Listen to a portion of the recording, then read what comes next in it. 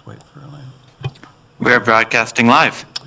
Good morning, everyone. This is the Town Council meeting of Mono for Wednesday, November 12th, 2025.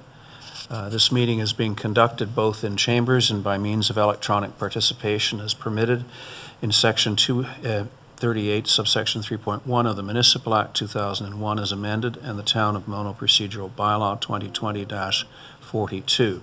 The meeting can be viewed live or later on through our website. Residents, of course, can have the option of joining us in person. I see we have a gallery today, which is very reassuring to see, and also online as well. Just a reminder, the emergency exits are in the rear of the council chamber. We have the opportunity now to disclose pecuniary interest, either now or at any point in the course of the meeting. And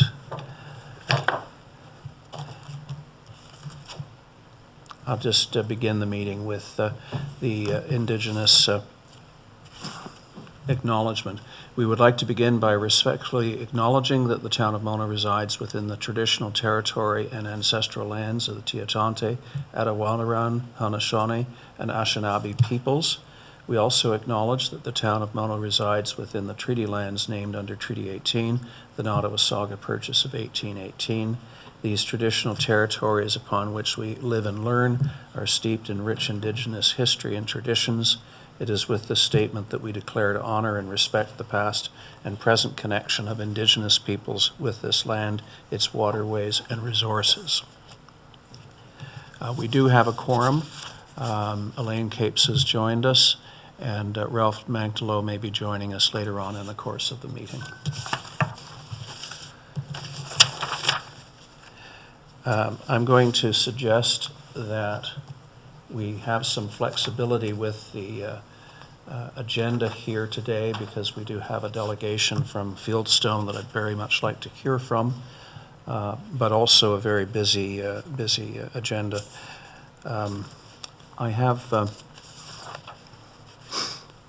a proclamation for International Day for the Elimination of Violence Against... Sorry, yeah, I'm jumping ahead. I'm trying to get to Fieldstone. So I have a motion that Council approves the agenda of Session 19, 2025 as circulated. Do I have a mover for that? Councillor Davies, seconded by Councillor Capes. Any opposition? Seeing none. And that motion carries. I have a motion that Council approves the minutes of Session 18, 2025 as circulated. Deputy Mayor, Councillor Capes seconds. Any opposition? That motion carries. To the proclamation now. Whereas November is Women Abuse Prevention Month and November 25th is the International Day for the Elimination of Violence Against Women, and whereas violence is the greatest gender inequity rights issue for women, girls, and gender diverse individuals, our community is committed to ending femicide and all forms of gender-based violence, and whereas femicide rates are on the rise in Ontario, with over 31 femicides in Ontario since November 26, 2024, and whereas 37 different cities and towns in Ontario had a femicide occur in their community last year, and whereas Indigenous, Black, South Asian, and Southeast Asian women and girls continue to experience high rates of violence, including femicide, and whereas men's violence has taken the lives of women and girls across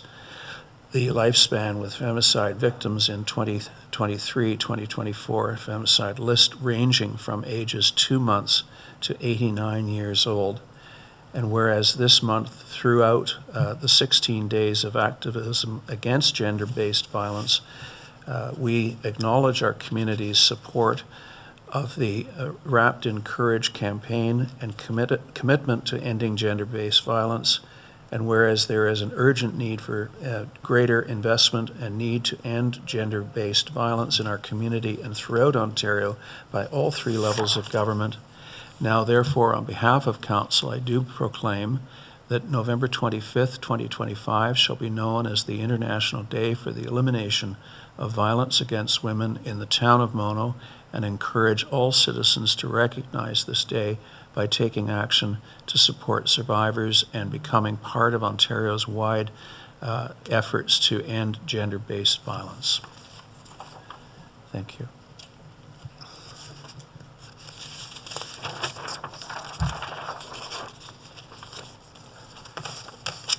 If I can suggest that we defer question period until after we deal with the...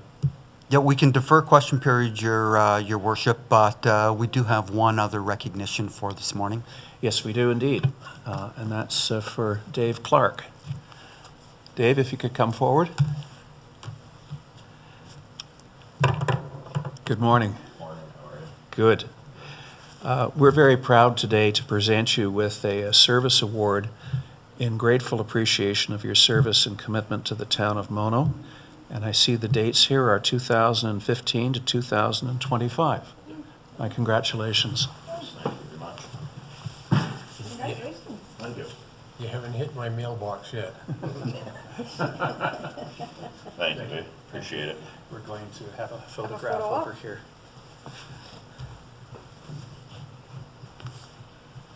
I haven't had any calls about mailboxes yet. Perfect. I'll let you go. Gentlemen, here by the flags. Okay, no, our standard grin, one hand there, okay, you good?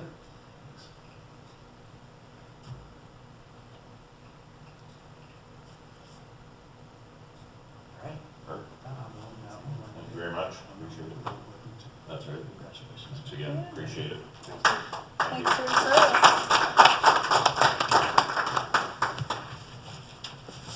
When are you gonna let one of us drive the grader?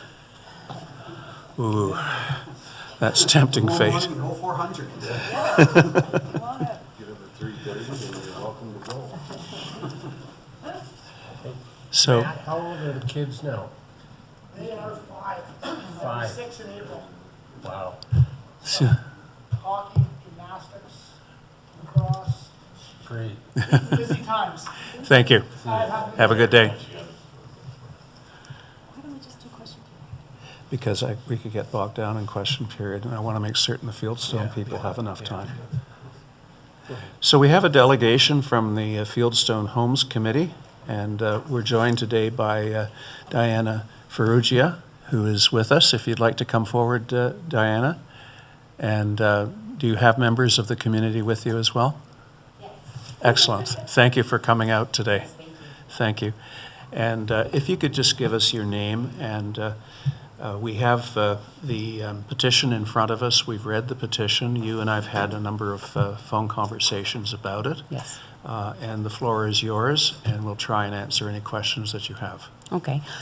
First of all, good morning, and thank you so much for taking this opportunity to discuss an ongoing problem that we have in the community. It's very serious. It's at the point where we need some action. We've waited patiently. We've all reached out and addressed our concerns, but now it's at the point where we're not enjoying our community at all. The smell is horrendous. It's daily, it's morning, it's evening, it's weekends. It's not just occasionally, it's not when the wind blows. There's a serious problem happening in that treatment plant. The fact that an actual septic truck needs to come out once a day to clean that out and is still not eliminating the odors, there's a problem. I purchased this home 6 years ago. I'm a second-time buyer. This was supposed to be our retirement home. And I honestly, with the smell that's been happening over the last 3 years getting worse, I don't even want to stay there anymore. So we would like to understand what's happening. We want to know how it's going to get fixed. And just to understand more about why this is happening. For me personally, myself, I can only pinpoint 3 years ago there was some type of construction that was done there. I don't know what. And since that day, it's just been getting worse and worse and worse. So I'm hoping that you guys take it seriously. As of today, we have 243 signed people that are behind us. I don't feel that this meeting is sufficient enough in terms of the time that's been allotted, 15 minutes, to really address all the things that we would like to come out and say. So if we could request perhaps another meeting on another date, we're allotted more time. I'd like to get more of the community members out here. This was all kind of rushed. I think that everybody has something to say, and we feel that we want some change done here. Thank you. Deputy Mayor and then Councillor Davey. Listen, I've read your petition and I'm quite sympathetic. I've got a slow brain. It goes around very slow.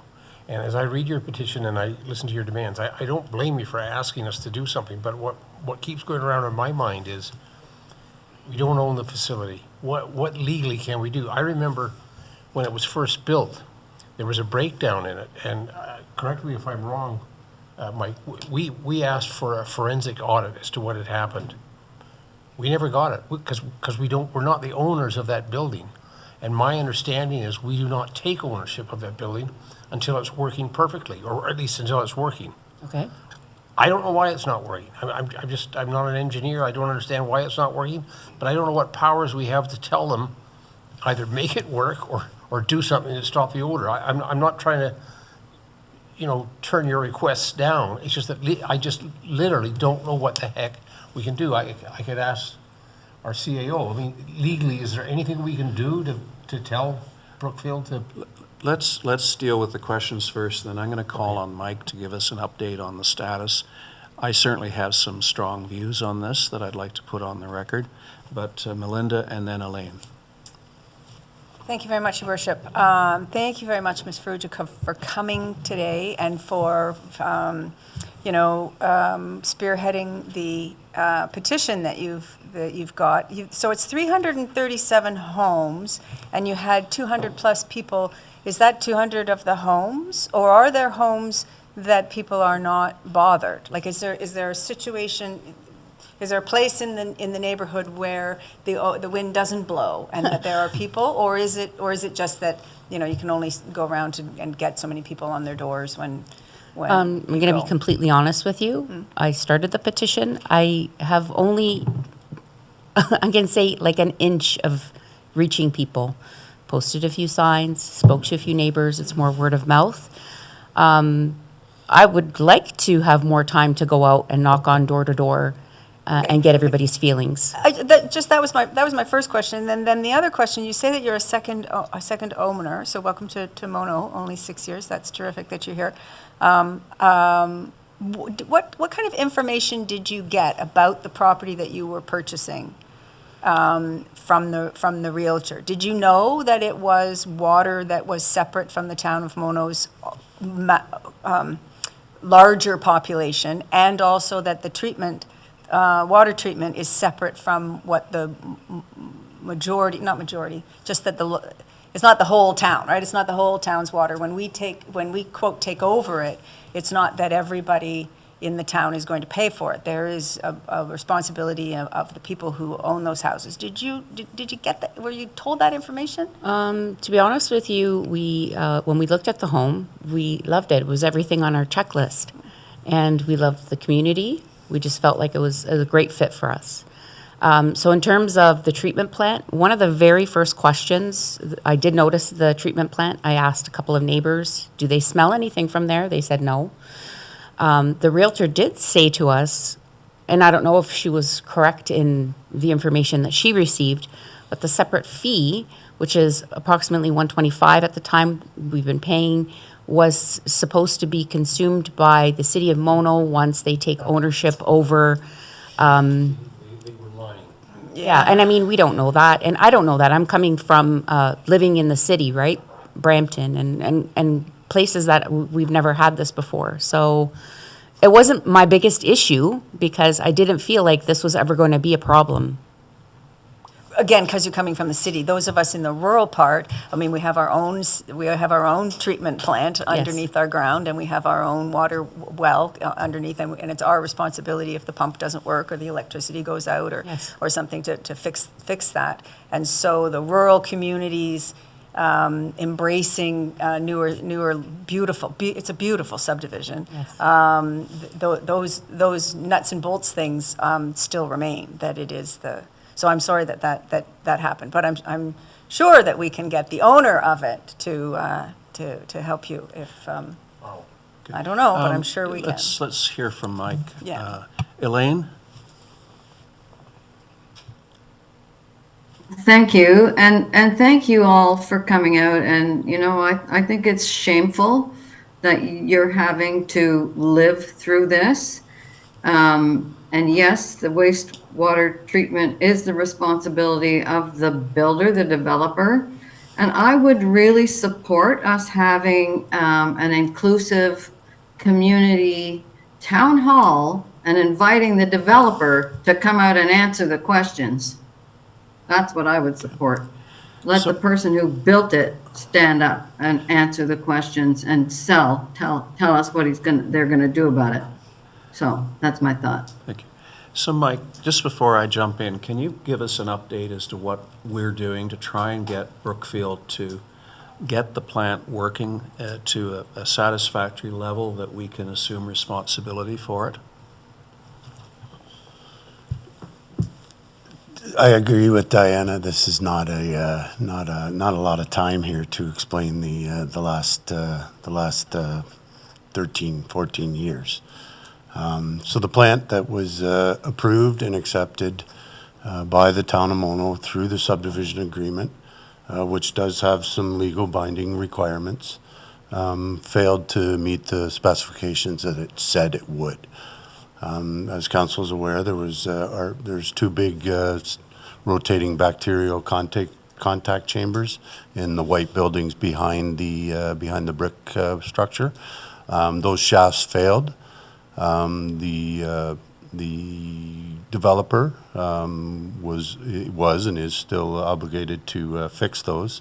Made the changes with respect to that with the supplier, and those changes were implemented. Unfortunately, the effluent quality, which is the water that exits the two rotating bacterial contact chambers, goes into a 12-acre septic bed, or an 8-acre septic bed, and the effluent quality that is leaving the site was not meeting the parameters as set by the Ministry of Environment and Conservation.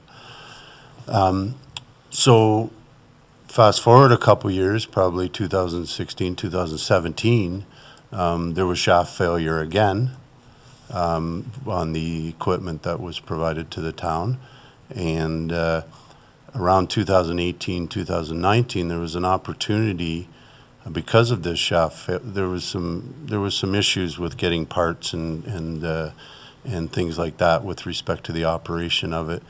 But the plant was never meeting the effluent quality, which is our environmental protection side underground. So there's an opportunity at that point to start to look at how to increase the efficiency of the effluent quality to satisfy the ministry standards. That is definitely 100% of the smell that you're getting right now is one of the RBCs is offline. The treatment tank, which is a very large and deep tank on the south side of the building, is now acting as an aeration chamber. So that's the generator that's humming along out there. They're forcing air into the waste and trying to study what the best path forward is to meet those effluent criteria. Because as I've said, the expectations of the town on the plant that council signed off on in the subdivision agreement did not meet the criteria of the environment. And there's an opportunity for us to now work with the developer, and I'll use your word, Diana, demand the developer to provide us with a fully compliant system. So that smell definitely is part of the process that's being studied right now. fast forward to a couple weeks ago, I know the frustration is that the town says we're waiting on engineering reports. But I hope you understand that this is not a light switch that has broken. It's a very technical process that treats the waste from the subdivision. There's denitrification, nitrification processes, all in the effort to protect the environment. And the study period now has in our opinion, moved to a point that's about 90% complete. We have received an engineer's submission from Brookfield as to how to rectify the plant to meet that criteria, and we're reviewing that now. We're preparing our response right now to Brookfield. The town has a septic specialist, for lack of better words, a waste specialist from Blue Sky Environmental, and RJ Burnside are reviewing the constructability of what is required to bring this plant into compliance. So the town is frustrated as well. But I hope that, Diana, you understand and your group understands that prematurely assuming this plant is not in the best interest of the town. The town needs to be 100% sure that your waste is going to be treated properly.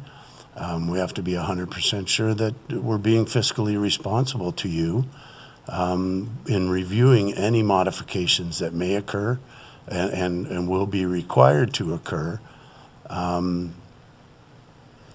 keeping a decent rate study in place for the community, so it is affordable in line with the original rate study that was committed or finalized. So any questions regarding that? I agree with you, Diana. I could talk for an hour with you about the engineering, what the problems are. But I hope that was a summary of what has happened over the last couple of years and what is happening now. With respect to odors specifically, they have installed a biofilter now where the air coming out of that RBC unit that I was talking about is being filtered, and we're continuing to work with our engineer to come up with solutions to provide to Brookfield, and they're continuing to work on it to try and knock down the smell. The smell definitely, I've been down there a couple times in the last couple months. The smell, when the door opens to that RBC and that truck pulls into the yard, that's definitely when the peak smell is. And we're trying to, because of the inoperation of the one RBC, that's why the trucks are coming so often. They're transporting the waste to Orangeville. They come twice on Fridays to ensure that the capacity is there on the weekend to accept the subdivision's waste. So we're aware. We do have some paragraphs in the subdivision to move this ahead, and we're using those, and we're working with Brookfield, and we feel that they're at a point now where they've got enough study information on the last 3 years to come up with a solution, and the town's responding to that. So, but I do want to reiterate, it's not a light switch. It's a major change to the system operations that council originally agreed upon, and we want to get it right, and we want to make sure it's fiscally responsible moving forward. So Diane, if I could address a few of the issues. Clearly the plant is not working. And when you and I talked at the end of last week, what came as a revelation to me was you talked about the last 3 years. So something's happened in the last 3 years to trigger the odor. Quite apart from, shaft failures and the fact that they didn't build out the septic bed to the original specification aside, something's happened in the last 3 years. So I think we need to find out there find that out so we can pinpoint what the problem is. And I haven't had a chance. Well, no, I disagree, because I think that something was working until 3 years ago. And No. okay. I've lived there. Okay, hang on. So, okay, apart from that, I think we're committed to obviously solving this problem. And we're committed to putting pressure on Brookfield to solve it. We don't want you as the users to pay for that. We don't want the taxpayers of Mono to pay for that. We want the developer to pay for that. We want the developer to do it and pay for it. And we have various ways of forcing that. Assuming the plant prematurely does not get it fixed any faster, and I think that's really important to understand. If Mono walks in there tomorrow, it's not going to solve the problem any faster than putting the pressure on Brookfield to solve the problem at their cost, at their expense. I wanted to clarify the wastewater management fee, because we've touched on that. It is completely inaccurate to say that once we assume the plant, that fee goes away. I would be charitable by suggesting that the realtors were not being forthright, okay? In fact, you could say a lot worse than that. But the concept is it's user pay. The users pay for the water. The users pay for the sewage.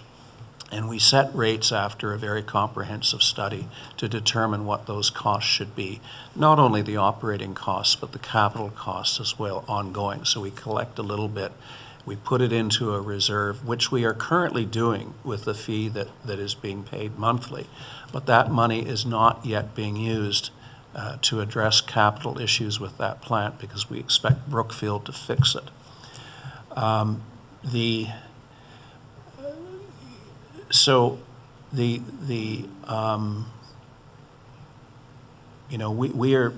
are moving as quickly as we can on this.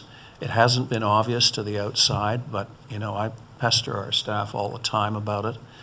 But I have to dissuade people of the belief that once we assume the plant, that fee goes away.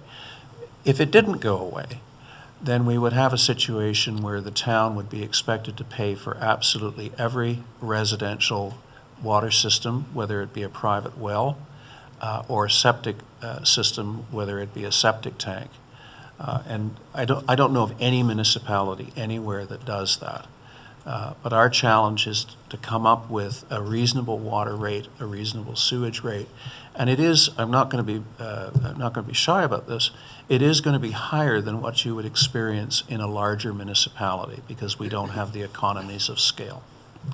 So I just want to put that on the table. We have the leverage with Brookfield to get this thing done, and I think we need to exercise it, and we need to have that session with you and your neighbors at some point to give you a tangible checklist of things such as the air filter and other things that they may be installing. But they've got to get the lead out, Mike. Thanks for that reiteration, Mayor, about the fees and so on. I think that one of the important things for you to remember or understand when we say we haven't assumed or whatever is that the town staff is the people who are negotiating. It's not council that's negotiating, right? Council's the decision maker in the end to say when all of the studies have been done and the negotiation have been done, is this what the town should do ultimately? But the nuts and bolts and so on lies with staff and their negotiations with our engineering firm and the environmental protection people and so on. And so it sounds like there's something that we've patience is really hard, but it sounds like we're getting closer to that as we're now waiting. You said you're starting your response, that you've actually had the report. So, but it is that staff is working on resolving it. It's not that we don't know about it. So to reiterate, Mike, we have a proposal from Brookfield as to how to solve the problem, and we're reviewing it to make certain it's sufficient. Is that an accurate description? Correct. We've had a proposal. It's been under study for the last 2 or 3 years. That's where the smells. 3 years? Well, that's where like I say, it's not a light switch we're dealing with here, Yeah. right? We received a plant that is not satisfying the effluent quality to the Ministry of Environment. The solution is not a simple solution. They're studying and that's why we started to do the aeration, because the waste that's coming into the plant is not as originally assumed, and that's how these plants are designed. They're based on what we think the chemical makeup of a person's waste is going to be. Did not come to fruition. We saw the same happen in Watermark. And everybody, while we like to understand what comes out of our body, when it's in a large quantity, sometimes the chemical makeup of that is different, which causes different treatments. Right now we're using methanol to try and knock down the nitrates and the phosphorus, and there's other products that do that. So the studies have been ongoing of the fluid, of the waste. There have been some changes in the last 2 or 3 years to what we have been doing to the waste, adding air, removing air, increasing our methanol input prior to it being treated. So those are the things that are being studied, and that's not a snapshot that's taken over a day or two. Those are snapshots that are taken over a month, because over months. With respect to the construction that occurred 3 years ago, that was the finalization of the installation of the septic beds. All that digging and stuff, that was, the Brookfield had installed 8 septic beds, and they were required to install 12, and the town pushed to have that happen. And the smells definitely probably started about 3 years ago, because that's when the gearbox failure occurred on the unit. So instead of two turbines running treating the waste, we now have a holding tank that's holding that waste, and then we're injecting air into it and trying to do an anaerobic reaction that'll help process the waste. So that's where the smell comes from, and that's what's been studied. And with respect to what my takeaways today, we'll continue to work with Brookfield on the smell, and we'll advance this biofilter to the best of our ability. And staff is working diligently to get this the responses back to Brookfield. I do want to say Brookfield's been great through this, and they are doing what we believe is appropriate to stand behind what they are to provide the town. I do know, Diana, that you're a little frustrated with the communication side from the town. I haven't heard actually anything back from Brookfield. I call this, multiple residents have called the city. We don't know who to go to. So the response that's being provided by staff and the person that's doing the responding in that department has done a great job, in my opinion. As you can probably appreciate, she's not going to get into denitrification, nitrification, plant failures, all the items. But unfortunately, the answer that you're being provided, which is we're looking into it, and the engineers from Brookfield are submitting responses to us for the town to come to a solution on a plant that they could assume, is just the answer that the department's being provided to give back to the residents. And as you can see today, there's a lot bigger picture than just that. But that is the response that, and I hope you can appreciate that the town deals with Brookfield, and if you can get into Brookfield, that's your call. But the town would prefer to control the narrative on this, because at the end of the day, it's our subdivision agreement. Brookfield has a legal obligation to the town, and we'd like to control the narrative on the information that's being sent to the residents. So it's a very simple statement. Their engineers are working on it, and I hope you can have some sort of trust that it's frustrating to the town as well. But the trust is that we're trying to come up with the best solution for the residents. And the fact that it was a package plant that was submitted to us, this solution is a retrofit. And that retrofit needs lots of studying and preparation before the town engineers and staff recommend to council to amend the subdivision agreement, because ultimately that's what's going to be asked of council, is to amend the subdivision agreement based on the new treatment processes, and that'll be submitted by our town engineer, and council will once again be asked to accept a solution for the Fieldstone development. Elaine? Thank you. And maybe this is not the right thing to ask, but has this petition been shared with the developer? Like, have you sent this to them? Like, just, you know, the end, Diana, the points that you make about the petition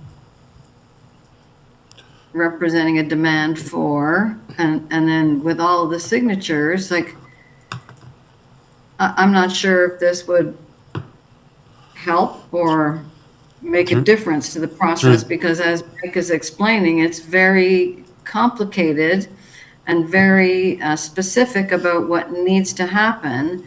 And if they're working through that, then that's what they're working through, and they can't just, you know, as Mike says, flip a switch and make it fixed. So I'm not sure if it's helpful to send them your thoughts about it and the petition with all the signatures or not. Thank you. Wanted to jump in? Through you, Your Worship, to Diana and to Councillor Capes. So you spoke to our admin assistant from this department 2.5, 3 weeks ago, when you notified that you were going to do the petition. Brookfield was made aware that a petition was coming, and they were provided with the petition on Monday morning. We received your petition last week, at the end of the week, and it's also available publicly now on the agenda, right? So Brookfield has been informed, and they were aware it was coming. Go ahead, and then I'm going to have to move along. Just one small little question. Since Councillor Capes brought up looking at the petition and the names, I read it ahead of time, but looking at it again right now, I remembered a question I wanted to ask. There seem to be more people who have written down Orangeville as their address than Mono, but is this that the smell is going so far over to Orangeville, or do people not know they're in Mono when they live in Fieldstone? There's a lot of visitors that come to visit in the community. I'm not for sure who's signing from Orangeville. They could be writing the confusion between Orangeville and Mono. Some people think they live in Orangeville. Some people think they live in Mono. I don't know. Okay, because that's unfortunate. I mean, but anyway, that was just a small thing. Thanks. Here's my opinion about petitions. You obviously get people signing up from, wherever. Doesn't negate the value of the petition or suggest that the petition is pointing in the wrong direction. There's a problem here. And there's enough people from Brookfield who've signed the petition that it convinces me that we have a problem, we need to act on it. So what if a number of people from Orangeville signed it? I mean, sometimes we do online petitions and we get people from Alberta signing. And, you discount that and you move on to, did the petition accurately reflect the level of community concern? And I think in this case it does. I'm going to have to cut this short. Sure. I want to apologize to your neighbors who came. When Diana and I talked about this at the end of the week, I said, this is the beginning of a dialogue, and we will have further discussion with you directly on it. But unfortunately, time doesn't permit us to do that today. But thank you for coming out. I know it means a lot to Diana that you came out in support of her and the hard work she's done to get a petition going and gather names. So Diana, do you have any last comments for us. Yeah, I completely understand that things take time, and I understand that this is a process. I do not want to go another 4 seasons smelling that odor. It is horrific. I can't enjoy my home. I can't have people over because it's embarrassing, to be honest with you. And I think they need to understand that this needs to be taken more seriously. Whatever engineers they have to hire, it's of an urgent matter. We want it pressed on them. So if you can request a separate meeting, have them over, and I'll arrange for our community to come out as well, so that they understand our feelings and what we would like to happen.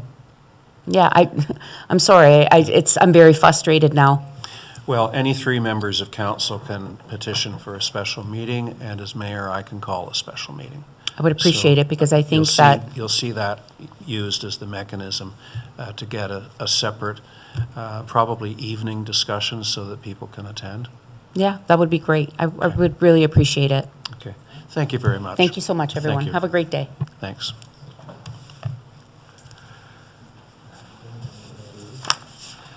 So our next delegation is Watson and Associates. The Asset Management Plan, welcome.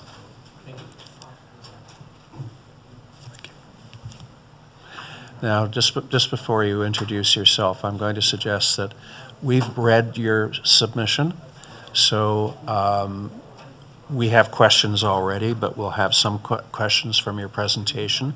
But if you can summarize more than read literally, I guess would be my way of putting it. I certainly can condense it as much as needed. How much time? Oh, I'm not going to hazard a guess at that, because my colleagues may have questions. I certainly have questions, but Sure. just mindful of the fact that we have questions and we have other things to deal with. In a small matter called the budget, we need to get to that. Thank you. Absolutely, thank you. And I do certainly appreciate that there's a lot on the agenda. So I'll work through the presentation relatively quickly. I think there is quite a bit of material to cover here. We did want to take this opportunity to have a dialogue with council and to help answer any questions that you might have, and also to obtain feedback. As I'll get into a little bit later in the presentation, there are a couple of options we have developed within the financial strategy, and we would like some feedback from council on those. But maybe to just start from the beginning, so first of all, I'm Peter Simcisco with Watson and Associates Economists. As council is likely aware, we've been working with the town for a number of years to help develop a asset management plan. Am I able to move the slides from here? Yeah, you have control with the keyboard and or the mouse. I'm going to suggest to council that you hold your questions until the end so that it moves along, and then Okay, I'll do my best here with the mouse, so just bear with me. Okay, so just to provide some regulatory context, municipalities across the province are required to develop these asset management plans under Regulation 58817. The regulation has been around since the beginning of 2018 under the Infrastructure for Jobs and Prosperity Act, but I think recognizing how much work goes into developing a comprehensive asset management plan, the province gave municipalities several years to come into compliance. The first 2 major phases that are already behind us entail developing a document or putting together documents that provided a summary of all the assets that a municipality owns and is responsible for. Those reports were required to also provide some basic information about those assets, such as what is their replacement cost valuation, what are they worth, what's the extent in terms of how many, what length, and so on. What do we know about the condition that those assets are currently in? And then the final major component was identifying what is the level of service that's currently supported by those assets. The final phase of compliance, which we're into right now, which is due to be completed this year, entails extending on that work and looking beyond just what is the level of service that assets are providing today and establishing proposed levels of service that the town envisions its assets to support looking into the future. And then once we have an understanding of those proposed levels of service, we have to develop a plan for what capital investments will need to be made over the short term, the next 10 years, as well as beyond that, to help ensure that those levels of service are consistently being achieved. Once we have an understanding of those costs, we then need to develop a financial strategy, which looks at relative to those expenditures, what is the level of funding that's currently available, and if there's a funding gap, how will that gap be managed? And typically that can come about one of two ways. We either commit to increasing the level of funding over time to get to a more sustainable level, or we can look at decreasing service levels to keep costs down, or frequently it's a combination of both of those. So beyond the regulatory requirements, just want to quickly touch on this. We have started to see asset management plans being a requirement to maintain eligibility for various funding streams, most notably the former gas tax, or what's now the Canada Community Building Fund, as well as the OCIF, or Ontario Community Building Fund. Those are both ongoing funding streams that the town benefits from, and for both of those to maintain eligibility, the town is required to have this asset management plan in place. So in terms of the process that we've gone through, we have brought in front of council 2 asset management plans to date. One was in 2022 for the core assets, and core assets are defined within the regulation as roads, bridges, water, wastewater, and stormwater infrastructure. In 2024, so middle of last year, we brought forward an asset management plan for all the other assets, so fleet and equipment, facilities, and so on. And then since that time, we've been working with staff to understand what the proposed level of service would be, what that looks like, how those assets need to be managed to help achieve those service levels, and then in conjunction with that, developing a financial strategy so that we could understand the financial impact of trying to achieve those service levels. And so today we're at the point where we've brought those together, and we wanted to present the draft findings to council. As I mentioned earlier, there are a couple of strategies we have developed. Each has very different kind of impacts on the taxpayers within the town. So we are looking for some feedback so we can reflect that in the final report, which will then be brought forward later this year. So that's kind of how we got to here.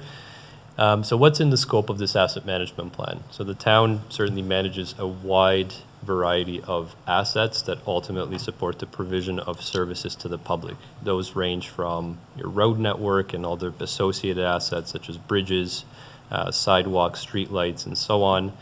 There's some stormwater infrastructure that helps convey stormwater away from properties and away from roadways, as well as stormwater management ponds. There are also various facilities supporting the administration functions, supporting recreational facilities, as well as public works facilities. And then there's a vast amount of fleet and equipment as well that help support service provision. And then also parks and recreation assets such as play structures within parks, signage, sport courts, and so on. So again, a wide variety of assets that the town is responsible for managing. I would note here that the town does also own and manage some water-related assets. I'm not going to be speaking to those within the presentation today, simply because the financial strategy for those was already reflected in the rate study that came in front of council earlier this year. So we are going to be focusing on the tax-supported assets today. So when we look at those tax-supported assets, the current replacement cost valuation is $266 million. The biggest share of that is the transportation asset category, which again comprises roads, your bridges and culverts, and all the associated assets, representing about 76% of that total replacement value. And you'll see with the donut chart that's on the bottom left of the chart how that breaks down by asset category. When we distribute that total replacement costs across all the total weighted taxable assessment within the town, and then share of this infrastructure for a typical single detached house with a current value assessment of about $633,000 would be about $72,000. So each house effectively indirectly owns or benefits from about $72,000 worth of infrastructure. And ultimately, the tax bills that individuals or property owners pay need to contribute to their share of the infrastructure and its ongoing upkeep and renewal and eventual replacement. So that's what this is all designed around. So in this next section of the presentation, I'll just go through this quite quickly, is the concept of levels of service. So as I mentioned earlier in the presentation, something that the asset management plan is really developed around is what is the level of service we want our assets to provide? Because the assets typically are not ends in themselves. The assets provide a service to the public. And so this levels of service framework is developed to help us capture the important service attributes that are relevant to a particular asset category. Those could be things like the quality of roads, it could be capacity of facilities, it could be reliability of fleet and equipment, and so on. So those important service attributes. The levels of service framework then identifies overall these high-level statements of intent. So what is that level of service in qualitative terms that we're trying to provide? And then the levels of service framework also contains qualitative or quantitative metrics that help us measure objectively what that level of service is. So the asset management report, which will come later this year, is going to contain a detailed list of those technical metrics. For today, we're just going to focus on those proposed levels of service from a qualitative standpoint. So the next few slides provide a summary of what those level of service objectives are by category. So this first slide here looks at transportation assets. And just to summarize this at a high level, really the intent is to manage the roads in a way that provides an adequate condition to the road users and ensures reliability of that service. And then the roads obviously need to be managed in a way that ensures that. Also maintaining the bridges and culverts being another major grouping of assets within this category in a safe operating condition with adequate capacity to support the passage of vehicular and in some cases pedestrian traffic as well. There are some changes to the road network that might occur over the next period of time as well. I'll get into this in a little bit more detail later in the presentation, but there are some conversions of roads that are currently gravel to a paved surface that are envisioned over the next 10 years. That was captured in the town's development charges study. So as development occurs, traffic volumes increase, there might be a need to undertake some of those conversions. So there will change that qualitative aspect as well. And then there are also some expansions of existing bridges that are being planned to accommodate more traffic over the next 10 years as well. So that's all captured within the plan. When we look at stormwater assets, the main intent there is to ensure that they are maintained and, if needed, rehabilitated, reconstructed, replaced in a way that ensures the reliable provision of stormwater services. In terms of the stormwater infrastructure, the ponds, there are several of those require regular cleanouts and monitoring as well to ensure that they're performing up to standards as well. So that needs to be reflected in the plan and has been incorporated into the plan. When we think about facilities, again, it's about maintaining adequate capacity because we could have very nice facilities that don't have the capacity to hold the size of crowd that we need to have in there, for example, or equipment for that matter. So we need to ensure that the facilities have adequate capacity and also that they're maintained in a state of good repair so that we don't need to shut them down unexpectedly because a major piece of equipment has broken down. So we're trying to proactively manage those assets to ensure reliable, ongoing service provision.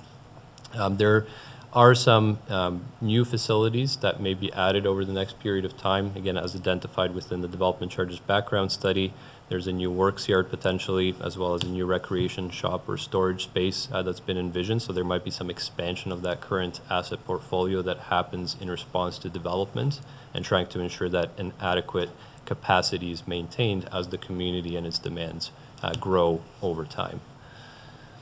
And then the final area, kind of summarizing all the other assets in terms of fleet, equipment, and then parks and recreation assets. The main kind of vision is to, again, ensure reliability and a sufficient level of quality within those assets. So we're trying to keep those assets generally in a fair or better condition for fleet and equipment. That's important to ensure that it's performing reliably, also to ensure that maintenance and repair costs are kept at a reasonable level. And then for the parks and recreation assets, again, maintaining them in an adequate condition to make sure that they're providing a satisfactory user experience. So there's a linkage then between this concept of levels of service and the cost of maintaining that. So we need to understand, once we understand the level of service we're trying to provide, we need to look at what is entailed in the life cycle of an asset. Now, for some assets, that's very simple. Typically vehicles or pieces of equipment generally just get replaced when they reach a certain threshold and they're no longer able to support service provision reliably. So at the end of a useful service life, they get replaced. However, for many other assets such as facilities, roads, there are so many component parts and many life cycle activities that can be performed to extend the useful life. So we need to get an understanding of that. So that then informs the costs of maintaining a certain level of service. And once we understand those costs, we might go back and revisit those service levels to say, if we want to bring those costs down, are there some options we can consider to reduce service levels to bring costs down? So, I want to make sure it's clear that it's a iterative process. It's not a one-way street. And again, we've developed a couple of options for consideration that might have different financial impacts in that regard. So to get into some of the financial aspects, the first slide here summarizes the 10-year capital expenditure forecast for these assets. So one of the regulatory requirements is for the asset management plan to be very specific in terms of what are the life cycle expenditures in terms of asset renewal, rehabilitation, replacement that are expected over the next 10 years. So the slide here provides that summary. The last column of the table provides the total capital expenditures that are expected in each of these asset categories as a total over the next 10 years. And then what you'll see in the middle column is a description of what informed the development of that 10-year forecast. So where possible and where available, we utilized various background reports and studies that have been completed by the town. Just to provide a couple of examples, there was a road need study completed in 2024 that informs that capital expenditure forecast for roads. Similarly for bridges and culverts, as every other municipality, the town completes inspections of those structures every 2 years. That provide then recommendations on any major repairs or renewals that need to happen over a period of 10 years as well. I would also note that we did include life cycle costs to the extent that they're available associated with assets that the town will receive from the county. So there are some roadway assets as well as some structures that will be downloaded. So recognizing that those will become the town's responsibility and there will be some life cycle renewal needs for those assets over the next 10 years, those have been embedded within the plan as well. So there isn't just growth in the asset portfolio due to development, but there's also this expansion of the asset portfolio due to these assets that are going to be downloaded as well. So in total, over the next 10 years, we're expecting about $58.4 million of capital expenditures. We'll look at what that looks like over time in just a little bit. Now, recognizing that some of the assets that are, or in fact, many of the assets that are within the scope of the plan are long-lived assets and may not require any rehabilitation or renewal over the next 10 years. We do need to take a longer-term view. So we need to take a look at what are the full life cycle costs of any particular asset and what is the level of funding that would be required to sustain the assets not just over the next 10 years, but over the long term. And so what we have illustrated on the next slide here, it's a little small here, but just this concept of life cycle costing. And to my example from earlier, that's very simple for assets that just get replaced. So for the vehicle that has a 10-year service life, we take the replacement cost divided by the 10 years, and that gives us an average annual cost over its life cycle. For assets such as roads, which is illustrated on the slide here, there are many other rehabilitations that occur that impact the condition or the level of service and that extend the useful life that need to be accounted for and planned for and funded over its life cycle to ensure that that level of service is being provided. So this is just an illustrative example for roads where we're showing 3 rounds of basically resurfacing, a mill and overlay life cycle activity followed by a reconstruction. And based on this example, that roadway asset would get about 80 years of service life following that strategy. So we need to understand the cost associated with each of those activities, what that translates into in terms of total costs over the asset's life cycle, in this case 80 years, and then we convert that to an annual life cycle cost, which then represents a target that we should be striving for in terms of the funding that's being provided to that asset. Now, in some years, Of course, the asset is not going to require any interventions. In those years, the life cycle funding is going into a reserve so that it accumulates, and in years where those expenditures do come up, that reserve can be drawn down to help offset those expenditures. So we are trying to come up with this fully funded life cycle strategy over time. And again, this is just an example for roads, but we've had to take a look at all the different assets that comprise that asset portfolio, look at their needs, and come up with these estimates of average annual life cycle cost for each category. And so the summary of that is provided on the next slide here, which shows again for each major asset category what those annual life cycle costs and therefore funding targets are. The second last column shows the funding target based on the asset portfolio that the town has as of today. In total, that annual funding target is about $5.6 million, just under that. And then the last column of the table shows what that funding target is when we account for the additional assets that the town will either be assuming from the county or as well that there's a plan to expand or construct as per the development charges background study. So when we account for that growth within the asset portfolio itself, that annual funding target is actually just over $7 million per year in terms of, again, what that sustainable level of funding would be year after year to maintain that portfolio of assets at an adequate service level over the long term. And then the middle column of the table just provides some more details as to how that life cycle funding target was established for each asset category.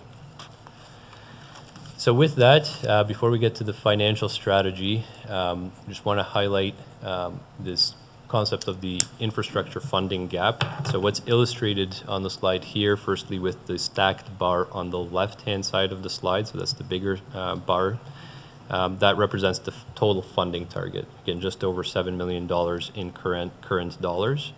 What we then need to look at, firstly, before we develop the financial strategies, what is the level of funding that's embedded within the town's budget currently? So we've worked with staff to analyze the 2025 budget. And when we look at that budget, there's about $2.12 million of capital funding that's built into that. About 35% of that funding is coming from external sources. So this is the former gas tax or now CCBF funding, as well as the OCIF funding. So about $746,000 came in through those external funding streams as of 2025.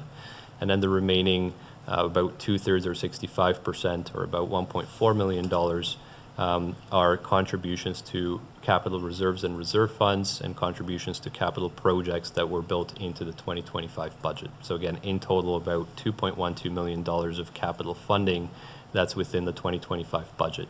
And so relative to the longer-term funding target of about $7 million, that represents a current annual life cycle funding gap of just under $4.9 million.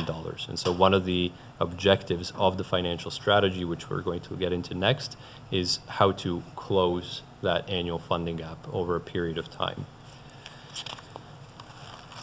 And so, as I mentioned, we did develop two financial strategy scenarios. So I would note that these are both based on trying to achieve the same level of service, maintaining the same assets, and assuming that the expenditure profile is the same, but looking at different rates of closing that annual infrastructure funding gap. So the first scenario I'll share with you is what we refer to as a 10-year phase-in scenario, which means that we would be ramping up funding gradually so that by the end of the 10-year forecast period, the town would achieve that full life cycle funding for all of its assets.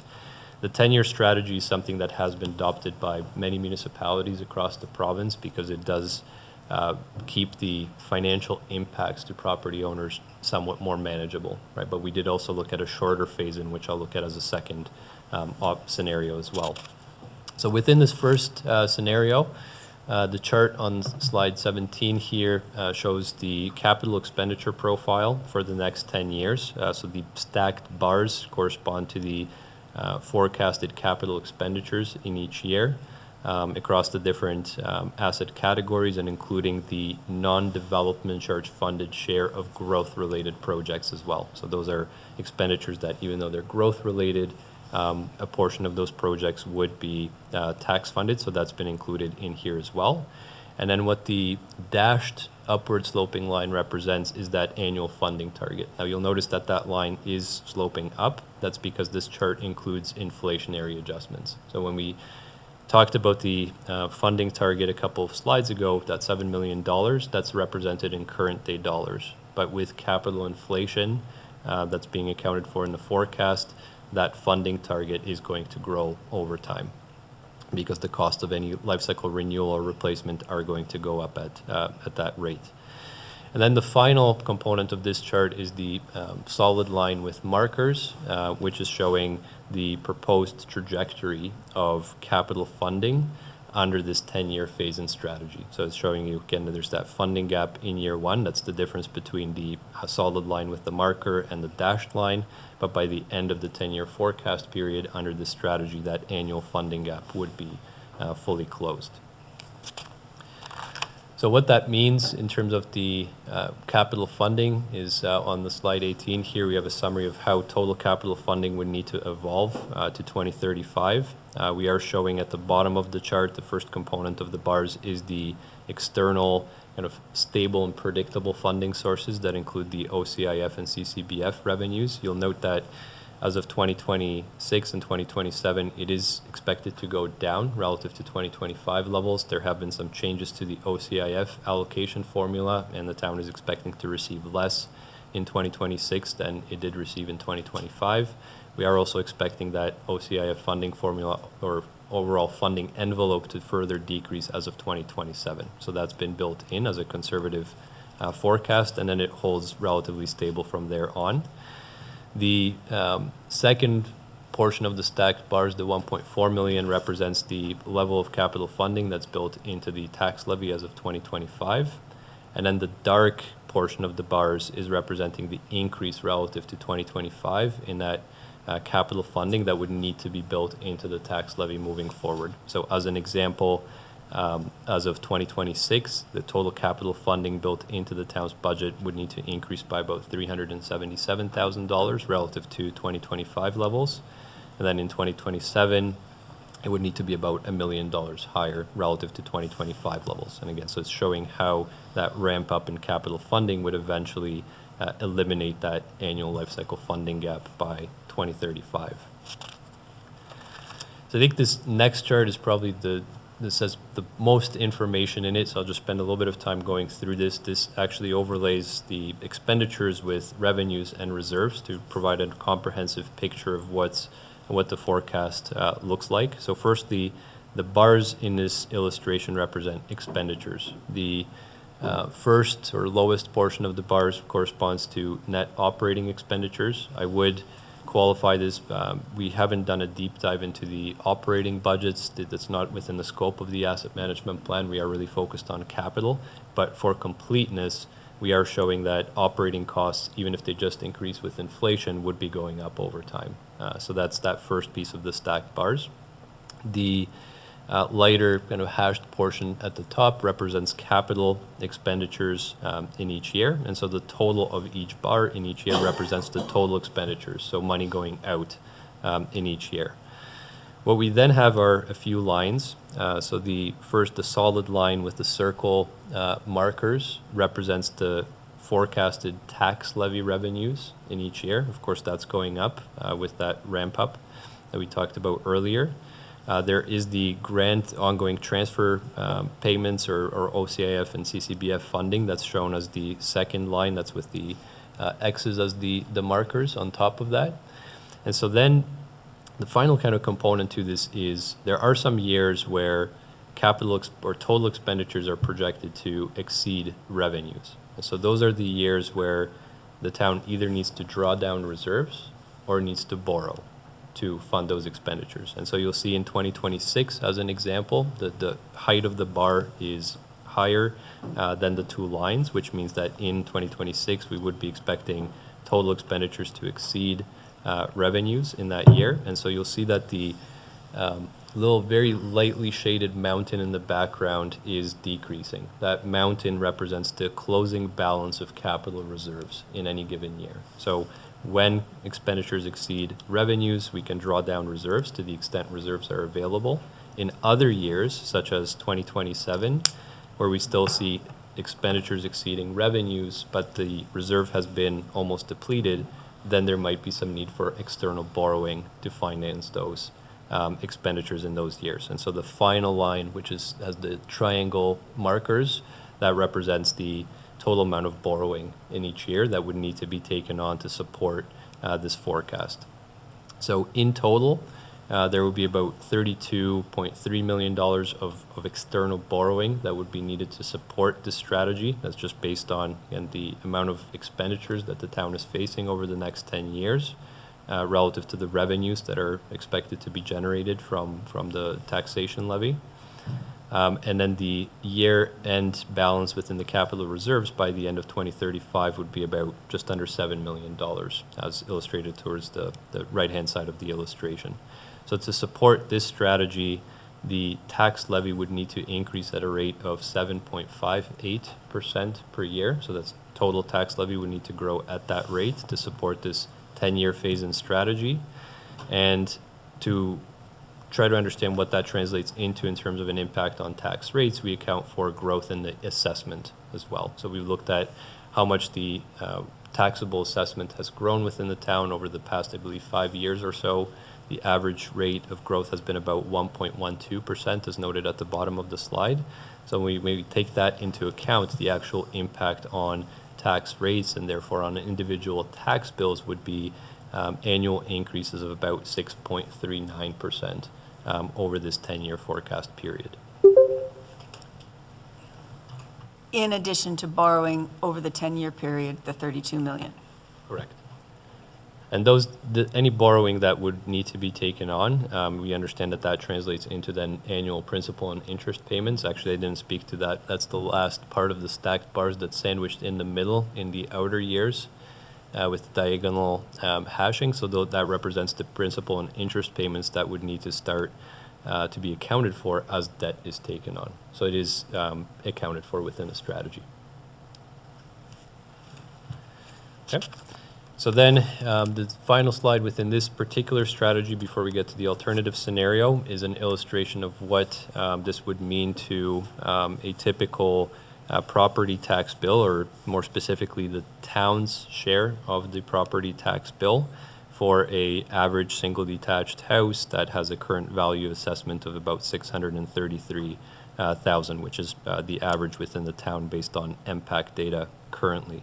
So the 2025 tax bill, or at least again the town's share of the tax bill for that house would be about $2,900 as of this year. And we see that with this 10-year phase-in strategy, that tax bill would go up by about $186 in 2026. It would go up by another about $198 in 2027 and onwards until that capital funding gap would be closed. Of course, there would, even in the absence of a funding gap, just due to inflationary pressures, we would expect there to be some impact on the tax bills. But in addition to inflationary pressures, we are facing that funding gap and also having to increase funding to recognize that there are additional assets that will be taken on by the town over this period as well. So that's contributing to the impact.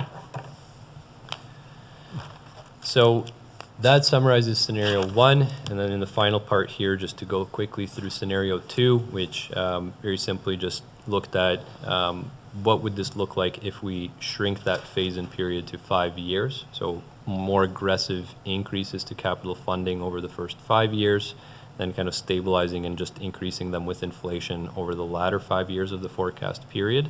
And the intent of this was to help reduce the need for external borrowing, right? Because the capital expenditures are what they are. If we want to reduce the amount of external borrowing, we either need to, we really only can increase funding faster so that there's more money coming in the door and we don't have to borrow as much externally. The other option, of course, would be to look at deferring some of those capital expenditures to later, but based on the best available information as of today, this is our understanding of what those capital expenditures are going to look like over the next 10 years.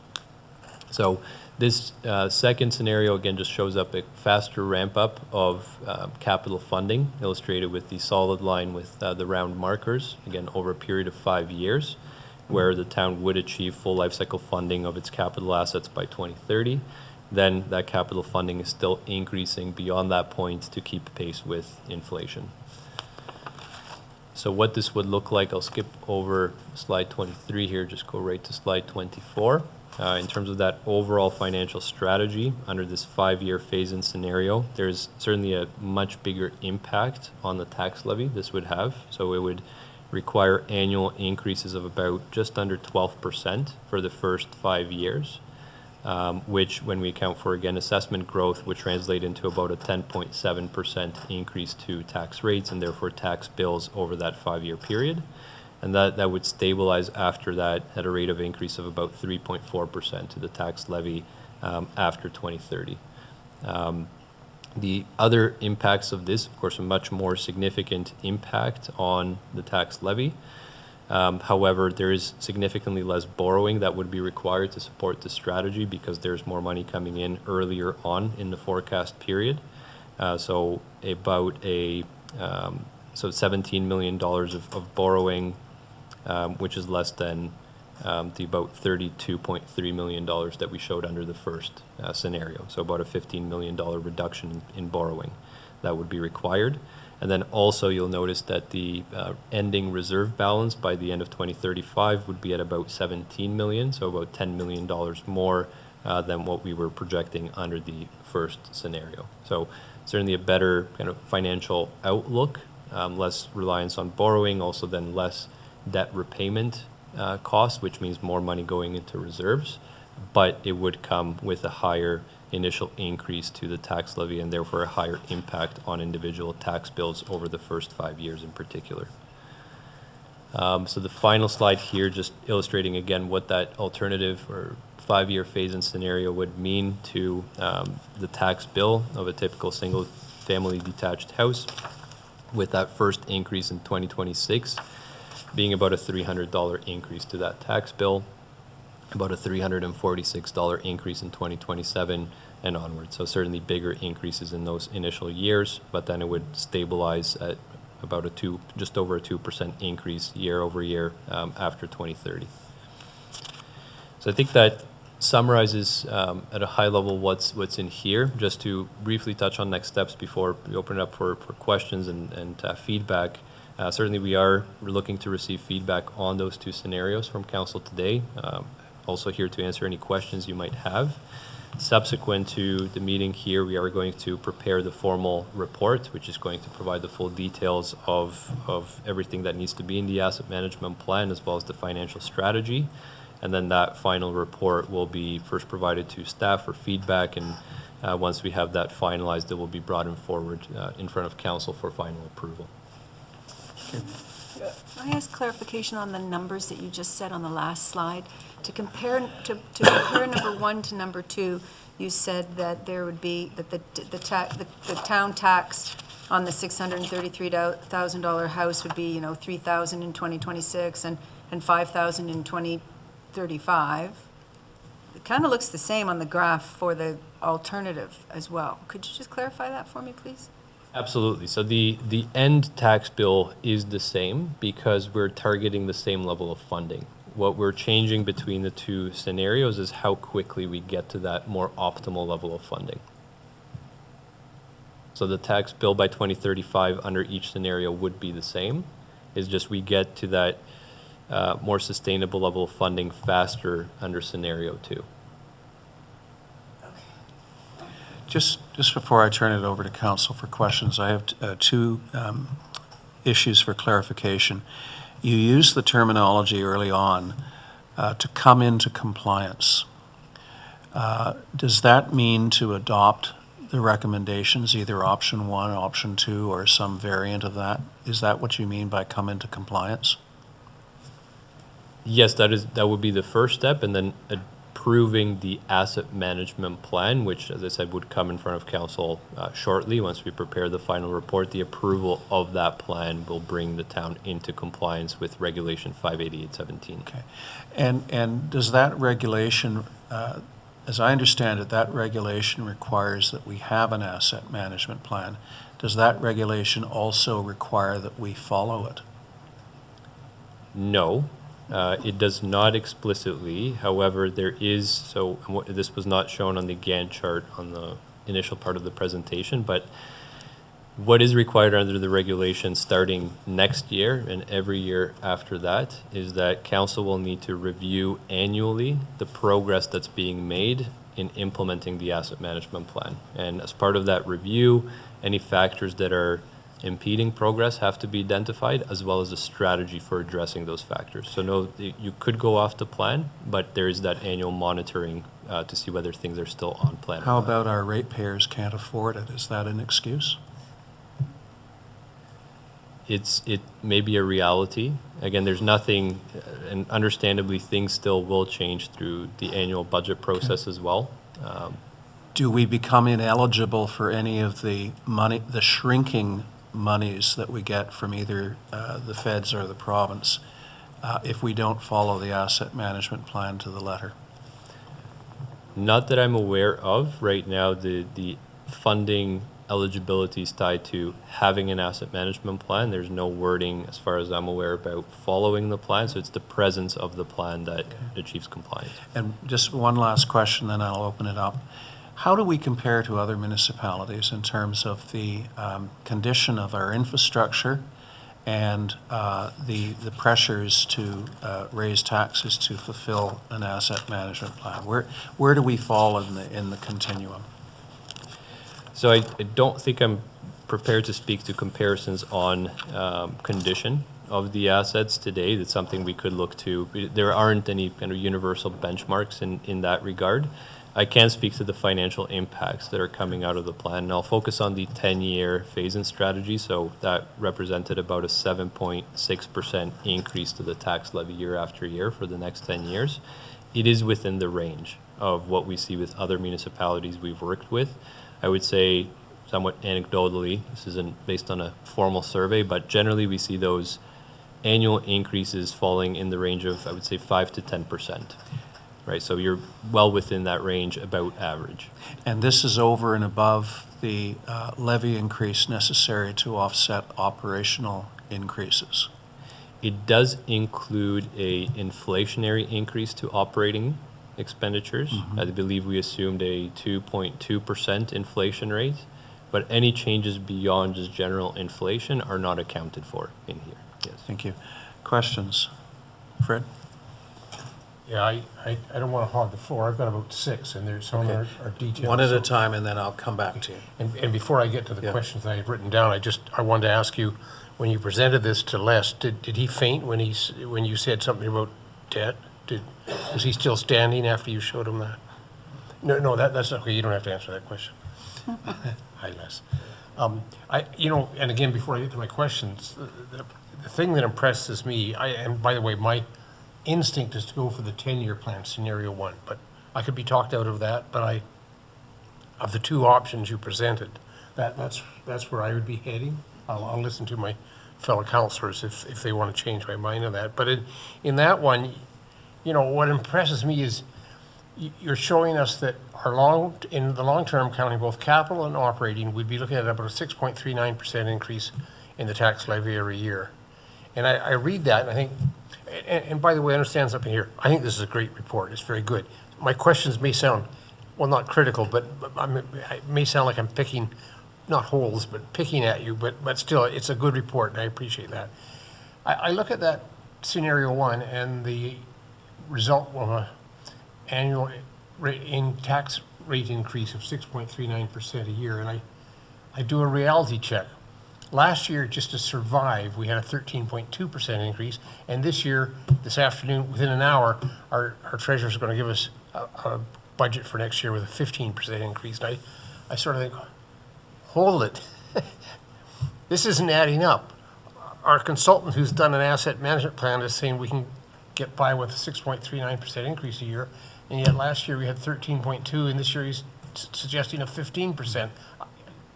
These are just comments. Les wants to jump in. Thank you, Your Worship. I just want to clarify with Peter, those increases, I'm assuming that's just for capital.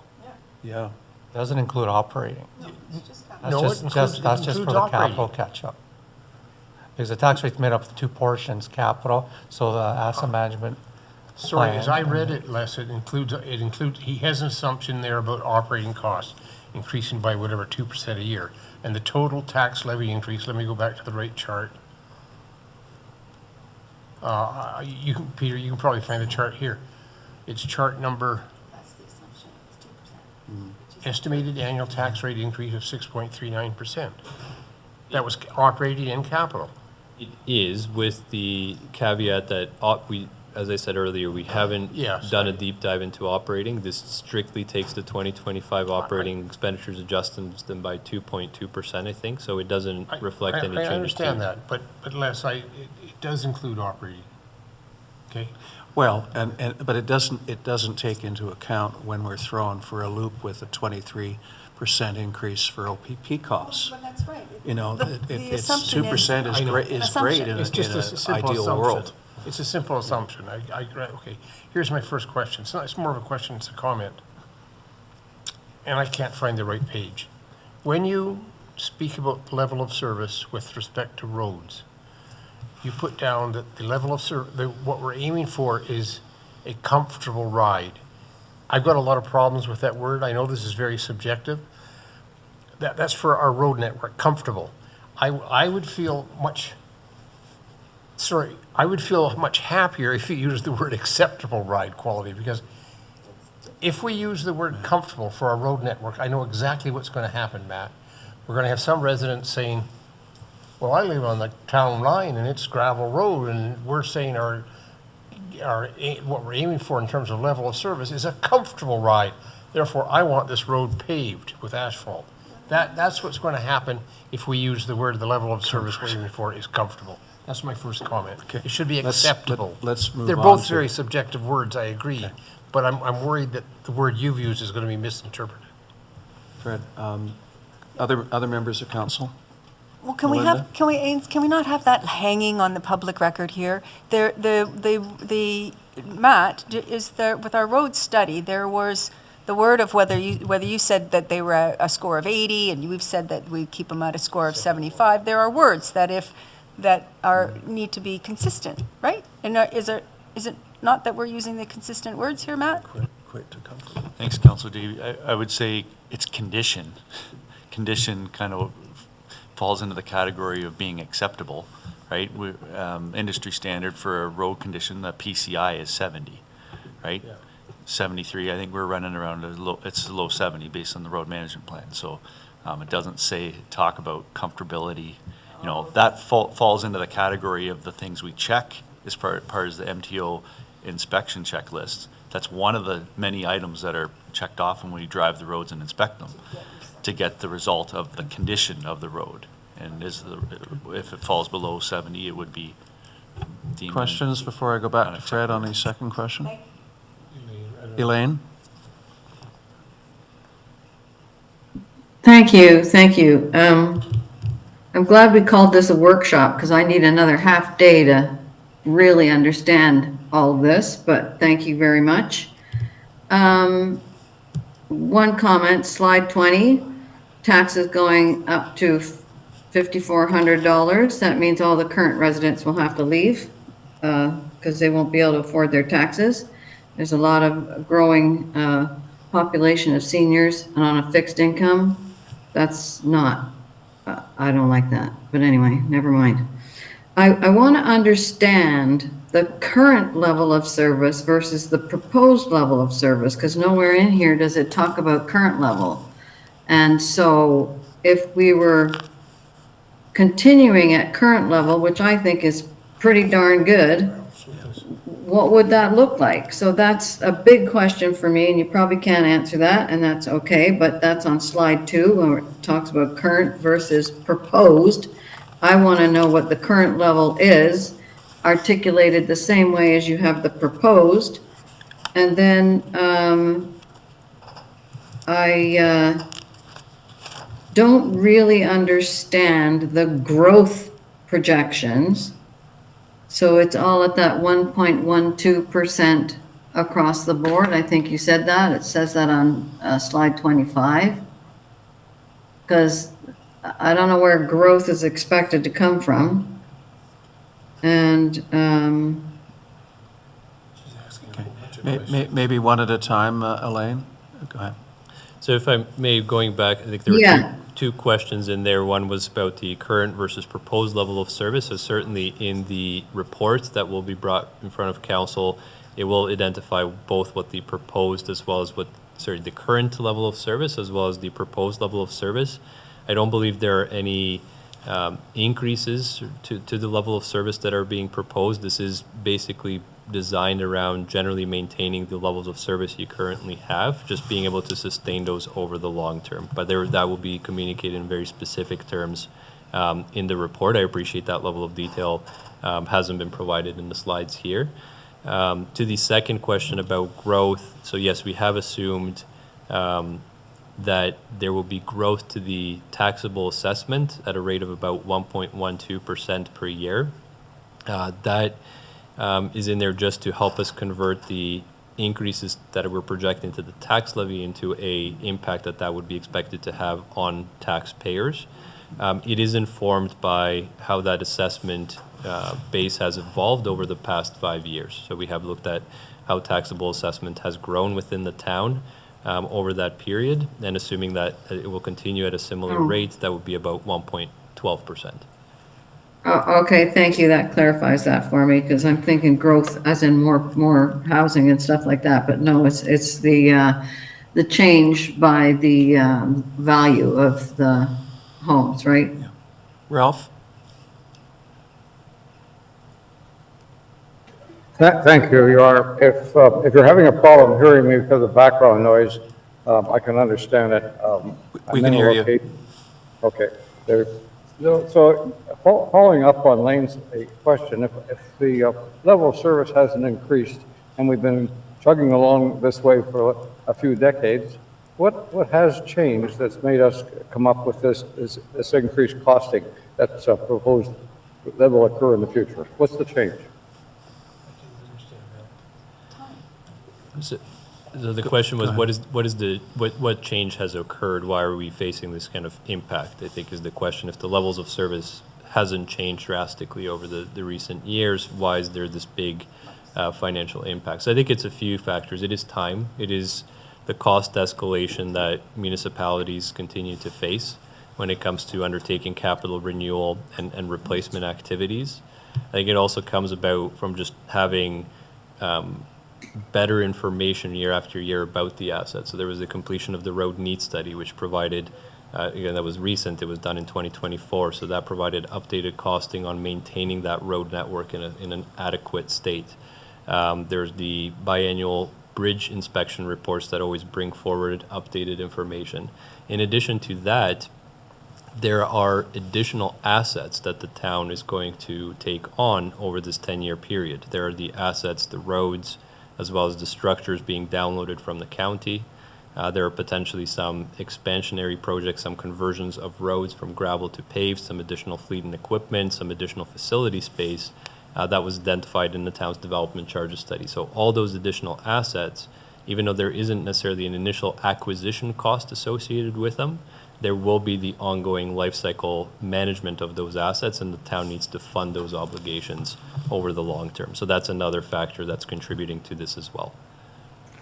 If I can suggest that one of the scariest words in my book is life cycle, in the sense that the life cycle seems to drive our capital considerations. And somebody will say, well, it's reached the end of its life. A road has reached the end of its life. It needs to be resurfaced. A vehicle needs to be replaced. And if we can stretch it, we stretch it. But the hard and fast life cycle doesn't necessarily mean we go out and we spend money that we don't have. I don't expect you to answer that, but I just find so much of this is being driven by arbitrary life cycle numbers, when in fact we look at that and we decide that we can live with that road for another year, maybe 5 years. Les? Thank you, Your Worship. In our group, which included the department heads and working with Watson, we did look at life cycle, exactly what you're saying, Mr. Mayor. Watson, Peter and his team incorporated our experience, the town of Mono's experience. Generally, life cycle for, say, pickup truck, a working pickup truck, industry average is 7 years. I think we stretched that out a little bit around up to 10. So we did take that into consideration, Your Worship. That's great. Based on our own experience in Mono, not the industry standard, but because we do have a really good public works and recreation staff that maintain our assets and can stretch the life out of each asset. So we did take that into consideration. I was just going to draw your attention back to that chart that is the up and down, that if you do the maintenance along the way, you can stretch things out. If you just say that we're not going to do anything, this is too expensive, things don't last as long, right? We're just talking about the roads, which are the most expensive thing we've got, right? So I have a quick question. You have estimates for external sources of capital. And interestingly, these are diminishing over the years. 746 for this year, 702 for next year, the year after 518. How do you know what the province and the feds are going to do, other than what they've been doing to us in the past, which is reducing, not increasing grants? Right, so so there are two components to that external sources of funding that comprise the 746,000. There's the CCBF and the OCIF funding. Now, the CCBF funding allocations, I believe, are known out to 2028. Those have been released, so we are projecting those, and then historically we've seen those CCBF allocations increase by about, I think it's 4% every 2 years. So that same pattern is kind of repeated in the subsequent years. You'll see that that number is going up a little bit. What's contributing to the decrease in 2026 and 2027 is twofold. There's been a change to the OCIF allocation formula, and I believe the town has received notice what it will receive in 2026, and it is less than what it received in 2025. So that's reflected in here. Also, the current OCIF funding envelope as a whole doubled for a 5-year period, and that doubling of that funding envelope will expire at the end of 2026. And so we're not expecting, we haven't heard about that continuing, so we're expecting the OCIF funding envelope to go back to half of what it is currently as of 2027 and onwards, and we're maintaining it flat from there. I'm glad you raised the OCIF, because at the same time as we were cut back by about $43,000 this year, we got a letter from the province telling us that everybody's getting an increase. The program is getting an increase. Well, we're not getting an increase. I don't know where that money's going. I'm being political here. Fred? Okay, my second question, it was similar to one that Elaine, I think, asked. As I understand it, you have accounted for growth in some of these scenarios by assuming that we will increase some of our assets, i.e. either converting a gravel road to an asphalt road or adding to our facilities. You have not made any assumptions in terms of growth about whether or not our population expands or contracts. And I mean, I'm not blaming you for that. I just want to point out that, and this is where I get into a bit of trouble.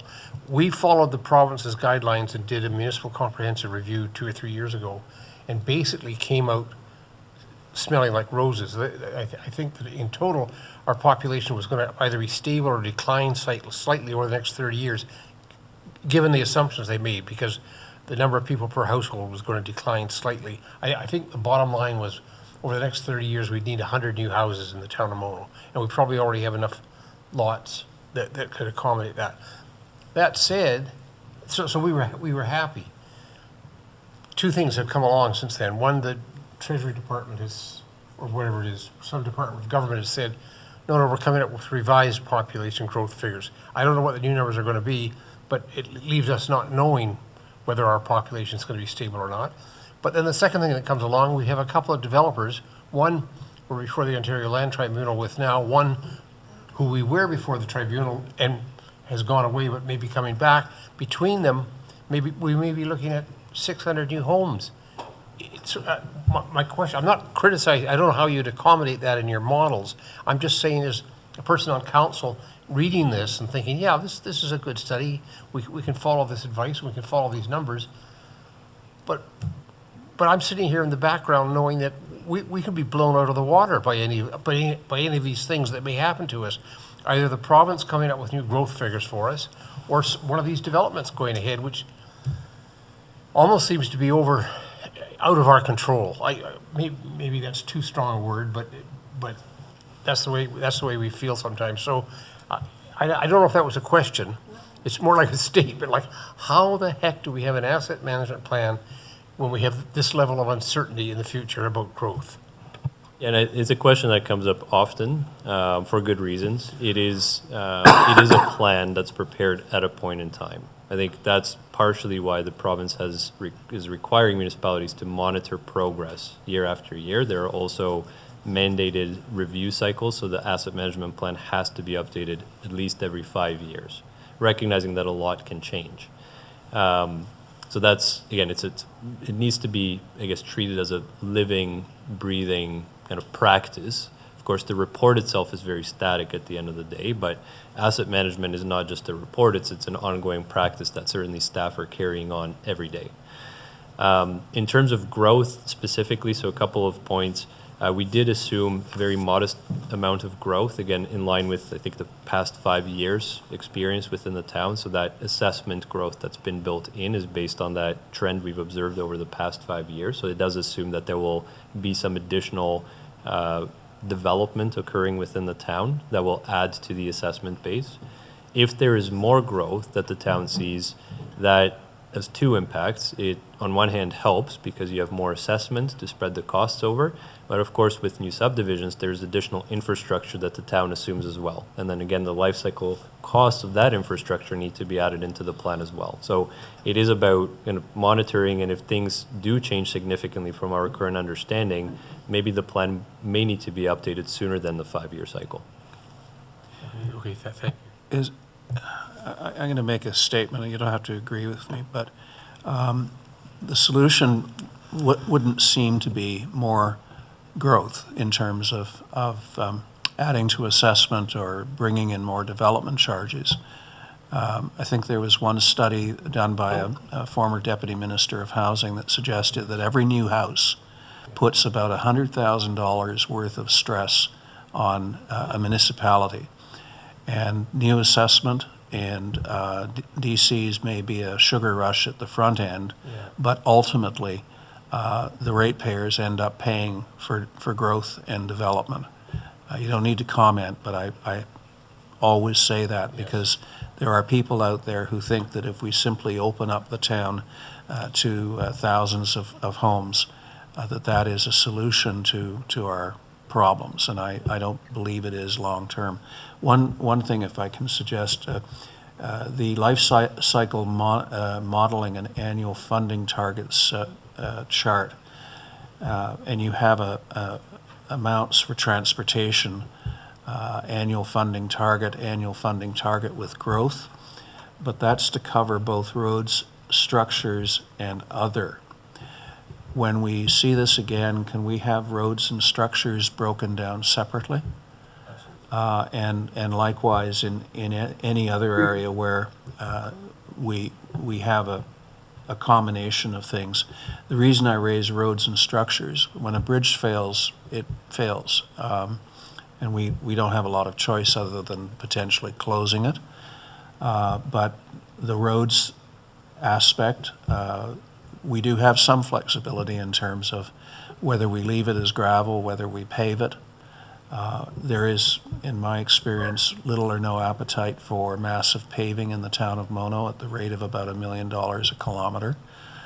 So I don't see that on the horizon realistically. But roads, I think we have flexibility. Structures, I don't think we have as much. Is that fair? Absolutely. And yes, we can certainly break that down further. Of course, there's very detailed asset level data underneath all this, so we can certainly break it down by those component parts.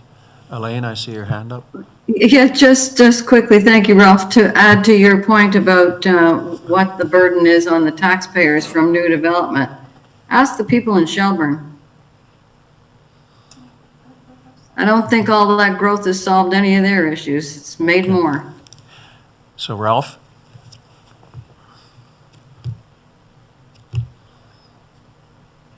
Thank you. Your Honor, I'm in a location that's occasionally getting disconnected, so if that happens, wave your arms or something.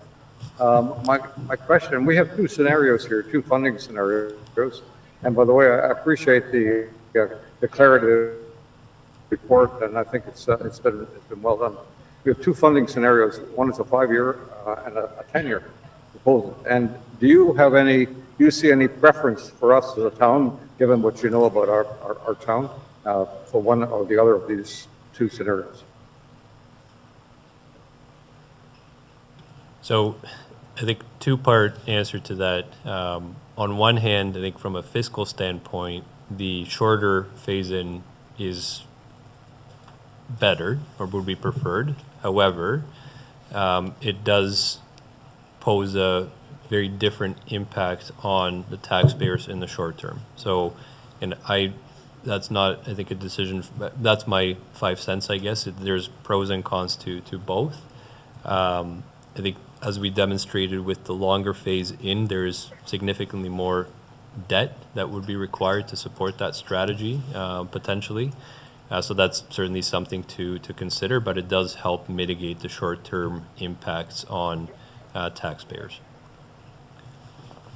Just to the issue of debt. And if I could- Oh, sorry, Ralph, go follow ahead. that up a bit. When you say debt, you're presupposing that we are going to take out loans to carry this through. Is that what you're referring to? Yes. That's the point, to borrow, that we're going to borrow, because that's the point. Well, the assumption is that we're going to borrow, yeah. You're making an assumption we're going to borrow. I was just going to make the point that our treasurer is very proud of the fact that we've avoided debt for many, many years, like forever.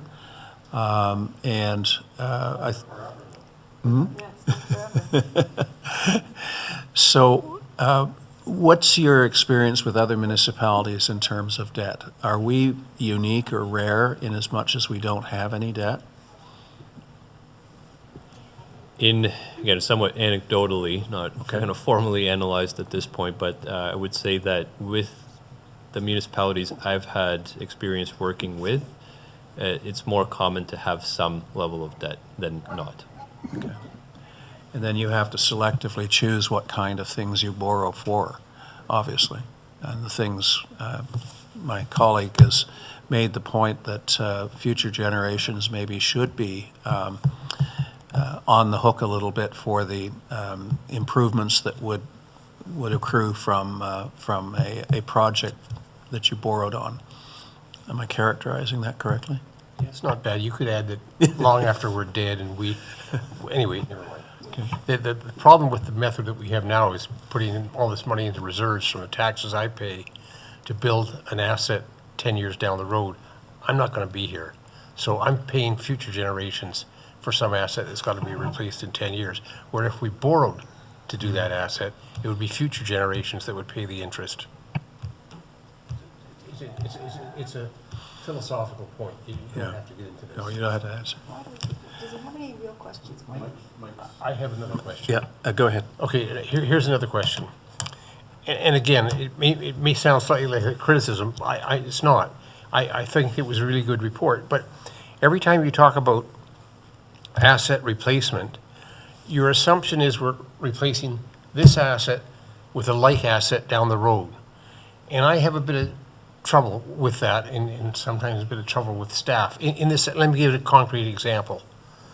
We have to replace one of our pickup trucks this year. Staff is going to put in the budget $96,000 for a heavy-duty pickup truck.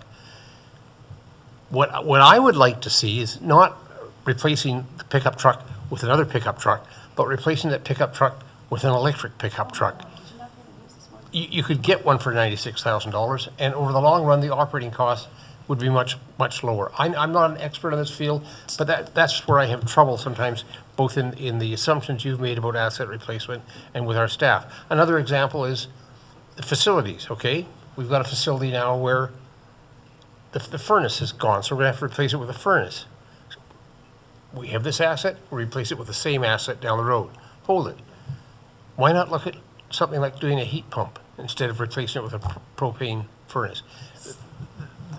So these aren't questions so much for you, they're more of a statement about what you've assumed in when we replace assets in your modeling. You've assumed we replace a given asset with the same type of asset down the road.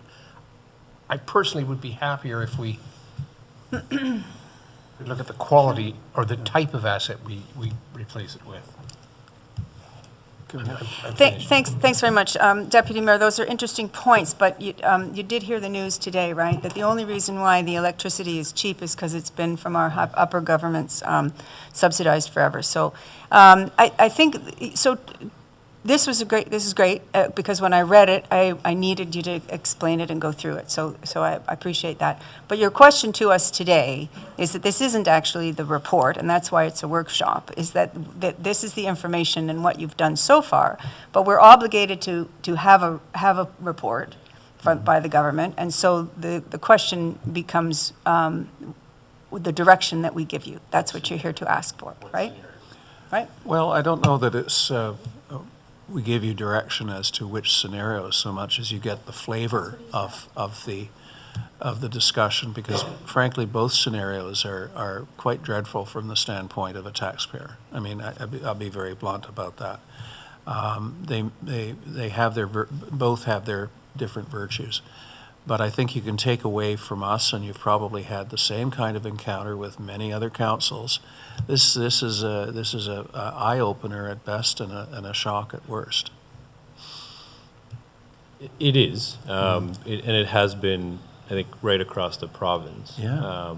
In terms of what we're looking to get today, in an ideal world, if we were able to get direction on which of the two scenarios to embed in the report, that would be great. It's not a must. We could bring forward a report that has both options in it and let you adopt the plan based on one of the two options when council adopts the plan.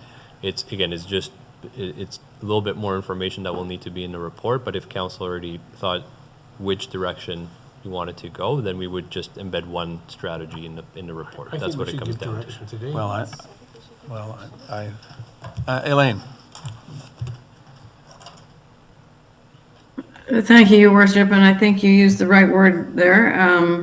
In an ideal world, yes, we would follow one of those scenarios, or maybe switch scenarios, who knows? But that's in an ideal world. This is a suggested asset management philosophy. And so, as you said, in terms of where we are at a point in time now and what that point in time looks like 5 years from now could be very drastically different. And so that we don't have to prove to anybody we're doing any of this exactly as it's laid out, I think gives us the flexibility to say, yes, we can adopt an asset management plan as proposed, and we will, to the best of our ability, execute against it, but it doesn't mean that it's cast in stone and we have to do everything it says. So I think it allows us material for guidance, but it is not prescriptive. Mike? I wonder if I could add to, elaborate on Councillor Capes a bit. You're not being asked to set a tax rate for the residents today. You're being asked to look at maintaining $266 million worth of assets over a 10-year cycle. And I understand, or a 5-year cycle. The 5-year cycle, we Les and I had worked through the process because we were trying to limit the loans, the loans, and show council what that looked like to continue in the same state that we have.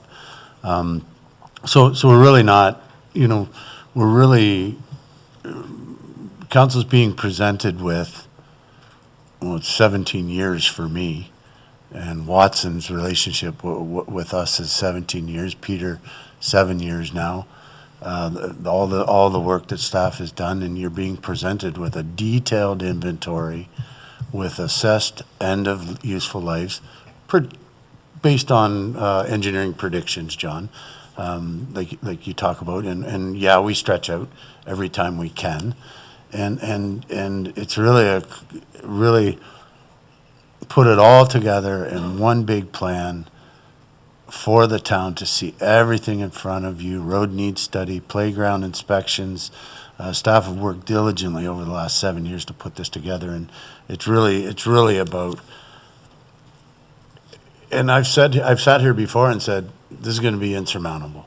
We have so much information, $266 million extrapolates into, I don't know how many lines on that Excel spreadsheet. The inventory we have, all the way from chairs, trucks to roofs, but it really put the knowledge in our hands, and council's getting a glimpse today, the first real glimpse at the entire inventory of the town, and the expectation that we would have been on top of this would have been hopeful. The result of this is what I expected, and council's really just being shown this today, and it's probably overwhelming, right? But we are being asked which scenario we would like to No, follow. you're suggesting that we make that decision here today, and I don't know whether others agree with you or Well, not. at least one does. Yeah. Well, we got to have a strategy Yeah, the- moving forward, whether we fund it all tomorrow or fund it over 10 years. I agree, but The in old terms rig. of- In terms of, I can guarantee you that somebody will, if we adopt the 5-year plan, somebody will be out there saying, our taxes are going to be going up by this. We've just decided. But We've just decided. Can- And I don't think we've decided anything yet. It's almost it's a large plan to what you're going to be presented with this afternoon. exactly. You're going to be presented with an annual plan that suggests that really is going to go like this, because it's going to be depending on new condition indexes and the research that staff has done over the year. But council has if Peter, help me here if you can, if you were to accept a 10-year or a modification of this, and the government made you as politicians keep to that tax increase or else, every Ontario municipality would they couldn't keep up with it. You can't do that to the residents, and I think everybody understands that, right? So there's going to be modifications and meandering away from this plan, and extension of asset useful life. There's going to be I leniency think we to understand this. that, and if we can't meet it, then we change the level of service that we're going to provide our residents. Well, I think there was an important point raised earlier, and that was the difference between maintaining what we have and augmenting what we have. And I think there's some augmentation in both plans of what we have. They're not status quo entirely. Am I correct in that? Not entirely, perhaps, but for the most part, they are seeking to maintain what you currently have. Of course, again, there are some additional assets that are being contemplated, so there's kind of that could be considered a change in the level of service itself. But in terms of condition, I think it's a very kind of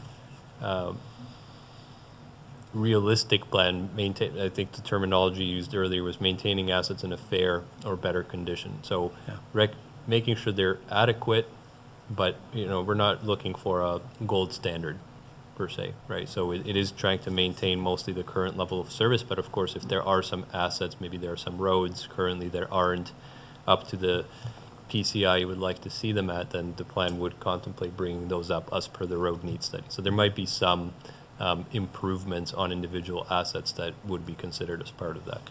Linda? Thank you very much, Mayor. Yeah, thank you very much, Peter, for continuing to explain this, that this is the roadmap that that we're obligated to come up with.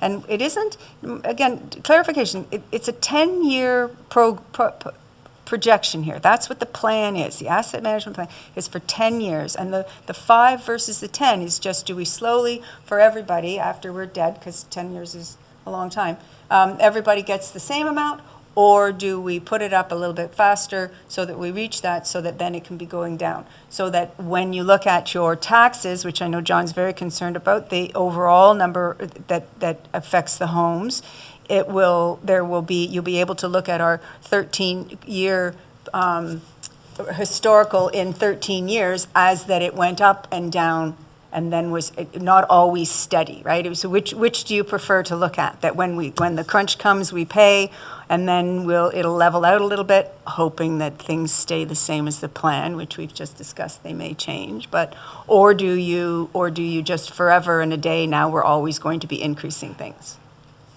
right? So what does council want to do before we have a short break? Adopt it and say thank you. Suggest that we like scenario 1. Microphones, please. I think we should tell Peter that we prefer scenario 1, but that's one person out of 5. That's borrowing a lot more. That's borrowing 30 million instead of 17 million, which is a burden for a longer time. If you give, everybody puts in a little bit, then we can borrow less, and then presumably should something come up in the future where, we need to borrow more, there's more, as opposed to this, the deficit that becomes the deficit that's trillions of dollars, right, for countries, right? So I'm not sure it's a slam dunk that 1 is the best one for what our residents Personally, would I want. think you should proceed on both to the next phase. That would Right. be my thought. I think I would like to just say thank you for this. You've condensed information into, I guess, bite-sized pieces, and the report will give us the detail behind it. And I would not be ready to make any kind of decision on this until I saw both scenarios in the full report. I'm not sure if that's a good answer I'm for you or open to not. motions. Is that helpful to the staff? Is that helpful going forward to continue to have a report that doesn't have a plan? It's not a plan then. No, maybe that's my misunderstanding. I thought there was a full report coming back Yes. that gave the background for this presentation workshop summary. This is the background for the report coming. Can you clarify? Yes, so there will be a formal report that will be brought in front of council. Council will need to ultimately approve the asset management plan, that report that will come, that will have all the technical details. We can proceed to that report preparation stage with both financial strategies in the report. When council approves that report, it will need to be approved either based on strategy A or B. So it's not a problem to have both of them in the report, and that decision will just be made once council has the full report in front of it. So it may be a little more Perfect. work, but we don't have to make that decision today because we can make it once we get the full report. We're just kicking the can down the road. Exactly, kicking the can and Okay, I'm then open spending to more a money. motion. I'm open Spending to more money. motions. Well, the motion is that I we move accept that one. we receive the report and thank Peter for all his work, and that we suggest that we would like to see the final report with scenario 1. And is there a seconder? I think Melinda might be for this second. Okay, I'm going to call for a seconder of the motion that's been proposed. Do you feel really strongly about one?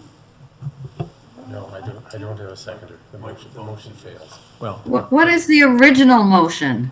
that there is we were no supposed to original, have? there is no original motion because this is a workshop. This is to. Right, so then we don't have to, Okay, fine. like, there's no, Okay. is there an ask for direction? Okay. So do you have a sense that, Ralph? Not yet, we're hanging on, wait on, just hanging on. Okay, just a little background. I'm having a little trouble with my audio connection at periodically has to reconnect. So if I go blank, that's what's happening. My sense is that these are pretty massive decisions, and that I'm not happy making them without further deliberation. And so I think we should go ahead with both options available on the next iteration of the plan. And we need a little time to think about this and discuss it further. I don't see any point in making a quick decision on this at this time. I consider it a quick decision because we've only heard from Watson today, and then we've only started to hear from each of our council members, and that's what these ideas help me to make my decisions. But I don't want to make it right today. I withdraw the I motion. agree. I withdraw the motion. There's no motion to withdraw. I withdraw the motion that's not there. Can we clarify what would be the timing of kicking the can down here, down the road here? Well, when will we get the, because if, what happens is, consistently what happens when we either choose to make a decision quickly and then we get in trouble for it, or we decide that we don't want to make a decision quickly, and by the time the things come back again, everybody has forgotten what everything all was, i.e. nobody remembers what the, you know, the current state of the assets, because we already saw that plan. So what is the timing that we're under here, that you're good, that you would bring back this extra document that is the same as this one? Well, it won't, this is a very high-level summary of the information that will be in the full report. So there will definitely be more detail provided in there. I believe the plan is to come back with that formal report before the end of the year. So it is, we're going to work as quickly as we can to put that together. The end of this year? We need 2026? 5. Oh, 5, I meant. The end of this year. Next couple of months. It's, we were already in the process of preparing the report. Again, we wanted to present the draft findings to council at this time. I don't think we've settled on which council meeting will bring the final report forward with. We'll work with staff to make that determination, but it will be relatively soon. Right. Great, I like that. Thank you very much. One last question. Does the province do this for itself? It's a good question. I don't have an answer to that as to whether the province has an asset management plan. Haven't seen one myself, but I've never heard of one. Anyways, thank you very much. I know it's been difficult, and we're a hard audience to please, but a lot of work, and it is valuable work, and it will inform whatever we do going forward. Thank you very much again. thank you. Thank you very much. So let's have a, shall we say, 10-minute break? Sure. 10-minute break? Can I ask you a question before you go that's off, but the actual So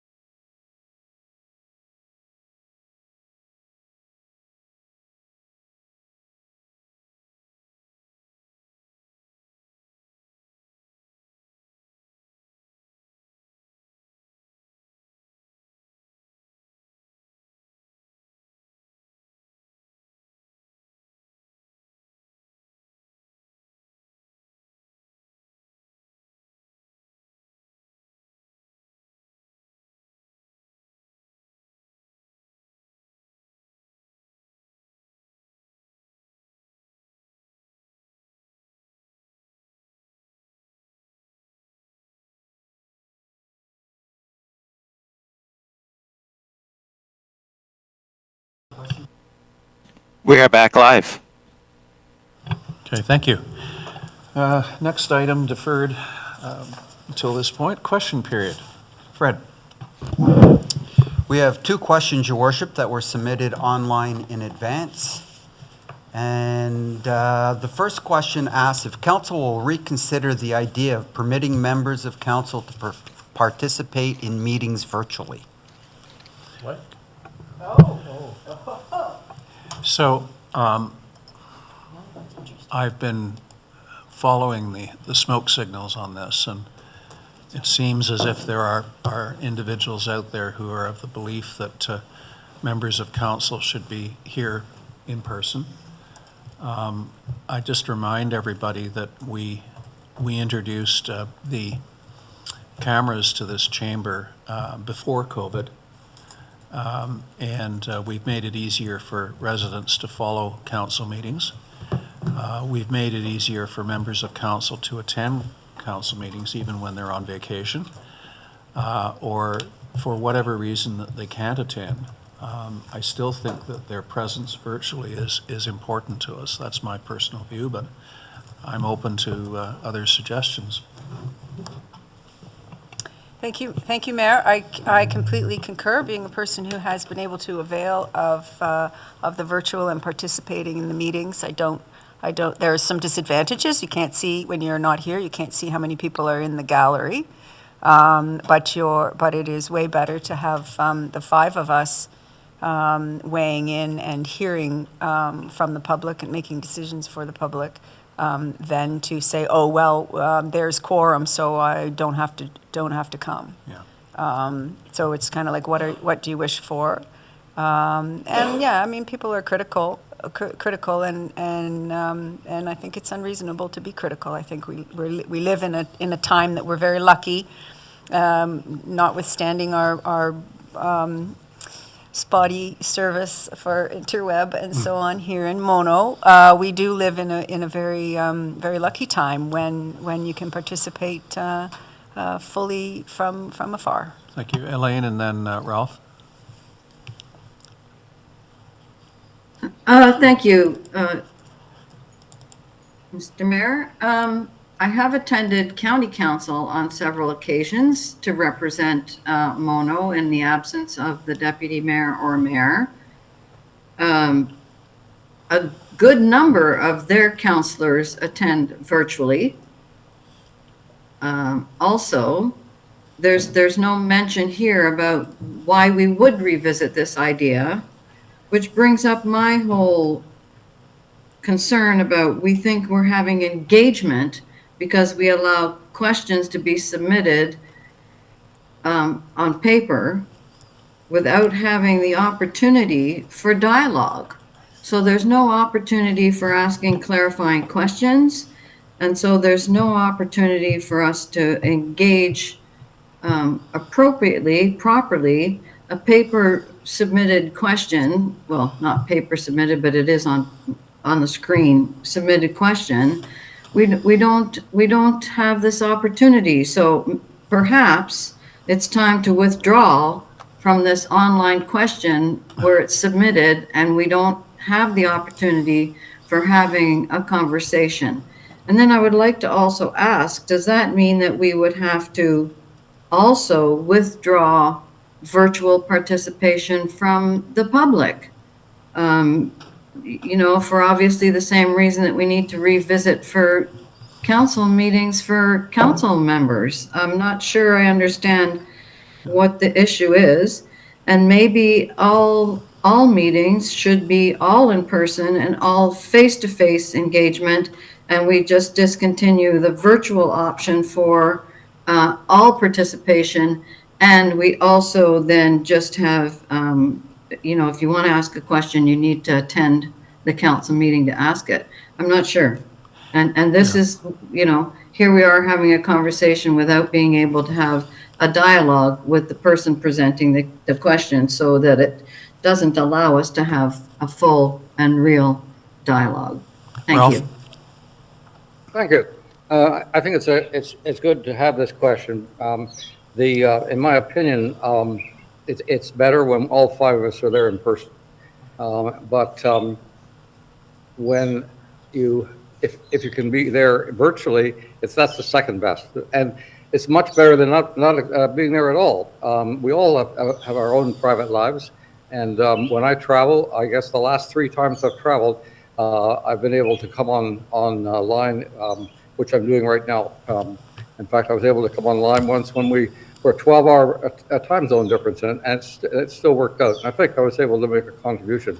And if I wasn't there, I'd make no contribution. So I think that it is a good idea to try to be in person. But if that's not possible, a virtual presence is very, very valuable, and much more valuable, of course, than nothing at all. Well, to conclude the discussion, I think we should be expanding participation and not restricting it. Next question.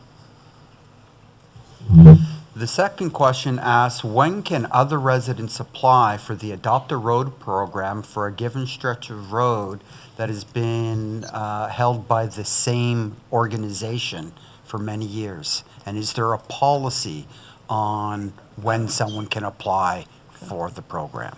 Matt?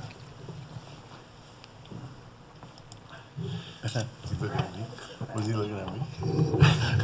Do you want to respond? There is a policy for the Adopt a Road program. I don't believe we've ever come across a section of road where we've had 2 people that would like to adopt. But I think we'd be amiss if we didn't have 2 signs on a road. If there was 2 people that felt strongly about picking garbage up on a stretch, I don't think there would be a problem.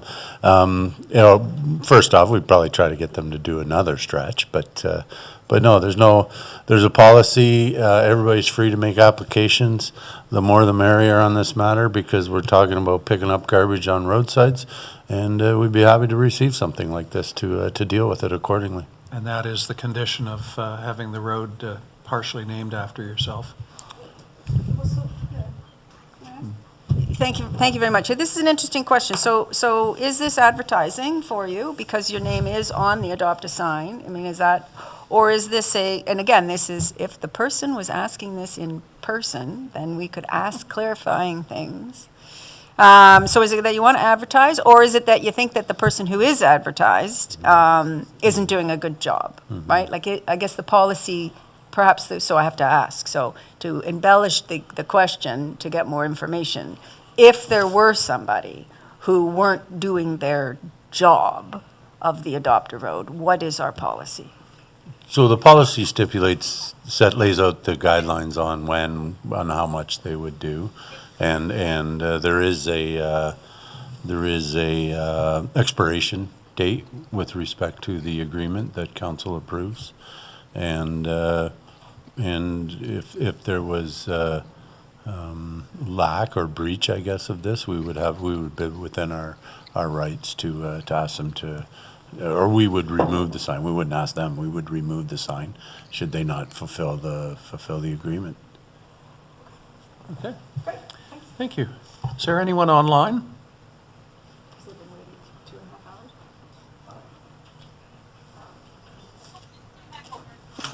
Doesn't appear to be. Ralph has his hand up. Oh, I'm Ralph. sorry, that's a leftover. I think they call it an artifact. Anyway, next item on the agenda, returning to the agenda, unfinished council business, the list. Any comments, questions about the list? Seeing none. Fees and charges, Recreation Department. Kim, can you walk us through this fairly quickly? My pleasure. Thank you, Your Worship. Before council is a presentation or a memo regarding the review of the present fees and charges that we have within the Recreation Department for use of our facilities. We do this approximately every 5 years to see, one, whether or not we're staying competitive with our local other venues, and two is to recognize that there are increased costs throughout those 5 years that we need to pay attention to in order to maintain our minimum maintenance standards at our facilities. So before you, I have suggested, after looking at the CPI and the cost of living allowances that have been put forth for the last 5 years, that we follow that strategy and we put our rental rates up by 20% across the board for the next year. And when I looked at the competitive rates locally, spreading out as far as, or as close as the Orangeville Agricultural Fairgrounds, Tony Rose Arenas, private industries such as the Best Western, Hockley Valley Resort, Adama Winery, taking all of that into account as to where individuals can go locally. And then I also spread ourselves out as far as looking at facilities that's in Centre Wellington, Caledon, and I compared, and we sit approximately in the middle. By all extent, we are definitely not the most expensive when we compare ourselves to the private sector, but we're not the cheapest either when we compare ourselves to the public sector. So I feel that a 20% increase will, we may lose a little bit in the number of bookings. However, I feel that the increase will still show us a profit, because I believe, or the projection is that we are on the elastic side of the curve in this scenario. So Fred? I support the recommendation. So we haven't increased in 5 years, and you're proposing to catch up to? Yeah, okay. Any other questions, comments, Ralph? Yes, thanks, Kim. And I don't know whether I say this very often, but thanks very much for your commitment to maintaining these facilities. If they're not kept up to scratch and appealing to people, then we're going to lose rentals. And it's nice to see that we have two facilities and they're kept up to standards pretty well. I have just one question, and this is based on somebody who recently contacted me. Is there a place for a shorter term rental, like somebody wants to use the facilities for 2 hours, something like that? Thank you, Councillor Mangtalo. I did look at that, and the problem when we run into allowing a facility to be available for 2-3 hour rental is that we do, unfortunately, do not have the staff resources to have staff on site during the full time of the rental. So if we were to allow a rental for 2 hours, 3 hours, basically saying, okay, well, we'll let you in at 9 a.m., or your meeting is from 9 to 12, people always want in at least an hour early, and they're finished about an hour later. Then I have to have staff at the facility as well for 1 p.m. to make sure that the renter is finished. No matter what, when you do a rental on an hourly basis, you still have a cleanup to do. And when you do an hourly basis as well, it normally takes away the opportunity to rent it for the full day or to get that full day rental. So my belief is that if we were to do hourly rentals, then we would be looking at, we'd have a drop in revenue and an increase in costs. The gentleman in mind was interested basically in a 1 hour rental, and not any preparation at all. He just walk in and walk out, and they'd be cleaning, etc. I don't know whether you'd consider that, but the interest is out there.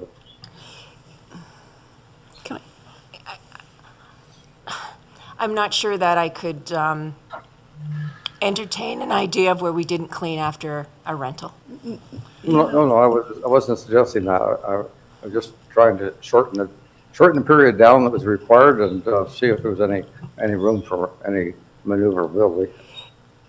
Melinda and then Elaine? Thank you very much, Your Worship. It's interesting, Ralph, I mean, that does cross your mind of, somebody wants to run their business, say, helping people knit or whatever. And so, but I'm only going to do it for a couple of hours. Why would I rent it for the whole day? And yet, even if we even the increase here, there's still very modest rentals, right? There's still very modest numbers that whether no alcohol in a common room, you can have it for $150, right? Like it's a modest amount of money in contrast to, if you really are going to have the banquet, you're not doing that, and you're not having that many people come and be in and out in an hour. And it's like a hotel room, I mean, it all has to be really clean, no hairs in the sink and all that when you get in, and that requires our staff time.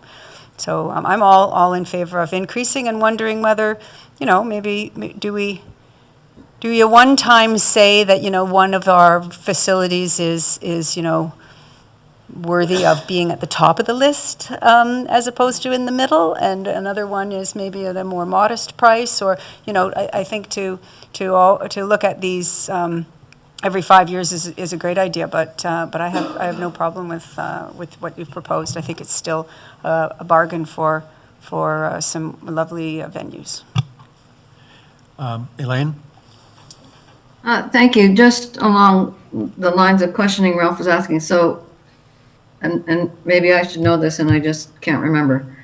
Do we allow half-day rentals, or is it only full-day rentals? We just allow for full-day rentals. They may decide just to be there for half a day, but the rate is still a full-day rental. Again, on the premise that the let-in has to be done, the clean has to be done, whether you're there for a full day or a half day. And Right. you do a half-day rental. Thank you, Kim. Yep. Thank you, Kim. And to use Melinda's example of a hotel room, I think in most cases when you book a room, you got the whole day. You're not booking it for half a day or an hour or whatever, unless you're still going to pay a full day's rate for a room. Anyway, okay. Thank you, Kim. And I just wanted to understand 20%, because if I look at using COLA, which has been like 2% for the last while. Oh, I see you looked at it from, yeah, okay, I get it, 19.5. Okay, good, great, I support this. What is a photographer permit? The photographer permit was brought in because we have a number of photographers who are using our parks for their business. So they offer to do family photos, whatnot, and they're coming in and using our parks, and I have to make sure that they're not taking and using these parks at the same time as I have an event going on in the parks. So it's gotten to the point where at this point now a permit needs to be issued for a photographer. And the photographers aren't sneaking in and you're unawares of their Absolutely activities? they are. Okay. These are the ones you catch. Okay. Any other further questions? When would you have this take effect? Great question, yes. It would take effect January 1st, 2026. We would be quoting these rates. And then for any event that we presently have booked for 2026 with a signed agreement and a deposit, their rate would remain at the rate that they have signed their lease agreement with us for. So I'm happy to let you know that at this point, we have sold a good chunk of our weekends for 2026 at this time. So you would see a rise somewhat next year, but more so in 2027. So then the notice to the public then is book now before December 31st for your 2026 party and shower and wedding. You must have some potential renters who you could get in touch with and say, Absolutely we do. rent now. Okay. Elaine? Right, so you can't book now into 2026. If we say increase this rate now, this rate is increased for any new bookings from here on in. As of January 1st. Yeah, okay, as of January 1st. Gotcha. Fred? So, Your Worship, if council approves this, they've seen all of the schedules on the fees and charges bylaw, so a new bylaw will be brought forth, I'm anticipating December 9th, where they will put into effect everything council's now seen. And that bylaw will state all these new charges commence on January 1st. Can I ask a question? Yeah, go ahead. And when we get this, Mr. Simpson, did we make a decision on the fire permit? Yes, council waived the fee on fire permits for the time being, but you have the chance in the new year. You know, so if mid-year we have a proposed new fire bylaw, we will also introduce a staff recommendation whether to have a fee. Okay, so I've got a motion that we approve the proposed new Recreation Department fees, moved by Councillor Davies, seconded by Deputy Mayor Nix. Any opposed? Motion is carried. Thank you. Drinking water, Cardinal Woods. Matt. Thanks, Mayor Krillman. Council, as council's aware, every year the ministry takes the time to inspect each of the town's 2 drinking water systems, Island Lake and Cardinal Woods. This report is for the Cardinal Woods drinking water system. It was an unannounced inspection, so the inspector comes in and looks at all the pump hoses, all the other features, wells and whatnot, and then prepares the report. So there were 3 non-compliances as part of this report, fairly minor in nature. I've met with the town of Orangeville Drinking Operating Authority recently over the last few weeks, and we've already made some measures. They've implemented some measures already to address these issues. So again, fairly minor in nature. Sampling, there's some new logbook transfer from paper into digital, and there was the sample was taken for the first one. It was misplaced. It got lost in the transition. So, like I said, fairly minor. And then the other ones, the third non-compliance was the inspection was taken at 41 days instead of 40 days, which is the maximum time frame. So, again, it was sometimes there's issues that come into play when operators are pulled from one system to another, and I'm happy to answer any questions with respect to the report. Any questions? Melinda? Thank you very much. Thanks for the report. And is it unrealistic to expect that there won't be any infractions?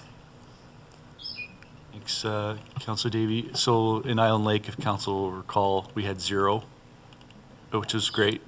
No non-compliance. There's a lot of testing. Like there's hundreds of samples that are taken on these systems every year by operators, and so the likelihood of something slipping through the cracks is. Except that that's the job.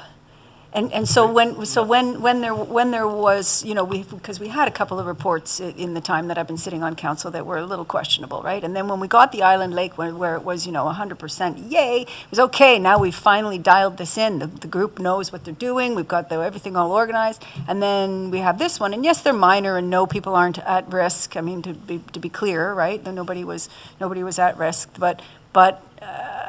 Yeah, well, that's the job, taking the 100 and putting them, and so then now, hopefully going forward then, now that we're doing it digitally as opposed to writing it in a book that might get coffee spilt on it or fall off, now the documents are always there. And so we can expect 100%, or no, We that always- you're answering, no, you can't?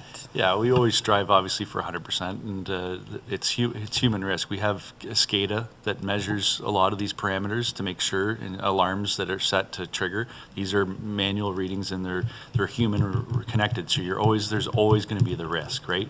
We have all these DW QMS as per the QMS that council's received. These measures are in place to constantly be reviewing these things and give opportunities for improvement. We've met, I think, 4 times since we've received this report, because usually a lot of the DWQMS meetings come in the fall, and we've addressed these. The town of Orangeville takes them seriously, and they implement them. But if you looked at any other municipality that has drinking water systems and look at their reports online, there's similar types of things that come into play. So there's nothing significant or major here.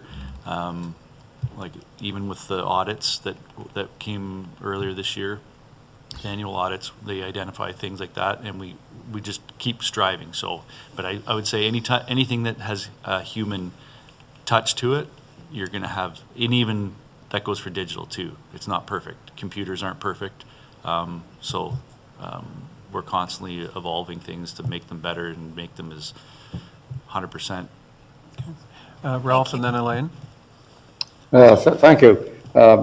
So I am impressed with, in general, with how well our water system is being monitored. And I recognize that there's a plethora of individual testing and things that are being recorded, and it's just human that we may miss one or two. In the time I've been watching your water reports, I don't think there's ever been anything that was missed, if you like, or absent, which had an effect of endangering the water supply. However, I'm a little bit concerned about item 3, which, if I'm interpreting it right, is that the UV sensors were not checked for accuracy. And can you amplify that a little bit on the surface? It doesn't sound good. Yeah, thanks, Councillor Mantelo. So the Cardinal Woods drinking water system have 2 Goody wells, wells 1 and 4, which are ground under direct influence wells. So they have a requirement of UV treatment and as a primary, and a secondary for the chlorine contact in the reservoirs. A part of the requirements of the municipal drinking water license, drinking water works permit, is that they're inspected no less than 20 days and no more than 40. This was done on day 41. So it was a slight delay, and like I said, we've been working. The town of Mono has been working with Orangeville to kind of try to avoid these things in the future, but it was simple as that. That's fine. My granddaughter would say, no big deal, and I think that's true. Elaine? Thank you. Yeah, so we know we can assure the citizens that the drinking water that they have meets the Ontario drinking water quality standards nonstop. And yes, these are minor non-compliance issues. And we've seen this 40 versus 41 days thing before, and I guess it just depends on when that day falls, who knows. But if the goal is 100,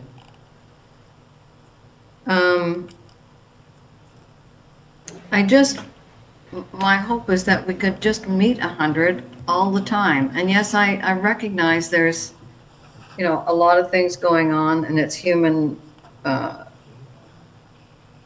interaction and all of that good stuff. But,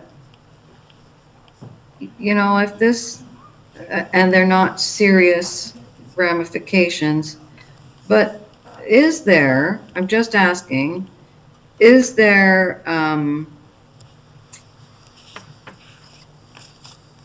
any,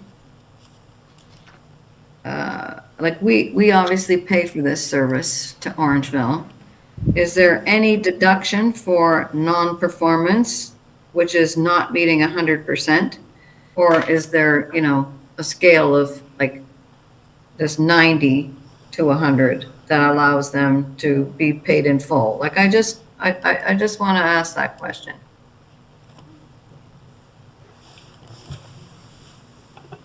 Thanks, Councilor Capes. There's no deduction. You said these are fairly minor. I have a really good relationship with the Town of Orangeville Operating Authority. And like I said, I'm in constant communication with them, and the operators and the staff, the management there go above and beyond a lot of time and responding to any concerns I have or the ministry has. The compliance requirements from the ministry are extensive. The testing and all that stuff is very extensive. I wouldn't recommend going that route, and if there was a different operating authority in there, there could be it could be a worst case scenario potentially, especially learning the system. They have a very good understanding of how the system operates, and you know, I rely heavily on them, and I respect their backgrounds and their input on pretty much every decision that I have to make. So I wouldn't want to be going that route. Okay, well then, can we take the other route and celebrate every time there's 100%? Yeah, so the Island Lake one was 100% earlier this year. Did we celebrate it? I don't know if there was a formal celebration, but yeah, no, I passed that on to the Town of Orangeville. Like I said, there's a lot of moving parts, and even with our consultant Aramosa, there's a lot of moving pieces with making sure that these drinking water systems meet every requirement of the ministry. The ministry's changing, you know, there's constant changes with the ministry requirements too. So, and then we also have our IT side of things. Like Jake and Colin spend a lot of time ensuring that there's a lot of protection on these systems and that they operate properly. And he's constantly working with the integration on that side too. So there's an extreme amount of work that goes into making sure that this water is clean and for both systems, and it meets all the requirements of the ministry. Right, and that's the main point, and thank you for that. Like that they meet the drinking water quality standards is the most important thing. And yes, so maybe we should celebrate the 100% when we get it. Okay.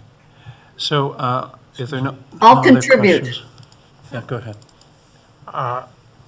Look, I know that these non-compliance issues were relatively minor, and at no time was there any problem with the quality of the water. It was good. But what I am a bit more concerned about, and Ralph raised this too, is number 3, then the ultraviolet lights weren't checked when they should have been checked. I agree 41 days versus 40 is pretty minor, but what I'm concerned about is in 2024 at Cardinal Woods, we had the exact same problem. So they weren't checking the ultraviolet lights in a timely fashion. So, Matt, it still seems to me, although this is relatively minor, they didn't learn in 2024. They made the same mistake in 2025. I think this is a bit more serious than perhaps you're letting on. Somebody has to tell these people the procedures have to be followed. So just before you jump in, we have a freeze on our monitor here. That one's working, but this one's not. Okay, Matt, go ahead, and then I'm going to call them a question. Thanks, Deputy Mayor Nix. I have told them, the ministry's told them, it's in writing, the public's aware. They know it's serious. They've acknowledged it. And, you know, 2 years in a row. it's I could notch it up to human element part of it. Like I said, I'm happy to take council through the facilities again. I think Mike's taken everybody through in the past and to see a lot of things, and then you throw in a lot of the stuff that we're doing with arsenic testing and you know, the obligations or what we're asking them to do in addition to help kind of guide us through this EA process. There's that on top of it. So there's just a lot of things to go, and there's operators that have changed hands. There's new operators come in, and I'm not making excuses for it. They know the seriousness of it. We talk about it at length at the meetings. The ministry, you know, these reports aren't taken lightly, and we'll do our best to get 100% next year. And you understand under the Act, I'm obligated to raise these concerns. Sure do. So I have a motion that Council for the Town of Mona receives the 2025-2026 Cardinal Woods Drinking Water System Inspection Report, confirming its adherence to all regulatory standards and operational requirements, and that the Town of Mona continues its commitment to transparency in making these reports publicly available on the town's website and at Town Hall, ensuring residents have ongoing access to information regarding the safety and reliability of our drinking water systems. Do I have a mover? Councillor Davies, seconded by Councillor Capes. Any opposition? And I have a question, Your Worship, because it says all. Well, how can you say all when there's 3 non-compliance issues? Like, so I'm confused about that. I'm not certain where did I put all in there? I think you did. We have making these reports publicly available No, before that. that we We receive. accept these reports confirming showing its that all, adherence to all regulatory standards and operational so they're not requirements. really, they're not. Well, meeting open to all suggestions as to how requirements. to amend that. Some. Most.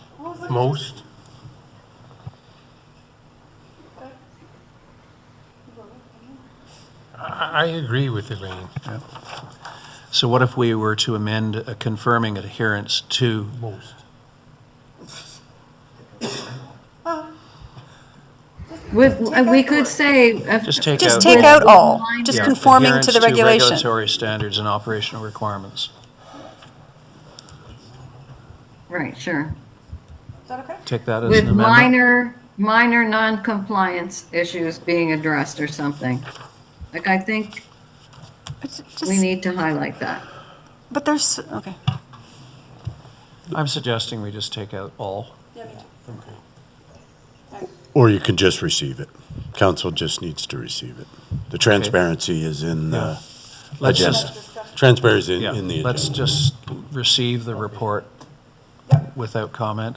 Okay. All those in Okay. favor of receiving the report, seeing no opposition, matter is carried. We are Well, now, John, yes? sorry, can I just say, because I do think it's important to recognize that we can assure the citizens that the drinking water meets Ontario drinking water quality standards. Well, I think So- that the debate we've had does that. But why can't we just add that to what you just read as the motion? Like, take out all that other stuff, but just say that we received the report confirming that all the- reporting says, that we meet the Ontario drinking quality standards. It's just an We haven't done idea. it in the past. Yeah, Councillor Capes, the concern is it also meets the municipal drinking water license for the plant, the drinking water works permit for the plant, basically the legislative requirements of the province of Ontario, right? So- Right, okay, so it's covered. So we're Yeah, receiving. thank you, it. Mike. Okay. Let's do, yeah, we've called it. Then she had a question. Then she had a question. So just before we break for lunch, council meeting schedule 2026, Fred? I think it's fairly self-explanatory. Before you, council, is a proposed schedule for 2026 that takes into account that it is a municipal election year. One question. If I vote for this and approve this meeting schedule, does that mean I have to come to the December 1st and the December 8th meetings? Not if you're not reelected, Your Worship, Your Deputy Worship. As noted, last meeting of the current term is November 10th. November 10th, a year from now. Right. Thank you, Mr. Simpson. One more year. I like the deputy worship. What did you say? Any other questions about the schedule? Okay, I have a motion that we approve the 2026 council meeting schedule as detailed in the clerk's report dated November 3rd, 2025. Moved by Councillor Capes, seconded by Councillor Davy. Point of discussion. So, because this is an election year, the point in the report I mean, it's all very well to just receive and the proposed schedule, but the point in there was about having a town hall, and that a town hall should be arranged in these narrow times, that it's still a town hall, that this particular council has some effect and isn't just campaigning. So should we turn our minds to that before we go for lunch?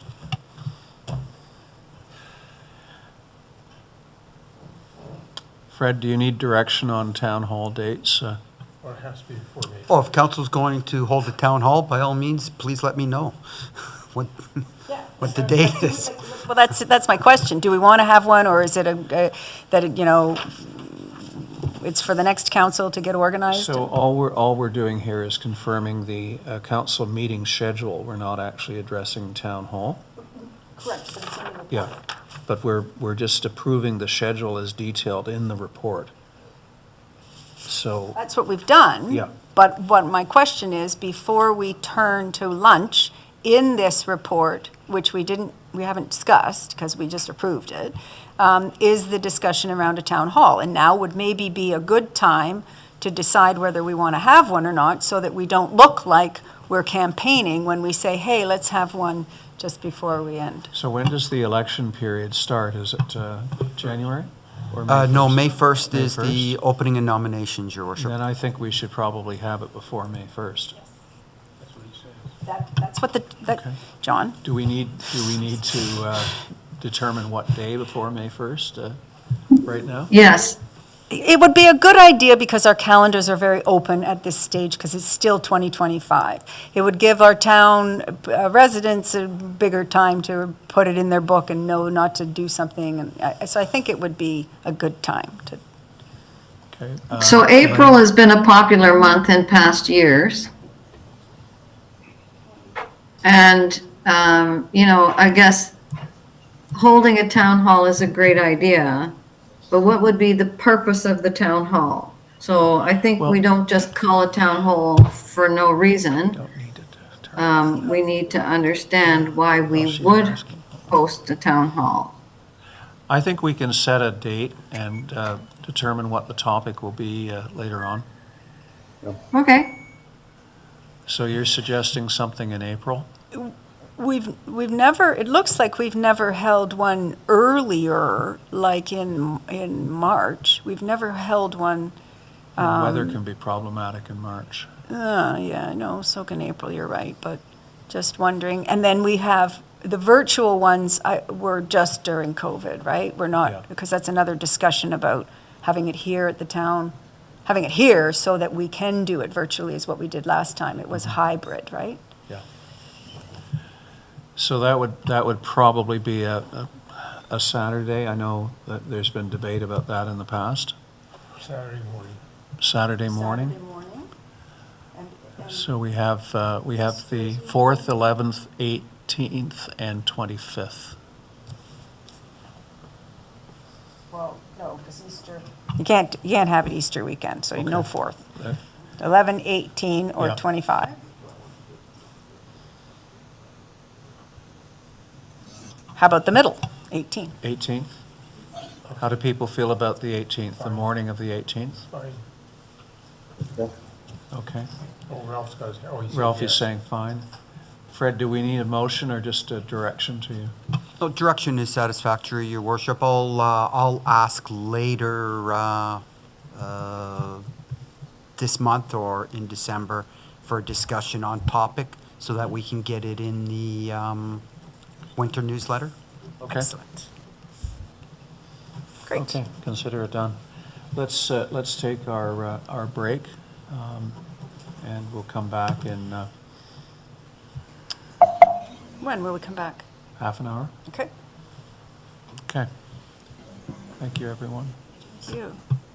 Yeah, you're right, we don't have to have it, but.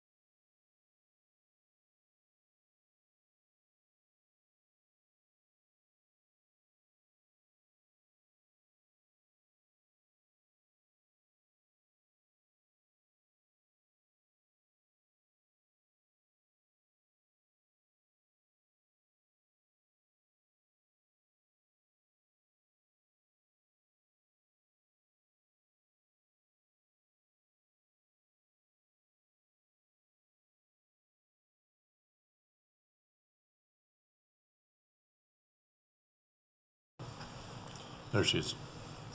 That's okay. That's okay. We're back live. Okay. No, Elaine, I'm- are you on? I don't see her. There she is. Hi. Yes, I arrived at 12:35, Thank you. and I was just about to say, are we coming back soon? Oh, Because I we're was. live. So All I'm, right, great, thank I'm you. going to ask for some guidance from council in terms of how we proceed with the budget. I think Les should make his budget presentation for sure. How much we want to get into in terms of the details of the actual budget.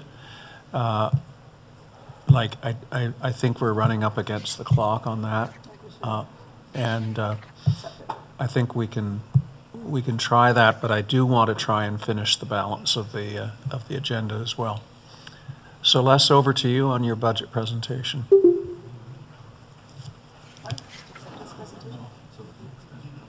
Okay, thank you, Your Worship.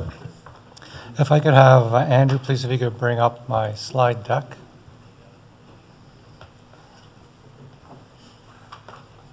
So, new cover page this year, compliments of Andrew. I asked him to get a nice picture of the town hall. I usually have boring presentations, but hopefully this will add a little bit. The next slide, any questions after today or any time during the budget process, that is my contact by email. Next slide, please, Andrew. And then this is the schedule we are following. We've done the first few steps. Matt presented the roads capital budget. Then we also did the cost of living review. On the 22nd of October, Kim presented her recreation budget and I presented to council our admin capital. Today is the first, I guess, presentation of the draft budget. Council has set up a special meeting November the 18th. Now highlight that that is an evening meeting, my understanding, starting at 7 and solely just for the budget. Our bedtime 7. Unless the clerk sneaks something in, but it's mainly concentrating on the budget. Hopefully, week after whatever comes out from the 18th, we could finalize the final draft and the last meeting of the year approve the final budget. Generally, that schedule has worked pretty well for us, and hopefully we'll be on track for that this year. Andrew, next slide. So just some preliminary numbers. Staff recommending a 15% increase over the levy from 2025, which is an increase of $1.6 million tax levy. We have an assessment growth of approximately 0.5% of 54,000, which adds to the tax levy. The assessment growth does not add to the tax increase. It's just that assessment has grown a little bit. Some positive numbers. We had a very good surplus carry forward from 2024 coming into this year of 430,000 approximately. And depending how this winter starts this season in December, I'm projecting a fairly modest surplus of 29,000, so altogether 460. For budget purposes, I'm using 450 as a carry forward, just to give me a little bit of room. Andrew, next slide, please. So the next couple of slides, I wanted to just outline, I know the mayor has been, putting focus on the province on the decreasing grants. The two main ones are the OCIF grant and the OMPF. So this is about 5 years worth. So back in 2022, the OCIF grant was just under 450,000. Then you could see the history up to 2026, which is a reduction and fairly sized reduction. And then from 2022, the OMPF grant of 450,000. Andrew, if you can go to the next slide, please. And then this year's grant quite a bit less at 321,000. So those two numbers, the OCF grant less over the 4 years, that 217 is if the province gave us exactly what we received back in 2022, every single year, at least the same amount, we would have that 217,000 to work over the years. Same point with the OMPF grant.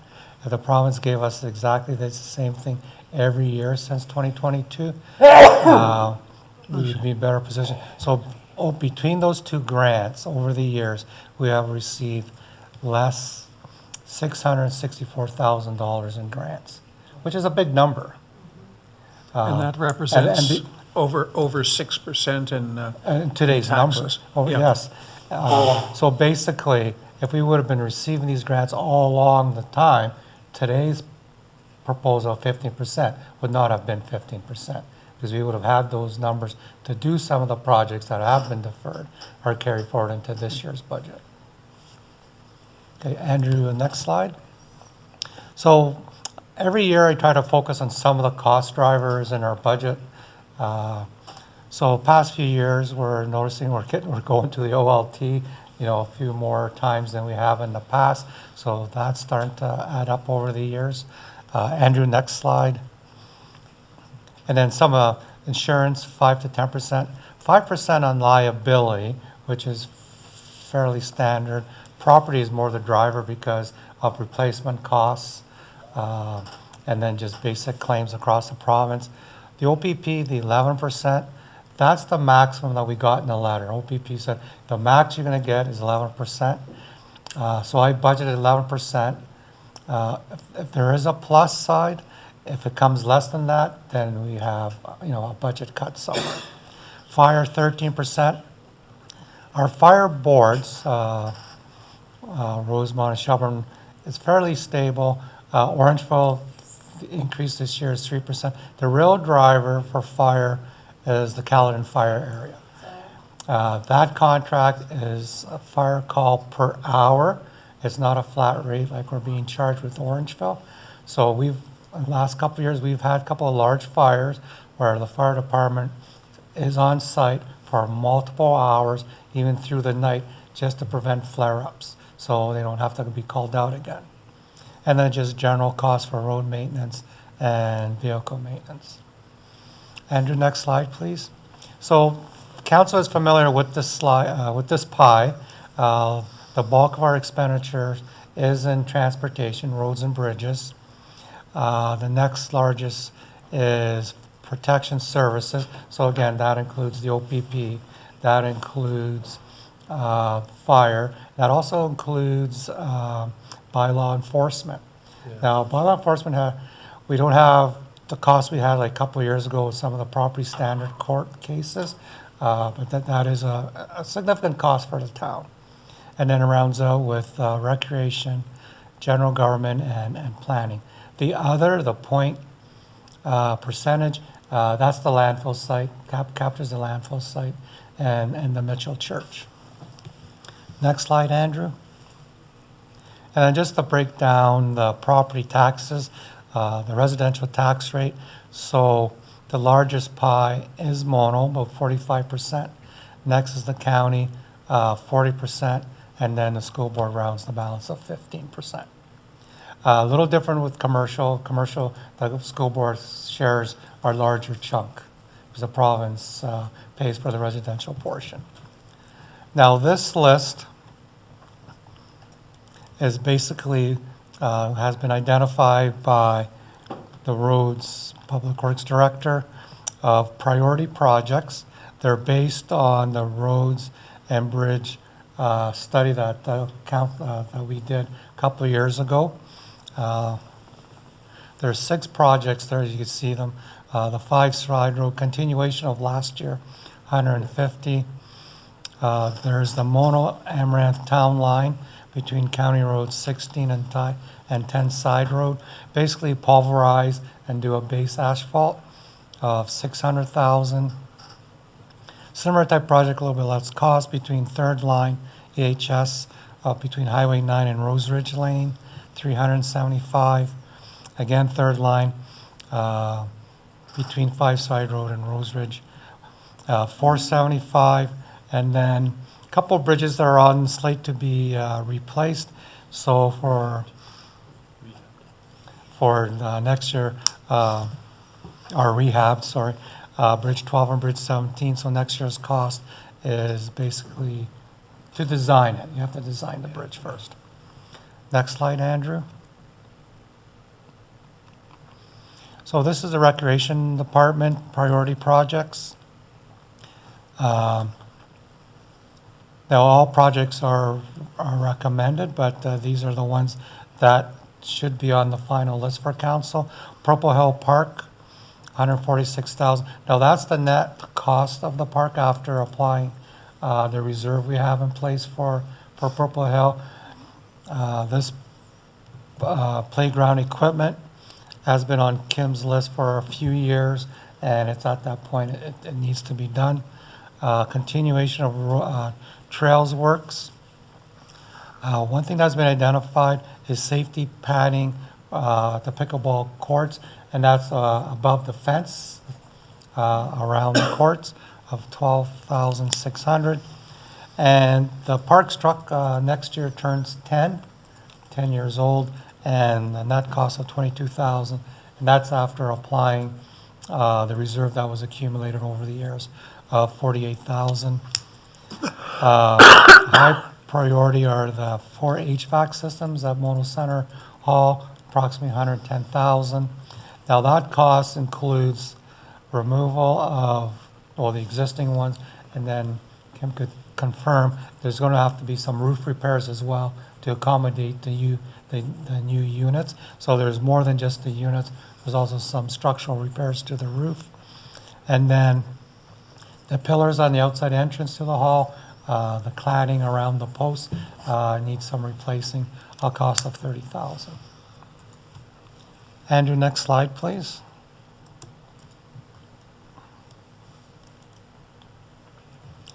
So this year, in the past, we've had a budget where we have a column for where staff would recommend their own budget. And then we'd have a column called council budget. After council goes through staff budget, they would set their own budget column. And then after public consultation, final budget derived. So we have a final budget. Last year, we came to council with a 50% proposal. I mean, obviously, we weren't expecting the 50%. But as council worked through the 2025 budget, a lot of items that were removed to get it down to the 13+% were reserve contributions, are projects that council felt could be deferred. So to kind of move the schedule along a little bit, we did that work for you. I set up a new column right after the staff proposed budget, and predominantly we removed reserve contributions and some costs or some capital projects that we thought could be held off. Now, at the in the budget package, you will see there's a grand total number at the end of it. So that column represents, if it was all done, a 17.8% tax rate increase. So, like I stated, we went through the reserve contributions, things like that, and have already removed that for council. What we are proposing is a 15% tax rate increase. And then, so this is where I guess the budget deliberations begin. Now, 1% tax rate reduction or tax rate increase, council needs to find approximately 108,000.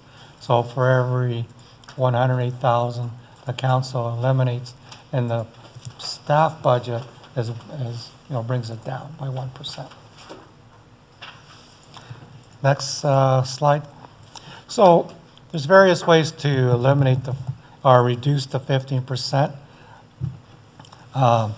You could phase in or eliminate the capital projects that are presented, not recommended for the ones that are in the priority column or in a priority list.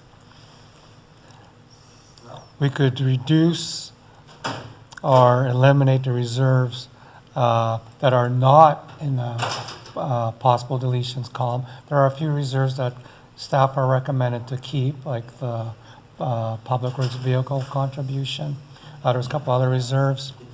Or council can accept the inflationary increase of the 15%. The fourth one, incurred debt. I did not have that step last year. I got some grief from the deputy mayor because it is a consideration.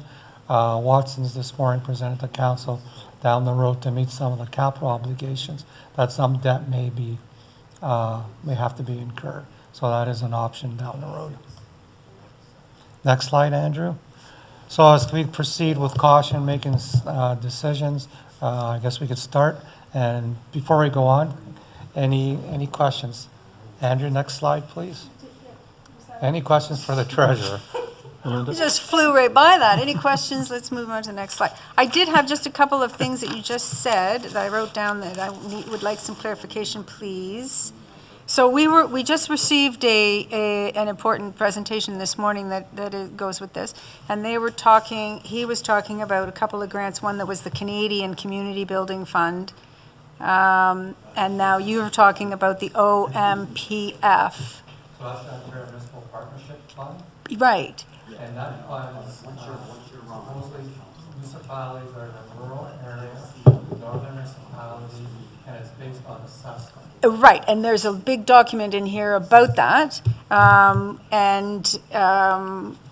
so I guess I kind of wanted, when we get to Schedule A, I guess I wanted to also ask a little bit more about that. So the why then is when you talked about grants, is maybe because it's not technically a grant. Why did we not mention the CCBF?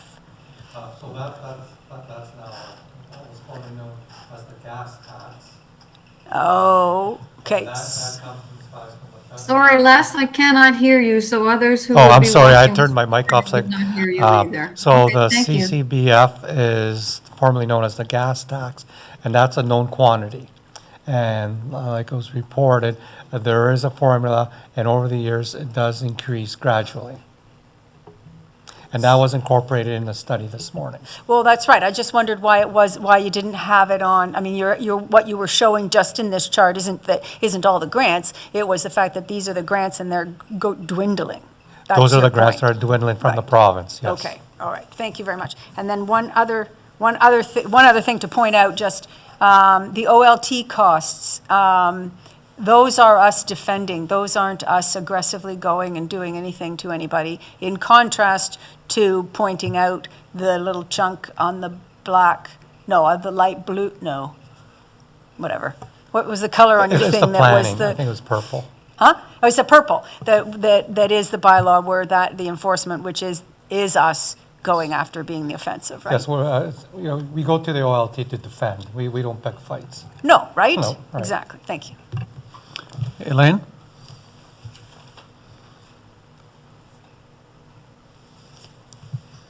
Thank you. And so, I just wanted to understand slide 13. If we decide to remove all the suggested costs in the possible deletions column, this represents a 17.8% decrease to the tax rate. So are we saying if we don't take that out, we're going to end up with a 32% increase? Like, I don't understand. Like, Yes, if we add those columns. Yes, go ahead. That is correct, Council. So we went ahead and did that based on what council did in the past, take out the future reserve contributions for projects that were happening, in multiple years down the road. And that's been council's practice the last few budgets. So to save some time and deliberation over should this reserve go or not, based on council's past practice, we went ahead. Now, that's a good observation at 32% total. Last year, we came in just around 50%. So the 2025 increase has already, lack of a better word, eaten into the gap that we had a shortfall last year. So the town is already working towards reducing it. So if we continue along that trend, Hopefully, the 2027 gap won't be as large as this year's gap, because this year's gap is already less than last year's. That makes sense. Okay. So thank you, Les. So taking into consideration the red column, if we apply all those deletions, thank you, staff, for going to all of that work for us, then the proposed tax rate then becomes 15%. That is correct, yes. Okay. And then I did have a question about that OMP funding, because it connects to one of the items later down in Schedule A, I think it is. Oh, no, it's not. It's in section, it's after. But they talk about how there's, adding for connectivity links or whatever it is, which is roads and bridges, $30 to $45 million. Well, where's our share of that? And I really look forward to participating in that survey that they're going to come forward with in 2026. Anyway, just wanted to make a comment about that. Are you done? Linda? Yeah. Okay, so but going back, before your comment, going back to your question about the 32% increase is what's basically needed in contrast to the 50. So then this budget on last year's budget, what you're saying is actually already demonstrating what has been shown in our presentation workshop from this morning, that if we bump up the taxes, you will eventually reach, it's going to take years, but you will eventually reach having reserves built back up and being able to manage the needs and the costs with our taxes. Yes, right? yes, that's correct. There was two scenarios, 5-year or 10-year, and at the end of each of those scenarios, the funding gap would be gone. Right. And So you had we're- reserves on file. So we've already started that, bitten the bullet. Thank you. So I can't see Ralph, but he is online with us. Do you have any questions, Ralph? No, I'm just, I haven't had a chance to get my head around it yet. I just got online. Okay. No, I do have I'm not sure what stage you're at. I have a very small question, but it's in light of the new Climate Change Action Committee. It's maybe of some importance, and that is on page 1 under General Government. There's a line there. It's line 4, and it's Climate Change Environment. And there has been a budget of $10,500. Last year we spent $8,475. I presume that this was expenses that were made by the staff. Is that correct, Mike or Fred? Sorry for interrupting, but I thought we were talking about the presentation that Les was giving, and now I'm going to you're going into the actual budget, the draft budget, Ralph? Because we can't see Oh, Ralph, I'm going to I'm let sorry. Ralph ask his question, but then we'll go back to the general presentation. Might as Oh, okay, well. so is No, that I'm where okay. he's gone? I'm okay, Your Honor. I did not know where you were. I thought from Okay. what I heard Melinda, it sounded like she was asking a budget question. Okay. Okay. No, I just I'll- want I'll to wait keep till track. I'll wait till we're to the budget. Okay. I'm fine with that. So anything further on the budget presentation portion? Fred? Well, this question is kind of branch over because it comes because of my look at the budget, but back to your presentation. I could find no evidence in the actual budget numbers that you've taken into account that halfway through next year, we're going to have to take over County Road 8. Now, maybe I'm wrong, but I looked at the expenses of the road department. I can't see any increase in the snow plowing or anything. And also, we're supposed to be getting $188,000 a year from the county. I guess half of that for next year, and I can't find that in the revenue section. So my question simply is, in your budget, have you accounted for the fact that about halfway through next year, we're going to have to take over County Road 8? Yes, from the Director of Public Works budget, the operating costs on page 13 are the roadways. Those costs for or taking over Mono Center Road have been built into that. What was sort of page 13? Page 13 of the main budget. So we'll get to that once we get through. Okay, then.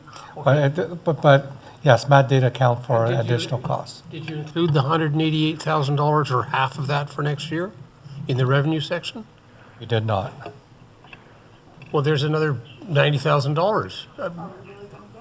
Well, yeah. We're supposed to. We're supposed to. Oh, okay, maybe when we get into the budget, we talk about this, but in terms of your budget presentation, I think, Did you do a net cost? I think there's another $90,000. Matt and Les are conferring. I was just asking Matt if he put in the budget net cost, including that 90,000. But no, we just put in that cost increase. We did not account for any revenues. Okay, this will come up again later. We'll have to work it out.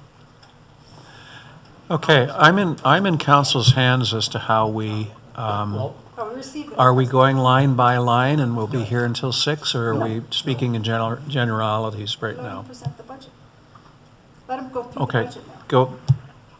By Okay, all thank you. Andrew, if you could bring up the budget package, and we'll start with page 3. And that's the cost of council. Oh, yeah, sure, start with us. Well, I skipped over the summary pages. I kind of gave the highlights in the summary pages. Okay. So for 2025, council did not take the COLA increase. Council did not make a decision when we had the COLA meeting if they will this year or not. So I put in the 1.9 increase for council remuneration for council's discussion or not. Other than that, that's the cost of council. Okay. Thoughts on that, folks? Well, I'm okay with, I mean, I agree it's a very minor amount. I was the one who suggested we not do it last year, which I know was pennies. It was more symbolic to let the residents know. I'm easy. Melinda? I think, I feel the same way as I did last year. I'm not doing this for the money, but I think that as a representation of how important the role really is for further people to step up, I think that it does need to increase. I think that there are other municipalities around who are recognizing their council members a little bit maybe over the top increases. So I think that it is it's such a small amount that I think symbolically I think it should be there, that this job is important, which is why we've got 2 people online here. Ralph desperately trying to get on from far away because we do take this job seriously, and so I think deserve to have an increase, as I think even all of our staff should have increases when there's a pay grid increase and things like that. I think I think that that's the way we should do it. Elaine? Thank you, Your Worship. So I hear what we're saying, and yes, I am not in this as a career role to, live my life on the salary that we receive, and I appreciate what it is, but I wonder if we could say yes to applying COLA, but for the new term of council, not to reward ourselves now, but to put in place the salary for the new council coming in. We did that in the term I was in 2010 to 2014. We put in an increase for the incoming council, whoever they may be, not for the current council. Current council should do it. They do their own. Okay, Ralph, any thoughts? Thank you. These are all good thoughts everybody has, and it's easy to go either way. I think Melinda expressed it very well in terms of the value of the job, and I think we do undermine it a bit by not keeping up to date with the COLA increases. We did it last time. We were in a really tight budget situation. It was, I guess it was more symbolic than real, but I think we should get back on track again with the regular COLA increase. So I would favor that. We favor, if this is what us is included here, we should keep, and the staff budget will remain at 100, whatever it is. Council member, 108,865. Thank you. Fred, anything further? I don't know whether you could. No. Nothing. Your worship, I don't see what Ralph is seeing. So I don't see that we've applied COLA from 2024 to 2025. There was no change. So we did not apply COLA last year. And I don't know, I don't remember doing it in 2023 or 2022. I think it occurred in 2023 and So- 2022. Yes, for 2025 was the first year council did not take the COLA adjustment, like for 2025. Last year it did occur. And when I say last year, I'm talking about 24. Yeah, so Elaine, when you Okay. look at that top Thank- 1110, the number is the same for 3 columns, and then the next column, the last column, 2026, has a modest increase for, from 106 to 108. That's the, Yes, that's the thank you. 2%. But I didn't see any COLA increase from 24 to 25, so that's why I was asking the question. The diffi- That's the one we didn't do. Now, at the bottom of that page is the budget for the Hockley property. Glad to see you're increasing it.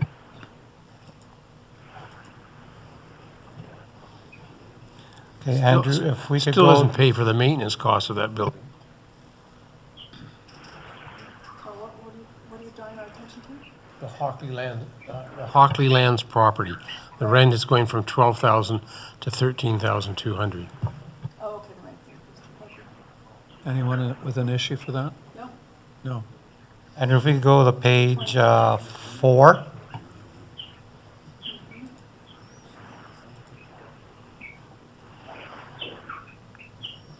Birds. Is that page 4 up there? Where's it coming from? Ralph is the ones. Okay, so page 4, the top portion is the cost of administration for the office staff. Couple of reasons for the large jump from 2025 to 2026.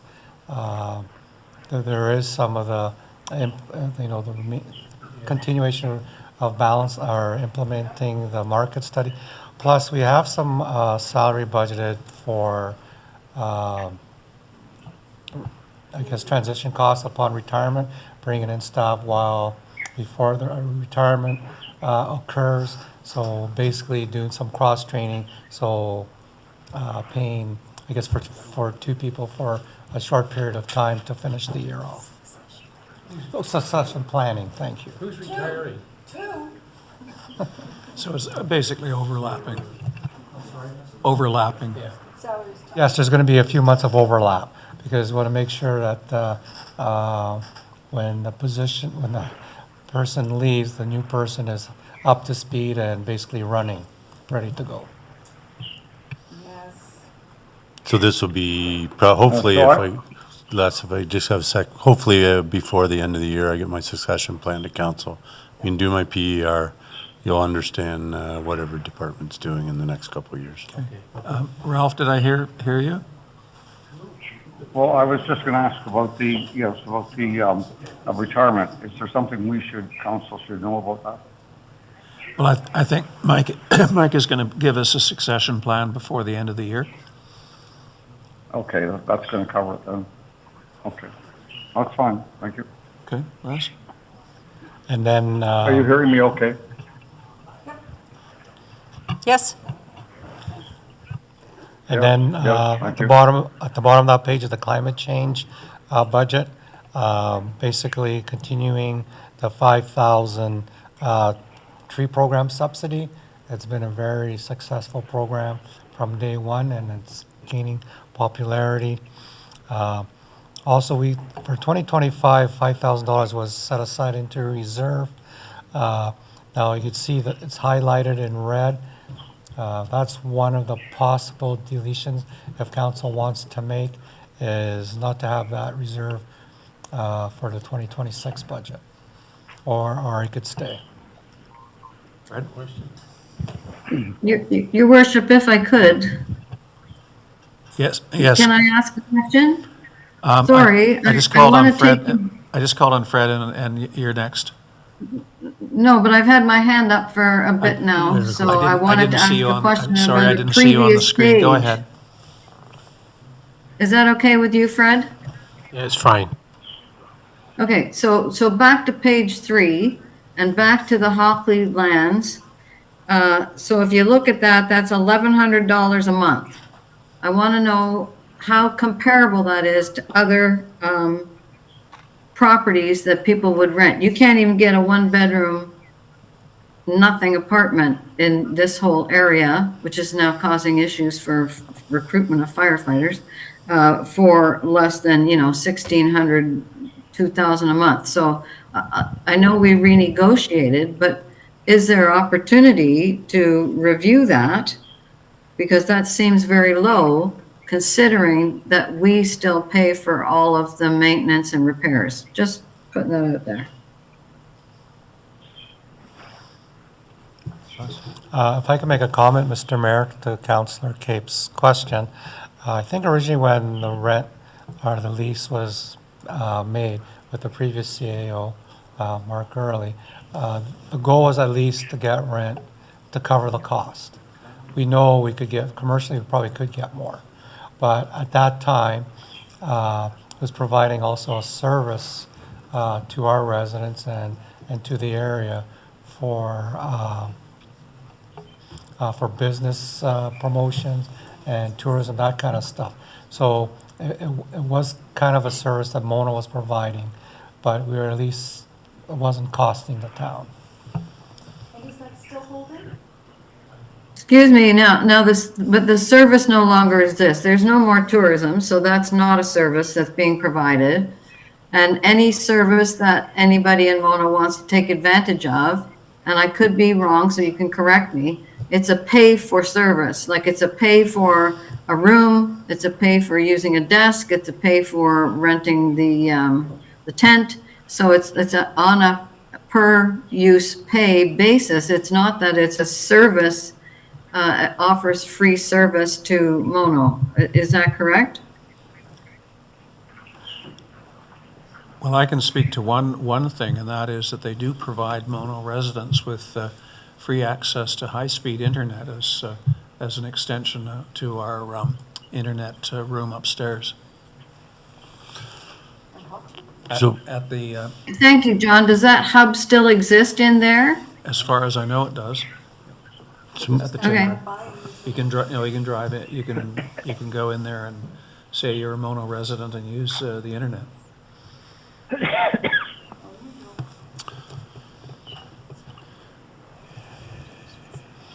I don't know how often that happens. So my understanding is Councillor Capes is quite correct that they do rent out their facilities during they do rent out the rooms to Mono, Dufferin County people. So you're saying that they're making money? So if the intent is to take a deep dive into the monthly rent, we should take a deep dive into the lease agreement, and we'd like to it's not necessarily something staff would be 100% equipped at doing, but we could definitely take a shot at it and go with a 10% increase this year. And probably schedule a report or something for the 2026 year. That's subject to council direction, though.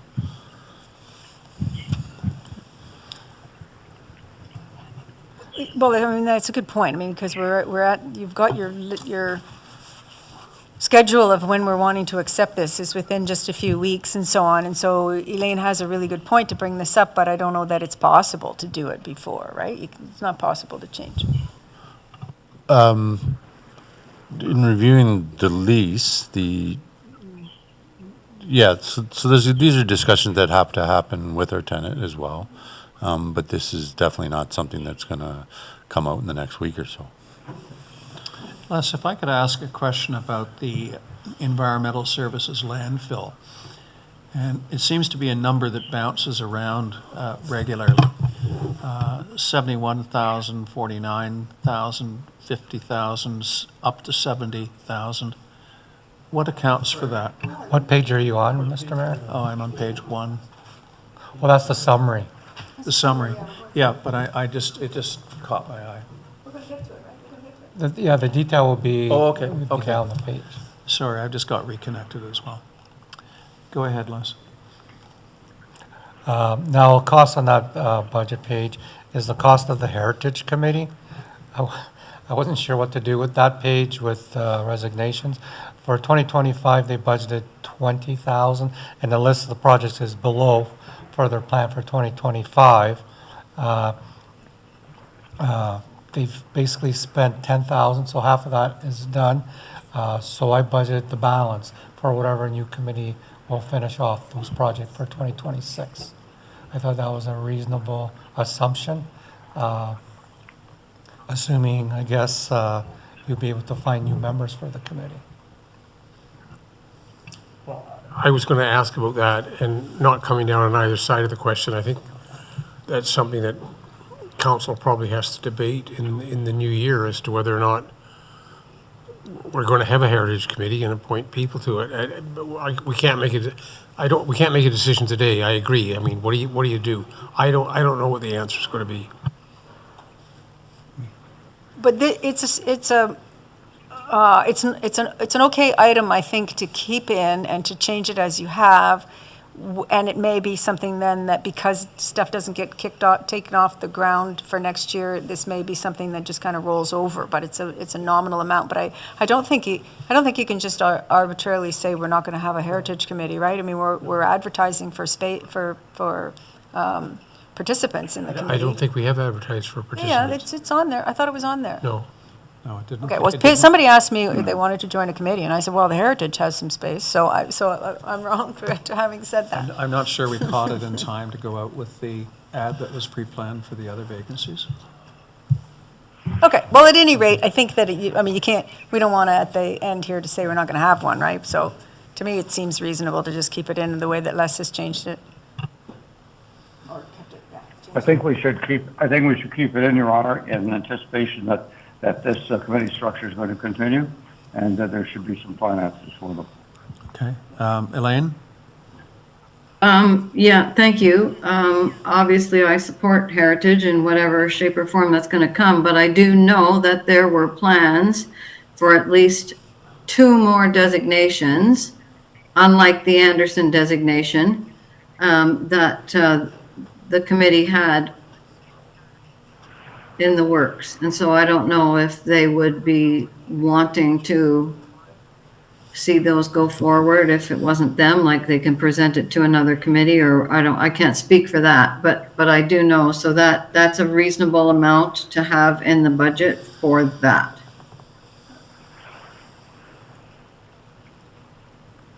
So I think we leave it in for now and revisit it when we make further decisions.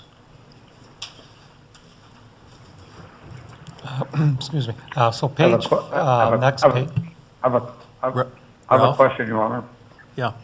This is back to page 1. Just for clarification, the climate change and environment, that's line 4, page 1.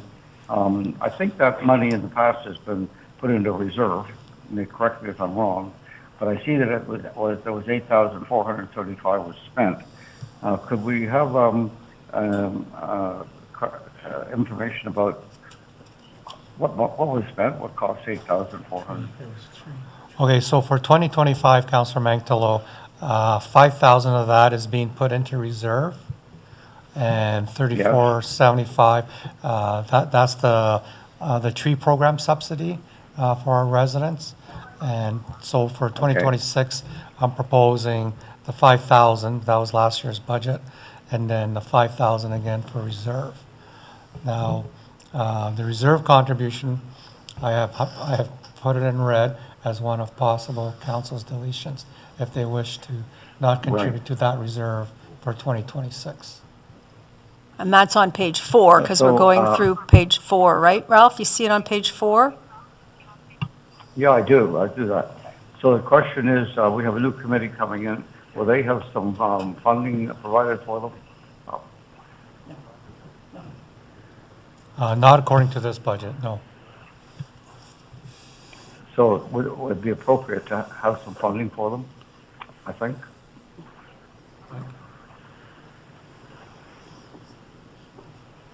All I'm committees. probably going to ask for, If I can, I think it's perhaps premature to give them a budget when we don't have the committee, they haven't determined what their actions might be to determine what a budget is that they need. So I think it makes more sense for that to be left for the new term of council.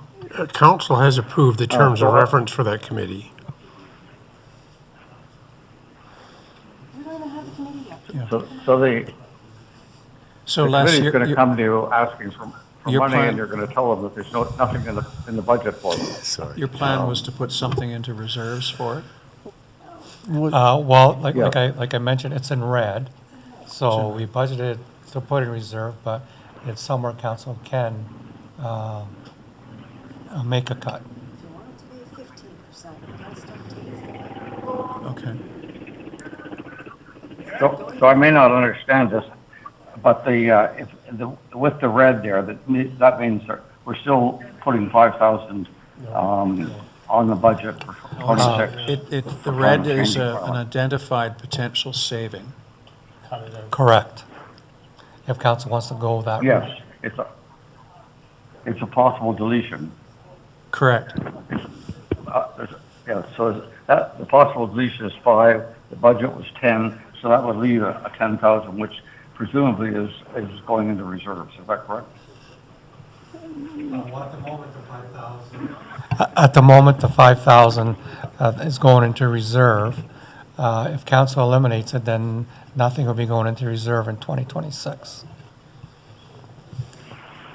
Okay. All right. Can we I don't circle? understand it because Can we circle back to this? Because I think my thought is that there are larger potential savings than this that we've got to get our head around. No, But- I agree with you, John. But we do tend to do this often, focus on that little thing. Yeah. Yeah, we won't forget it. Your Worship, I think just to satisfy Councillor Mengtalo, I think the general administration budget carries the per diems or the pays, the meeting rates for committees. Some committees a little different, but there is money that if Councillor Mengtalo is concerned that we wouldn't be able to function, I don't think it was council's intent to create a committee and not fund anything for 2026. So the decision of council was to create the committee, and the per diems are generally available. But Ralph, Okay. the committee was decided, and there was debate about it, and it was agreed that we would have the committee, but it was all also in knowing that budget is coming, and that maybe we don't get everything that we have talked about recently to be able to go forward for 2026. And in order to get from 32 to 15%, we need all the red ones that Les has identified, then we're only on page 4. So, but you're right, there could be 5,000 from someplace else, but in order to get to 15, a little chunk of 5,000 has to come off to start somewhere. Oh, I don't understand your rationale, but I'm happy to hold on to it right now. Okay, hang on to it. Okay, Les? Okay, thank you. Page 5, basically the cost of administration, basically running the office and with materials and supplies, which includes heat, hydro, our audit fees is in there. One notable change for 2026 is, council wants to look to 1280. We budgeted $50,000 to run an election in 2026. The last election, it was approximately 40,000. There is an offset, you'll see later on page 6 of $20,000 that were set aside in reserve. So the net cost budget for the election is 30,000. Yeah, okay. And your transfer emergency response is suggested as a deduction? Council did agree to one last year, this person a couple of years, and then that is one of the Sorry, I cannot hear the response. Oh, sorry, Elaine. Yes, the 10,000 contribution to the reserve for emergency response has been highlighted as a possible deletion. To that same question, what is that for? Like, I guess I don't understand why we have this emergency response line, and shame on me for not knowing that. But we didn't have anything in the budget in 2024 for that, and we did in 2025. So what is that contribution used for? Well, that 10,000 will go into the reserve. The idea is if there was, say, a tornado or some other natural disaster, that now Mono has to come up with some funds. We still have some funds in a reserve to draw on versus going cold turkey, lack of a better word, and paying for it. Sometimes there are emergency grant funding from the province, but in this way, we're trying to build up a fund to finance a potential disaster ourselves. Which is wise. Yeah. Okay, thank you. I don't want to suggest that we're rolling the dice by taking it out, but I'd rather take it out and our fallback may well be the province in the same fashion. Ontario Hydro came through with a grant for us on the ice storm.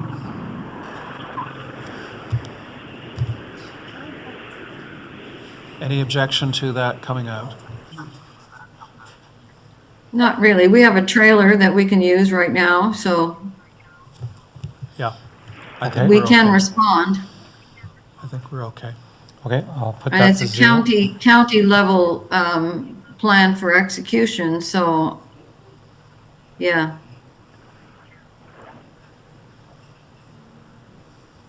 So the next page is the notes to page 5. So this basically is the capital page that I presented to council. Basically, we're funding from our efficiency reserve that has been in place for a few years that we received from the province for COVID.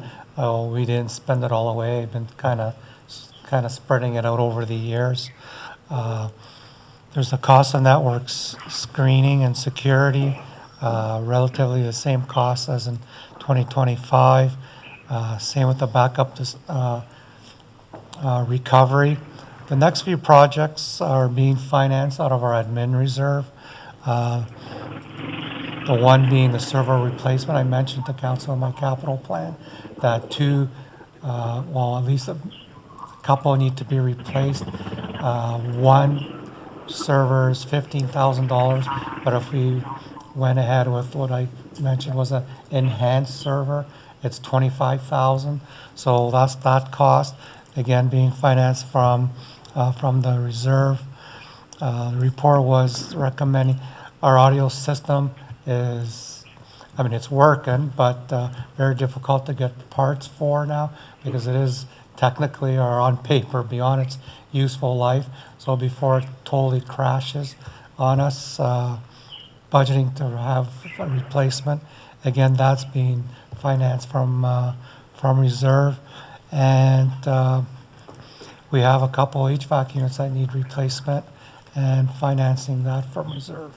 So over time, we were able to build up our admin reserves and now can finance from reserve. So basically no impact on the tax rate.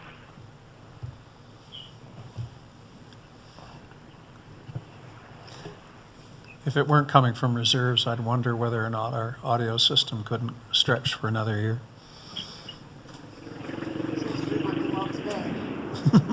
We turn it on. Okay, go ahead. Yeah. Okay, continuing on, page 6 are our revenues, which includes, service charges for our tax certificates. We do get the lease from Rogers for the cell tower, tax penalty and interest, investment reserve. We got a good bump up in our aggregate royalties for 2025. I had budgeted 30. We ended up with 31,150. I'm budgeting about the same. I don't expect it to go lower, but I'm not sure if we'll have the economic activity to get 56,000 again, because it is based on how much gravel does come out within Mono by the private operators.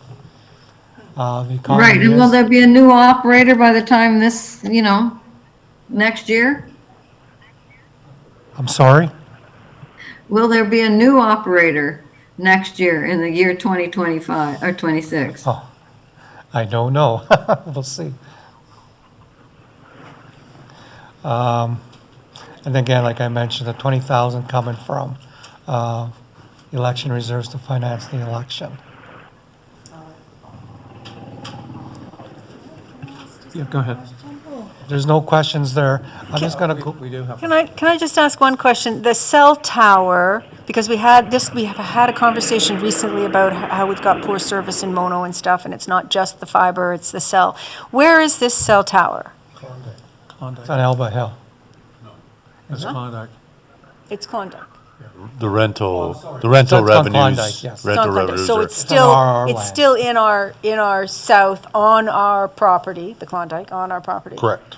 And so, and is this an old thing that, Gates from the 90s. okay, so then that's where to say, oh, hey, we've got some land like, I don't know, Lloyd Armstrong We could Park or whatever, certainly- let's put something. We could certainly try and attract other, It would cost us more money. well, no, the story behind the Klondike was we were approached, I think it was Bell, and they said, we want to use your property, and we said, sure, this is the lease amount you're going to pay. So they pay that annually. And it doesn't look like there's been and it's a lease, so there's not an increase. So when's that lease up? Basically, my understanding, well, the lease works based on some formula based on their revenues that they make off the tower. Oh, So it's not a fixed amount. So some years it may go up and some years there might be a bit of a decrease. But generally, the trend has been going up. okay. Ralph- All right, thanks for the clarification. Ralph, can I get you to mute until you, Thank you, Your Worship. That's just what I was going to say. Although the bird chirping is lovely sound, we can also hear the motorbikes or whatever kind of vehicles going by. So if you're not speaking, turn your mic off. Thanks. It's actually not possible to turn the mic off on an iPhone that I'm aware of. I can turn off volume, but that means incoming volume as well as outgoing. okay. If anybody has any, Should be able to mute. any suggestions, Yeah, you have a mute button, Ralph. You have a mute button. You can mute. where is the mute button? I don't know what kind of phone you depends have. which version. It's an iPhone? iPhone. So it may be, Top left. it may be a small button on the left-hand side above the volume increase and decrease? No, that'll turn off his speaker as well. Oh, right. On the phone call, Ralph, there should be on the top left-hand side, I believe. On the screen? On the screen, if you got the Town of Mono or go-to meeting. No, it's just like, it's just a 1 to 9 screen that you get when you're making a call. Oh, you need to hide. You can hide that? Yeah, I think that, well, I can maybe hide it, but I think it was a transient thing. This guy going by here and he's gone.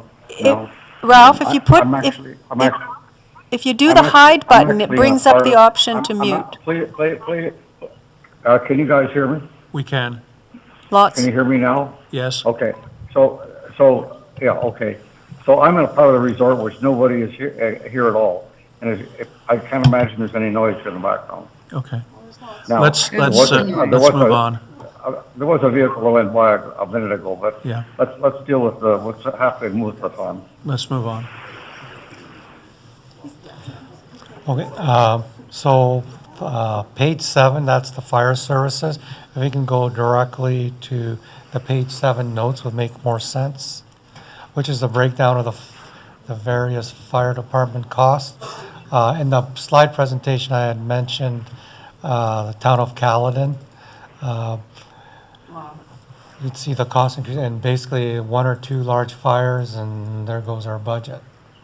As you can see, Orangeville is now stabilized, and the cost increases from Rosemont and Shelburne are on par with our COLA base. Well, they're more reasonable than, say, the Caledon one is. And Caledon is pure volume. You're gambling, while you're projecting how many fire calls you get, that may end up being more than your standard fire call. And the past 2 or 3 years has been our experience. We've had at least one large fire call that costs about $100,000. Jerry Reeves.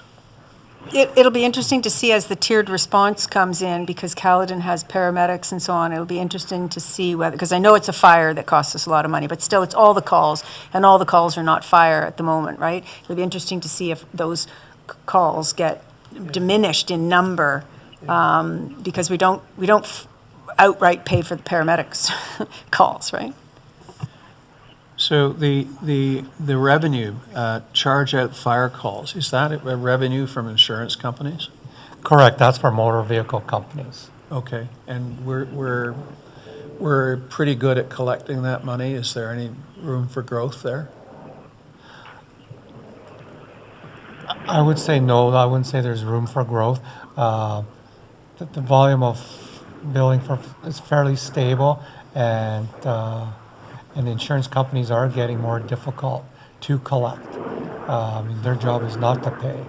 In some cases, it's taken us 2 years to finally get a payment from the insurance.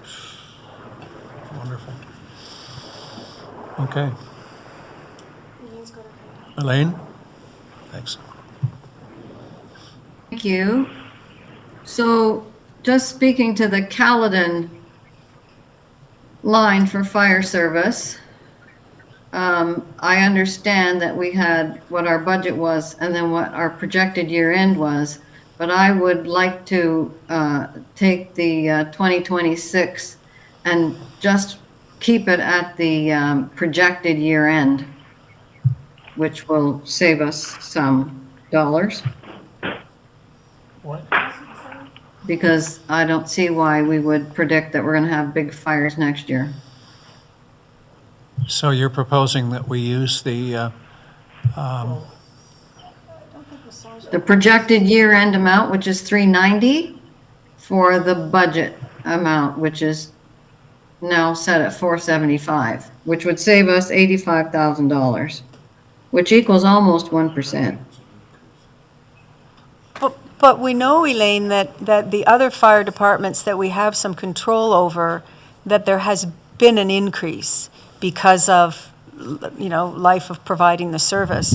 So even though Caledon serves us as a paying by the hour or whatever, there still would be, I think it would be short-sighted to keep it the exact same number, because everything goes up. And then we're going to have to. Yeah, I recognize that, Melinda, but I guess maybe I don't know. Is that 475 what they have told us is what they expect to charge us? Because we budgeted, 2024 was almost 300,000.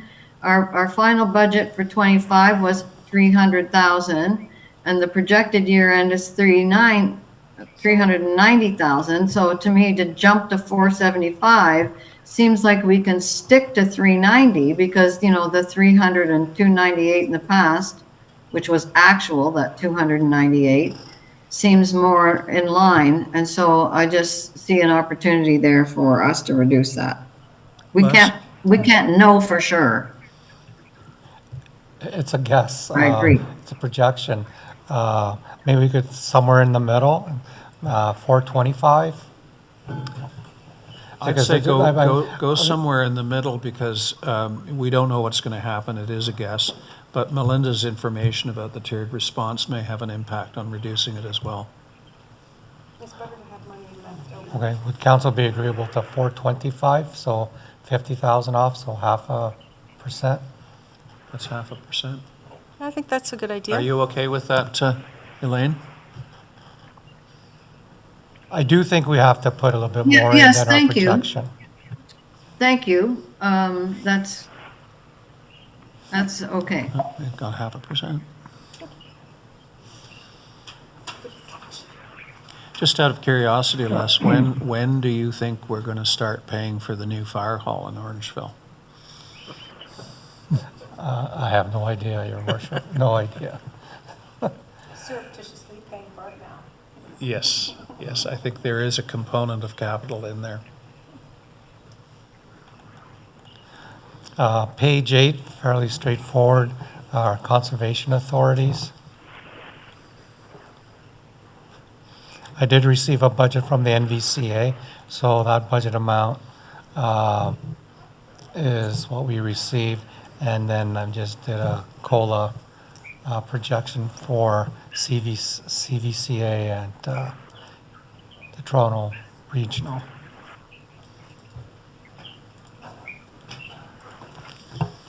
Okay. Page 9, our bylaw enforcement and parking enforcement budget.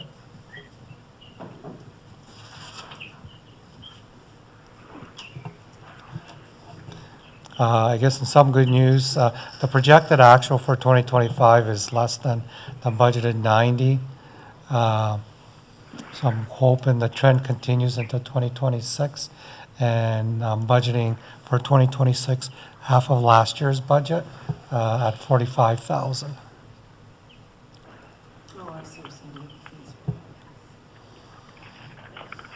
And the parking ticket revenue is fairly consistent, approximately 20,000 per year. On that same page is also animal control. Nothing significant there. Basically status quo. Our legal fees would be better if people just followed the rules, eh? A lot of our legal battles, the clerk could confirm, are property standards. That's the big legal cost.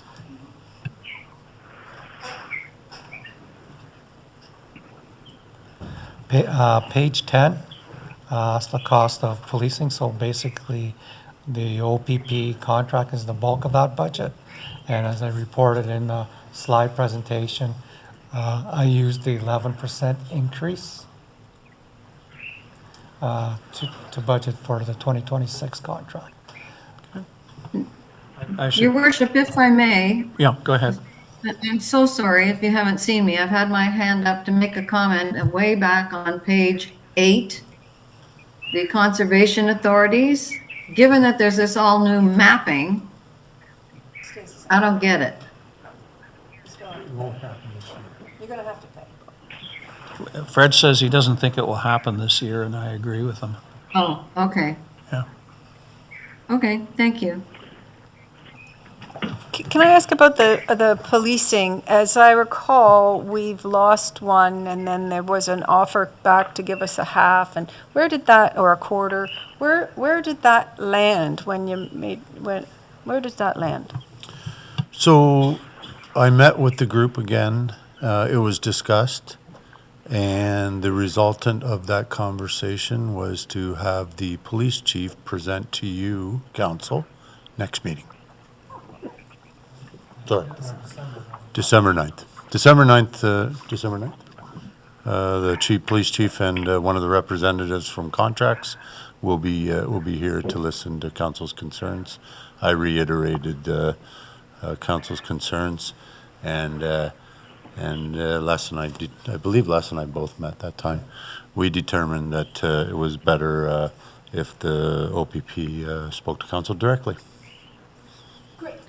Thank you very much. I'm looking forward to that. But that makes us pretty tight if we want to make a change on the, so your information that the budget is in here is for the 1.25 or for 1 point? Because it was that we were going to have to pay more if we wanted the same thing that we had before, right? No. We couldn't get the same. The OPP were not offering a half an officer, and they had worked through their hiring freeze to get us an officer that was provided and presented to council. So the discussion on keeping the same level of service commenced, and Les and I believed it was best that they come talk to you. Yeah. Well, I believe that number I just went that's by the letter. 11%. I believe that's 11%. It's 11% increase based on the notification from the OPP that would max at 11. So, Les, where's the saving from the time our supplemental officer retired to now? Because I was promised a saving if they didn't use paid duty officers to fill in the... Well, that would come when they do their year-end reconciliation. So what they do is they look at what they told us the budget was, and then they compare that to the actual. So if there's any savings from this year, 2025, you won't see it till 27, because they're always that 1 year behind. Okay. So the projected year end is really based on, it's not based on, or predicated on the retirement and the money saved? by No, not it's based having- on the contract they told us. Yeah. Okay. A question if I could. Yes. Line 1295, transfer to capital reserves. Why are we transferring that 218,000 to capital reserves, or why did we? What is that for? That Sorry. was the debate last year as to whether or not the amount of money sent to us from the province to offset OPP costing should either go towards offsetting the police costing or go into reserves. I argued it should be offset. Council decided to put it into reserves. And I would like to think that we should actually pull it out of reserves and apply it to the OPP bill this year. Kind of did half of that, Your Worship. I guess we didn't go over the reserve page, but we did put the 218 in reserve, and then I'm applying that 218 towards roads construction, because it was just labeled capital reserve. I mean, no matter where you put it, it's still going to come off the bottom line. Well, and it's neither here nor there, but for the purpose of transparency, that money was intended to offset policing, and I think ultimately it should be applied to that. Okay, fair enough. That's an easy change. Okay. That's only my... Right, yeah, considering that the projected year end is, $1.2 million something, and the new budget going forward is $1.4 million something, there's $200,000 to help with that cost. Yeah. I think the $1.4 million is very unlikely. I don't think we will see an increase of 11%. I think it will be something less than that, but the treasurer has prudently put in the 11% because we know it will be no more than that. Well, hopefully before And I thought that increase went through last year for the OPP, so it wasn't factored into last year's budget. Is that what we're saying? It did, but the OPP and Solicitor General hired a consultant to look at the cost model, and the recommendation out of that study was that we should be planning for something short of 11% this year.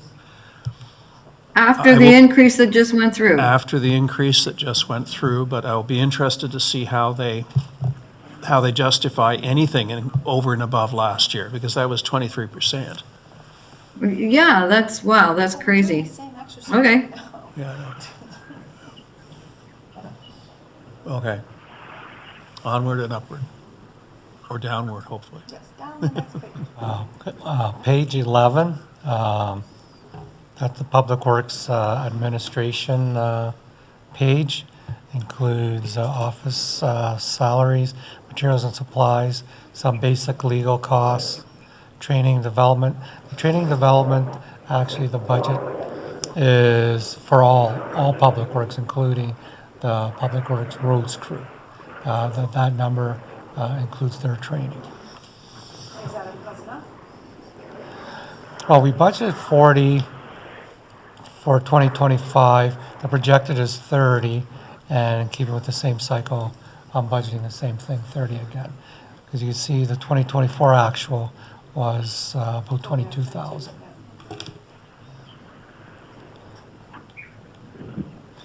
If there's no questions on that, page 12 is the shop next door, which includes the salt sand structure, cost of running that, heat, hydro, the insurance, basic shop maintenance for equipment. There's some transfers to reserves at the bottom. The Public Works Director recommended to put in for future replacement of the solar panel, electric vehicle charging, and roof replacement.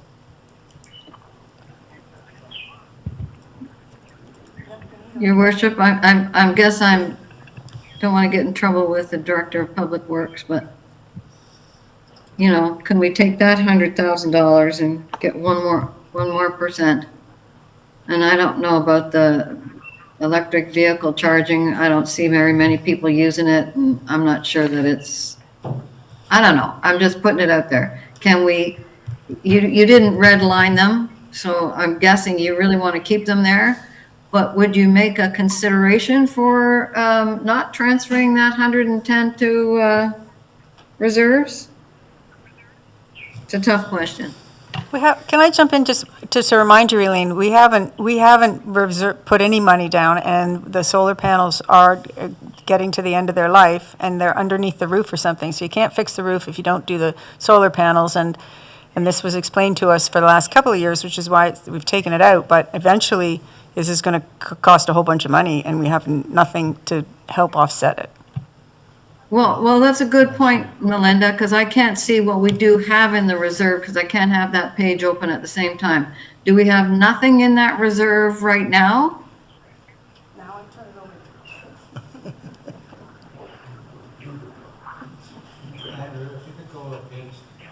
I can't hear you, sorry. Andrew, if you can go to page 2B, bring that up. That's the list of our reserves. So do we have reserves for that somewhere, Les, for the solar panels and the roof? We do not.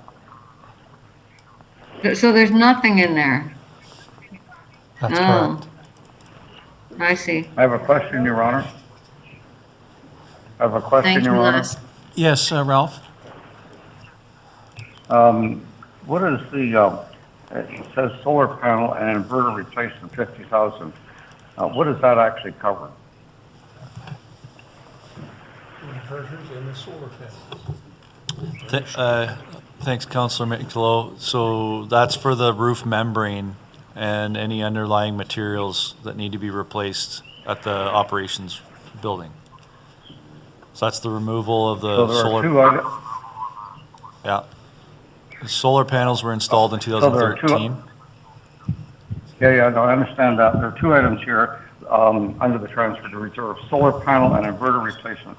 So that's, I get it, all right. So that's to replace all the solar panels that are not doing it yet. That's just in the reserves, fine. Now, roof replacement, are we gonna do that shortly, or the membrane, or what's the plan for that? Yeah, so the roof replacement's gonna be in 3 phases, starting probably in about 3 years. We're patching it this year, hopefully Right. snow's gone. We finally got some quotes back to repair it this year, do some interim repairs, but it's gonna need to be replaced starting in 3 phases in the next few years. That requires the removal of the solar panels and Last year, I had recommended a reserve to replace a couple of inverters, but council decided wanted to replace those as they failed. So there's no real, the reserve will cover the failure of any inverters, but we do need to remove the solar panels and the frames and all the wiring prior to repairing the roof. And the hope is to do that all in phases. And it's And so the plan fairly is to significant in cost, and that was included in the asset management plan. So one third of the roof is about 180,000 in today's costs. And then that doesn't include the panel and the framing. Right. And that's So if is the everything's plan in to perfect replace the condition. panel? 2 years Below. Is the plan to replace the panels when we do the roof or to put the old panels back? I don't think it would be cost effective to install the old panels. The technology's improved so much since then. I think these are about 170 watt panels. I think they have up to, maybe Fred could correct me if I'm wrong, 400 to 500 watt panels now. So the efficiency would go that much higher, and we would have to remove them probably. I think the life expectancy we have is 20 years, and that's probably pushing it now. So, you know, they were installed in 2013, so we're already getting there. So Matt, I guess it's a bit of go ahead, Ralph. a bit of a value judgment, but I think it's a bit of a value judgment, but the solar panels have come down in price significantly, no question, absolutely huge. I've been through this myself. At 20 years, well, you know, it's a difficult situation because we're having to replace the roof, tear them up and put them back down again. And Yeah. perhaps the best thing to do is to come up with new panels. It's unfortunate because solar panels are being used for 40 years or more. So just before I recognize Just a Elaine- comment. Go ahead. I'm not sure what to do. It's just a comment. I'm not sure what to do with it, but that's some background information. Thank you. Thank you. Just a quick question. If we interrupt the flow of power, does that end our contract, our current contract? Because you'll never get a contract like the one we've got if it's 2014. Thanks for the question, Mayor Krillman. I don't think it would. I think if we have the ability to separate it and close it off and do repairs. So if we were to remove in the fall in preparation for a roof replacement in the spring and then reinstall them, I don't think that would hinder it, but I can't answer that question Okay, just 100% curious. right now at this point. Elaine? Thank you, Your Worship. I just want to understand, what is the income generated from this roof right now? Did I forget? 55. Thanks, Councillor Capes. It's approximately $55,000 a year. It was $350,000 to install in 2013. So the cost is really the logistics of disassembling everything, taking it off the roof, reinstalling it. So in the asset management plan, we had kind of aligned those costs, projecting, you know, the removal, the reinstallation, the messing around with all the old framing and updating any wiring. Yeah, so I guess it makes sense. If we're making that income, we should have been putting that into reserve to save it for the rainy day, but for whatever reason, we weren't looking at it that way. Okay, thank you very much. Thanks. Les? Okay, if we're done with that page, page 13, that's the cost of maintaining the road system. The 26 budget column, various lots have been increased to accommodate the cost of taking over Mono Center Road from, I guess, like for half a year. So those, Okay, but so those can I just costs ask on that, Les, because, I mean, that's what I looked at. You've got snow plowing and sanding. Projected year end this year is 410,000. And you're saying next year 430,000, and that's when I sort of thought, gee, that's not much of an increase. That's I was guessing that you hadn't included County Road 8 in that snow plow and sanding, but you say you have. Oh, okay. So Deputy Mayor Nix, thank you. I went through with the operations manager. You got to remember, we're starting June 1st, 2026. So if council will recall, back in August, I brought a growth analysis to council to discuss the download, which I based on our numbers and our figures, we figured it would be around 110,000 in operating and maintenance costs to take over Mono Center Road only.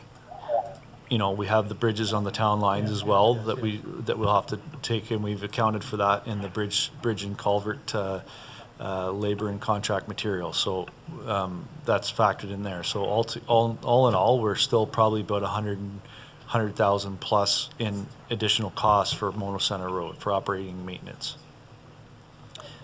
Okay, I accept that. I mean, it's hard, yeah, fine. Yeah, so Deputy Mayor, if you look at the total maintenance, total at the very bottom, last year's budget was $3,093,000. With normal inflation costs plus Mono Center Road, you're up to 3.71. Now, don't forget for winter maintenance, like Matt said, we're taking over in July. You only got about 6 weeks of. November, December. Yeah. Okay. You'll see the impact next year's budget. I have a question of Matt. Yes, Ralph? And then Elaine? Matt, could you review for us, when you presented the costing of the takeover of Mono Center Road, and there was a figure that the county was providing us so much money, and you had a costing estimate of that it was going to be quite a bit more than that. Can you remind me what those numbers were? Yeah, thanks, Councilor Minklo. So in my growth analysis report that I brought to council in August, this past August, I figured about 110,000 for operating and maintenance, and it was about 6 million in capital over 10 years. Right. And how much were we getting from the county? 189,000 a year over 10 years. Okay. So I would recommend that money So goes that, into the road reserve, road and bridge reserve, when it's received, and Right. if it's, I'm assuming that- we're going to receive it.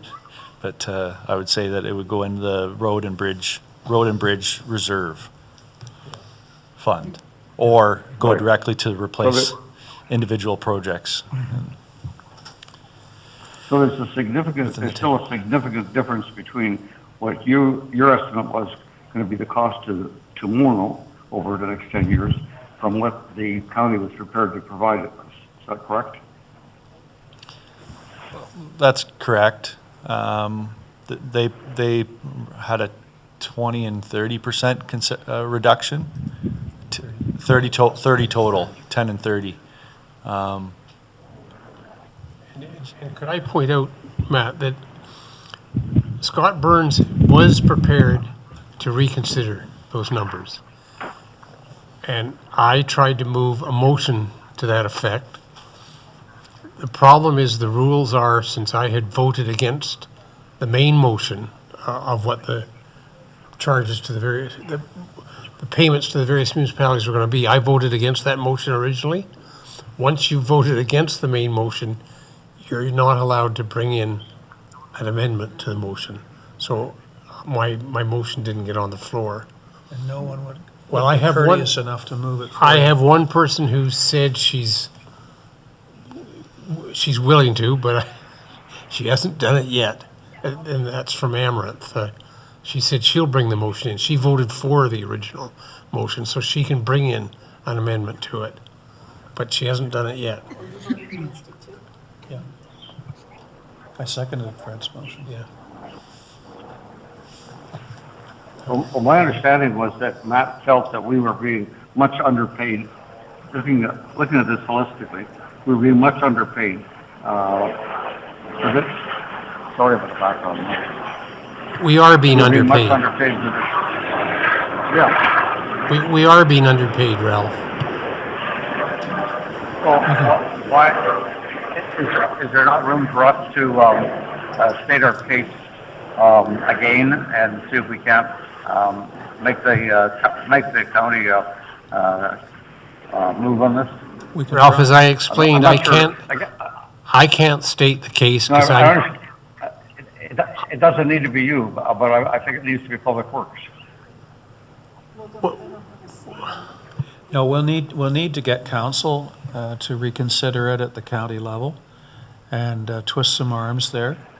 Because, you know, sometime in the future, they'll need us to move reconsideration. Thank you, Mayor, for letting me Okay, so speak. you don't think, Oh. you don't think that that Matt himself, because he's, you know, he's a part of this, cannot point out the discrepancy between what it's really going to cost and what they're providing it, and ask them to reconsider it? It's not an approach that's viable. Doesn't matter. he can do that, Ralph, but needs council, Scott Burns needs council direction. And the only way he can get that is for someone to introduce a motion. Right. Okay. Can I jump in with a thought also that, I mean, it's really apples to apples here. I mean, it's us, the taxpayers, that pay our county tax and our municipal tax, and the roads cost money, and it's whether the money comes from if the county council has already decided that in their budget, they've decided to download all these roads and structures for such and such a cost benefit thing, and you've already agreed to it, then that money is in their budget. And if we're asking for more money, then the budget has to be changed. And where is it the county get any money from except for us already? But Melinda, it not affects the exclusively distribution. It affects the distribution of which municipality pays how much. Well, I know, but And- how could it be opened up if they downloaded to all the municipalities in Dufferin County? They wouldn't make just an exception to say, oh, yeah, sorry, Mono, we should pay you more. It's Mono You have and to pay it's- everybody. It's Mono and Amaranth that are the big losers in this. Orangeville and Shelburne are the big winners. Okay. That explains everything, unfortunately. Okay, Elaine? Thank you. There's just one little line that I just want to understand on page 13, the emergency storm washout labor. So we've budgeted it and never spent it for the last 2 years, and I wonder, you know, are we going to spend it this year, or should we nickel and dime and take 5,700 and not put it in the budget? Thanks, Councillor Capes. I think this item was put in back in 2017 when we had that significant storm event. Fortunately, we haven't had to use it that often, but it's there. We do still get significant rain events and storm events that we could pull from this item, but if it's there, we have the ability to use it, right? That's up to council. Okay.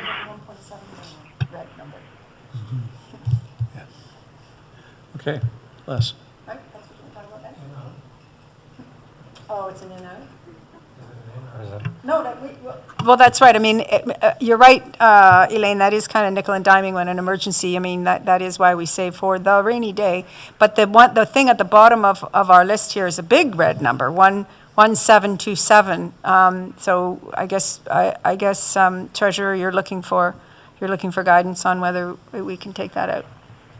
Correct. And that's the notes on the next page. Oh, sorry, I didn't know where you were looking at that.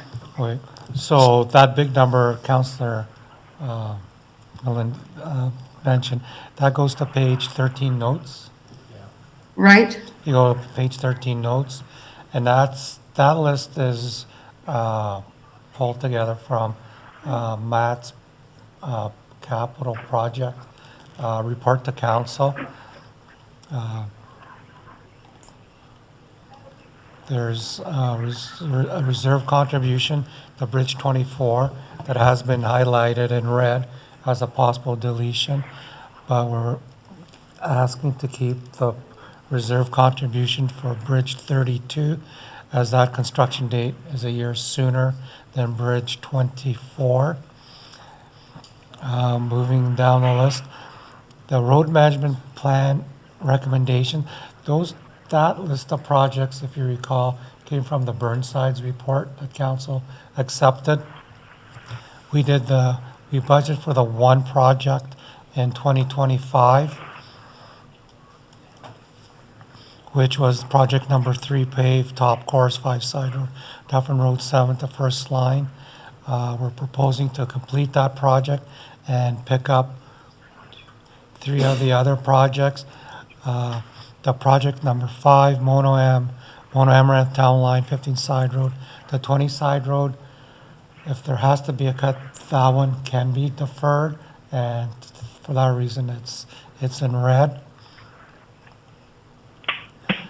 Mandel Subdivision, that project started 2-3 years ago, and it's the one that we have been delaying, but not a potential. And then the very bottom, the reserve for resurfacing of 200,000, and then the fence repair reserve for 2,000. It's highlighted in red. So all those possible deletion column numbers in red do add up to the 1.7 million. Thank you. Yeah, Thank you very much, I'm Mark. grateful to staff Mark, for I missed for one. making those red line adjustments, and I'm not going to mess with them. Thank you, Mayor. Can I ask for clarification just on, so this morning we had a presentation, the workshop on the capital, financing our capital assets going forward. Then their data that they have taken is our previous data. Costs, the reports that Matt has put forward, the road asset and all that, with and in those reports have specific dates that things would be best done, like it says in here, 2029 and 2028 and so.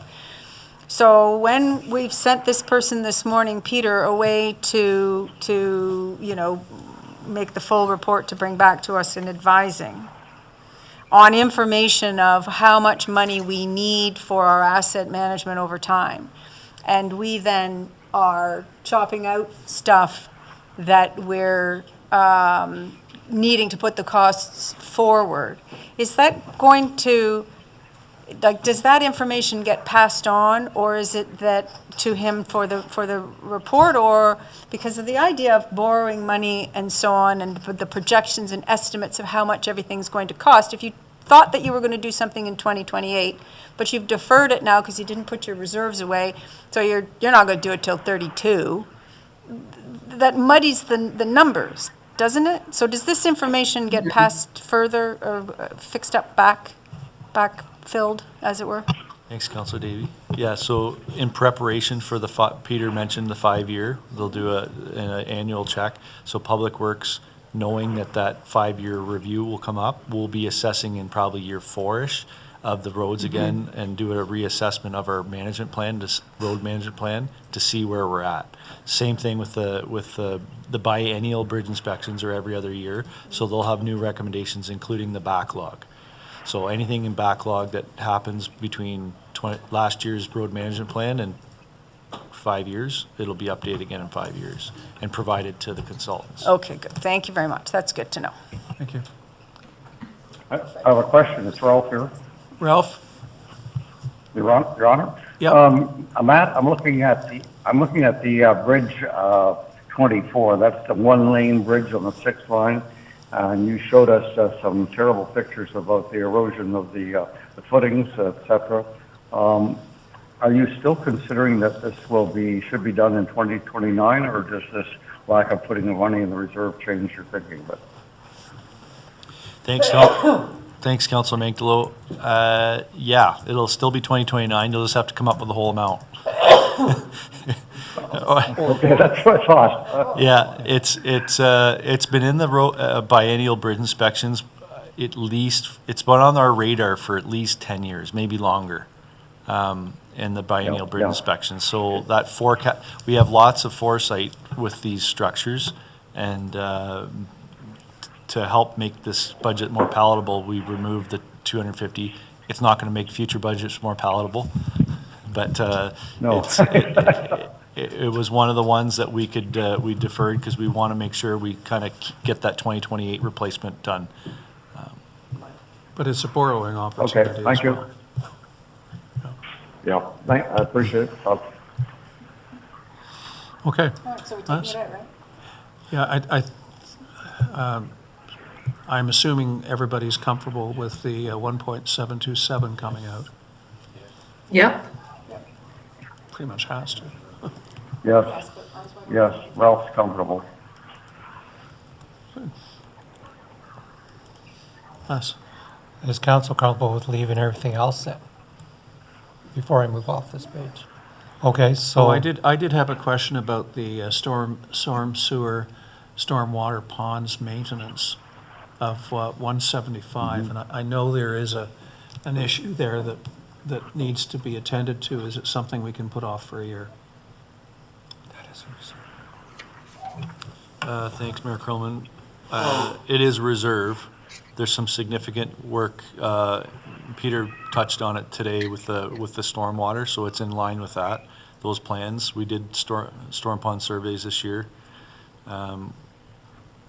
It's all to fall into that compliance with the CLI ECA that we have there, the 25,000 with the province. So meeting those mandates and making sure we're staying on top of those. Some of our ponds are 40 years old. Cardinal Woods, phase 1 and 2 are in the 40-year mark, haven't been cleaned out. So we're trying to do some as much of that stuff internally as we can, but there's other things that will need to be done externally. How are they functioning in severe storm situations? Well, that's the risk. Depends on the type of storm. But we do inspect them and do some hand work and some machine work every spring and fall to ensure that they flow appropriately. But the ones on Riverside Drive and Cardinal Woods Phase 2 are difficult to get to. They're kind of landlocked. There's no real good access without going through easements and side yards. So they've been okay. We've run into challenges with Medill in the last few years ago. Council may recall it was full. We had to spend a significant amount of money in there cleaning up the vegetation and some beaver dams and some grade. It's fairly flat over there too. So we do spend a lot of operating time down there in preparation, especially when you have a significant snowfall winter and then some thaws. So there is challenges, but we have been able to manage to stay ahead of it. The last 6 years we've been focusing a lot on it, and the guys are focused a lot more on it. So it has been good, but again, the older ponds, Starview has a couple ponds that are on private lands that have easements. All those need to be kept a close eye on. So Too bad those can't be local improvements. what's that? Sorry. It's too bad they can't be local improvements. Levies. It's a joke for less. Yeah, right.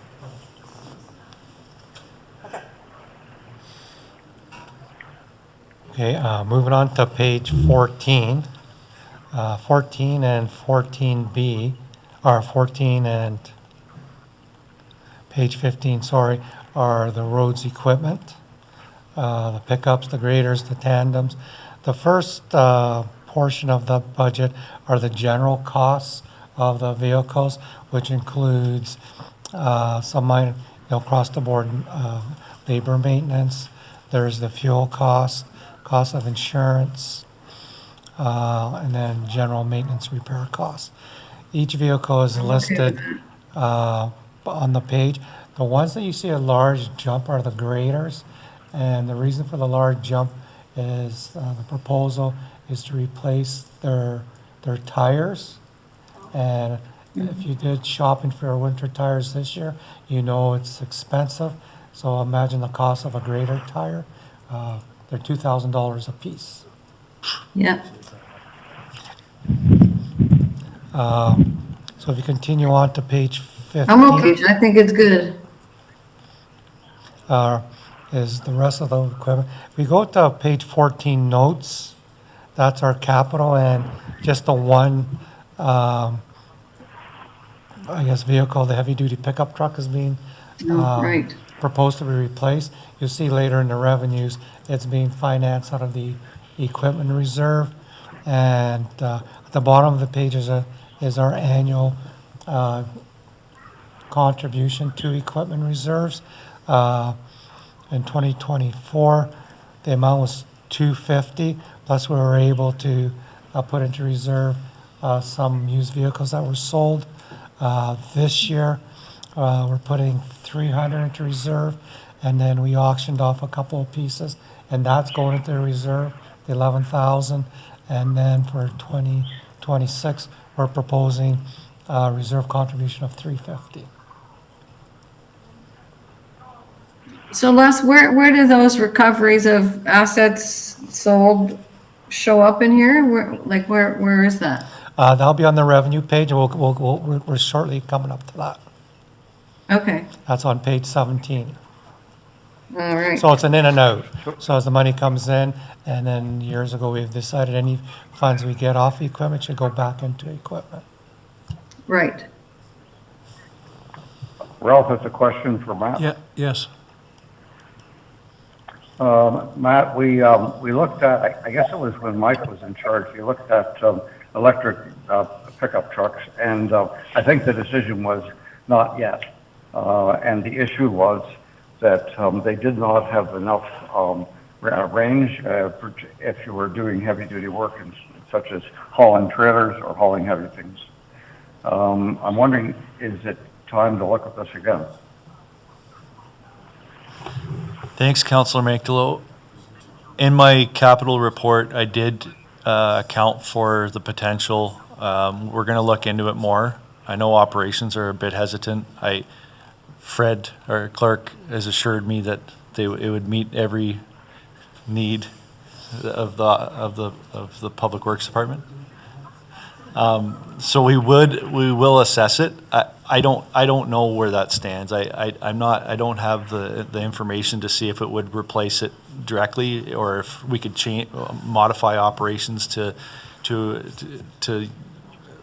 purchase an electric vehicle at this point. But we have, and I know the prices of the trucks are coming down. Les put in 10,000 for a charging station.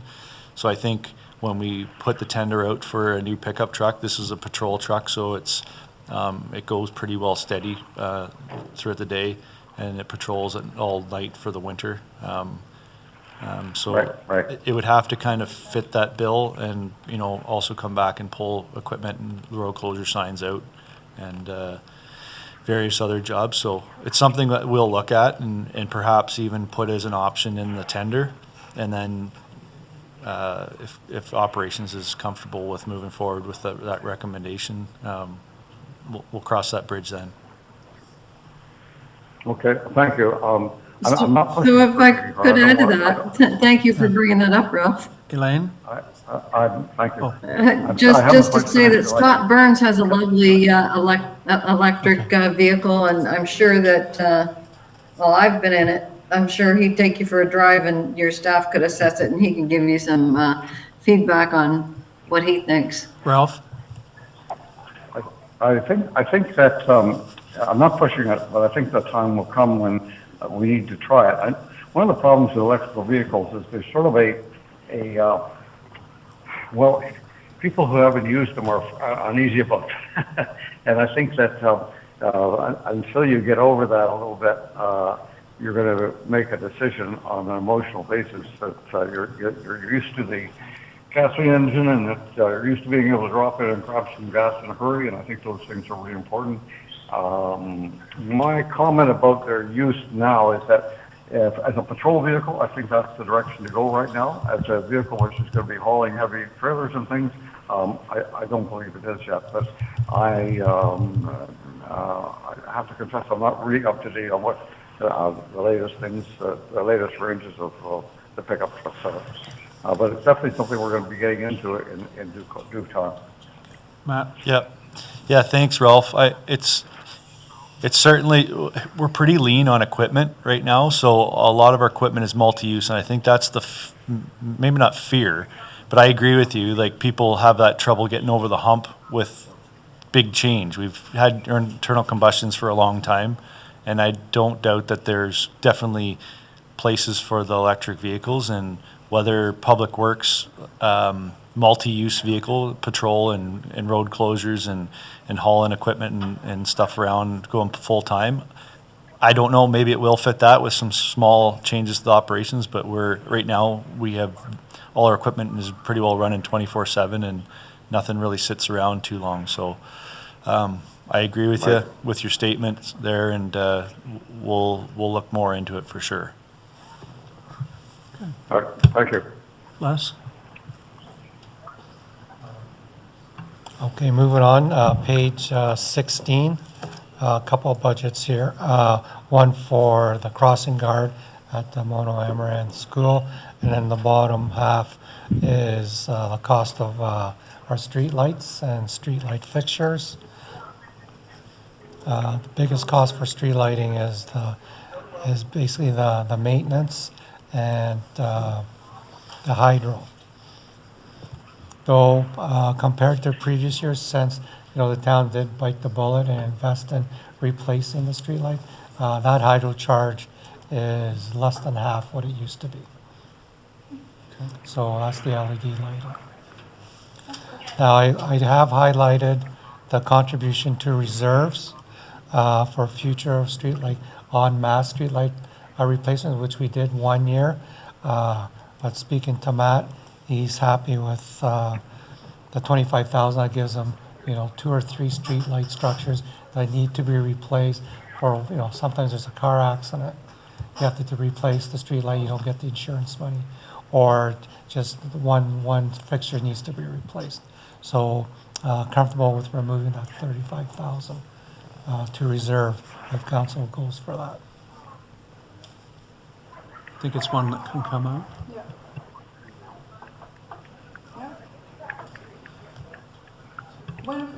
When are we going to have to redo them all again with the whole life thing? Thank you. Thanks, Councilor Davey. So this is a good example of something that we generally know what the useful lives are of streetlights. Cardinal Woods Phase 1 was constructed in '86, I believe. We focused our we're not going in and replacing every light just because. We're kind of focusing on the ones that are degrading at the top, right? So 40 years old, they are starting to spall. The concrete's popping off on some of them. There's new heads on them, right? There are different components to all these lights. There's the wiring underground, there's the concrete post, there's the head, like the arm, and then the actual light fixture head. So every year we replace 2 or 3 of them, of the poles. The poles have gone up significantly, and they're just like a standard concrete pole. Those run in around 10 grand now per pole, not including with installation is a little bit more. Whereas you go into Fieldstone, they have the decorative concrete poles. Those are almost double in price. Now those were installed in 2014. We may have to change that, but right now we're happy with inspecting them regularly and replacing them as they go.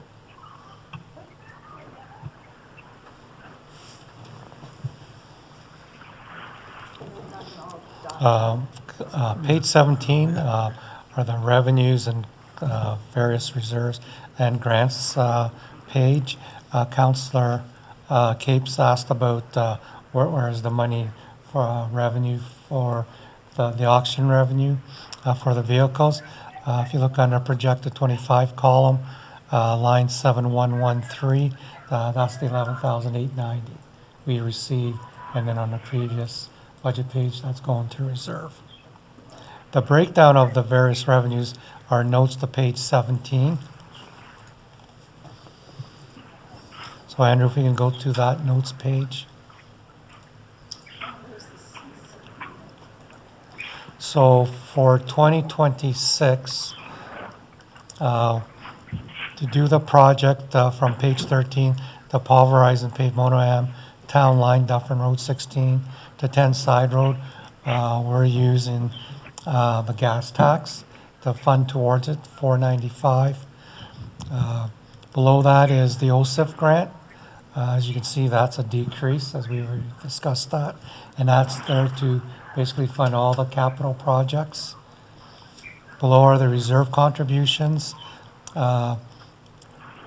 In years, we have some capital projects that come under budget, so any unspent capital budget funds I put into a reserve I call the unexpended reserve fund. We are now utilizing that this year. We did utilize it in 2023. Now there's a little, kind of adds up a little bit. Now there's a significant amount we can use to help finance capital of 106,500. We're using the cap, we're using 85,000 to fund the heavy-duty truck. Now, we mentioned the OPP. This is where I slotted the 218. I'll take that out and put it back towards the OPP cost. So at the end of the day, the net effect Doesn't change anything. but I doesn't think change it's the more- bottom line. more But accurate. you're absolutely right, Mr. Mayor, that it better reflects what that reserve was for. Okay, thank you.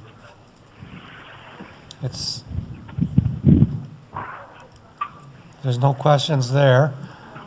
Page 18 is our landfill site. This year, every other year, we bring in the contractor to do the wood chipping. So 2026 is the year for that. An annual cost is line 1259, the well monitoring, and that's RJ Burnside's monitoring. So that cost has stabilized over the last few years and basically around $25,000 per year. And then we budget annually about $8,000. If the public works crew has to go out there and move things around, just general landfill yard work.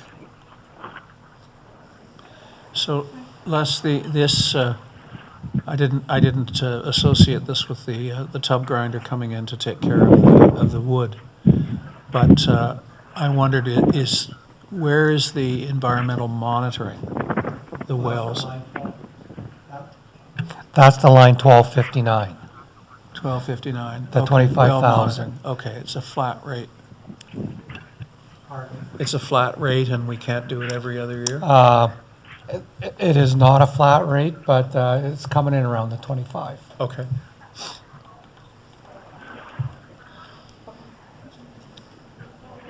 Page 19 is our cemetery and Mitchell Church budget. The biggest cost. I am sorry, I had my hand up Oh, for sorry, page Elaine. 18, Mr. Mayor. If I could. Yes. So page 18, I know you said something about this, but I'm sure I'm not understanding. Line 1116, the wood chipping contractor. We didn't spend any money last year. I guess I just don't understand what this is a little bit, if you can help me with that. Sure, Councillor Thank you. Capes. At one point, it was an annual cost. What that is, people bring in their brush, yard, tree limbs or whatever to the landfill, and we bring a contractor in, and he chips it all down, and I guess it's spread across the landfill property. We're at a volume now that it's not required annually, so you are correct, it was not done in 2025 this year, but it was done in 2024. So the cost is a little bit less compared to 24, and for 2026, we're budgeting $20,000 to do that. So it's not an annual cost, Just it's out of, every 2 years. right, so we think that this year we're gonna have to spend that money, but let me just ask this silly question. How much does it cost to buy a chipper?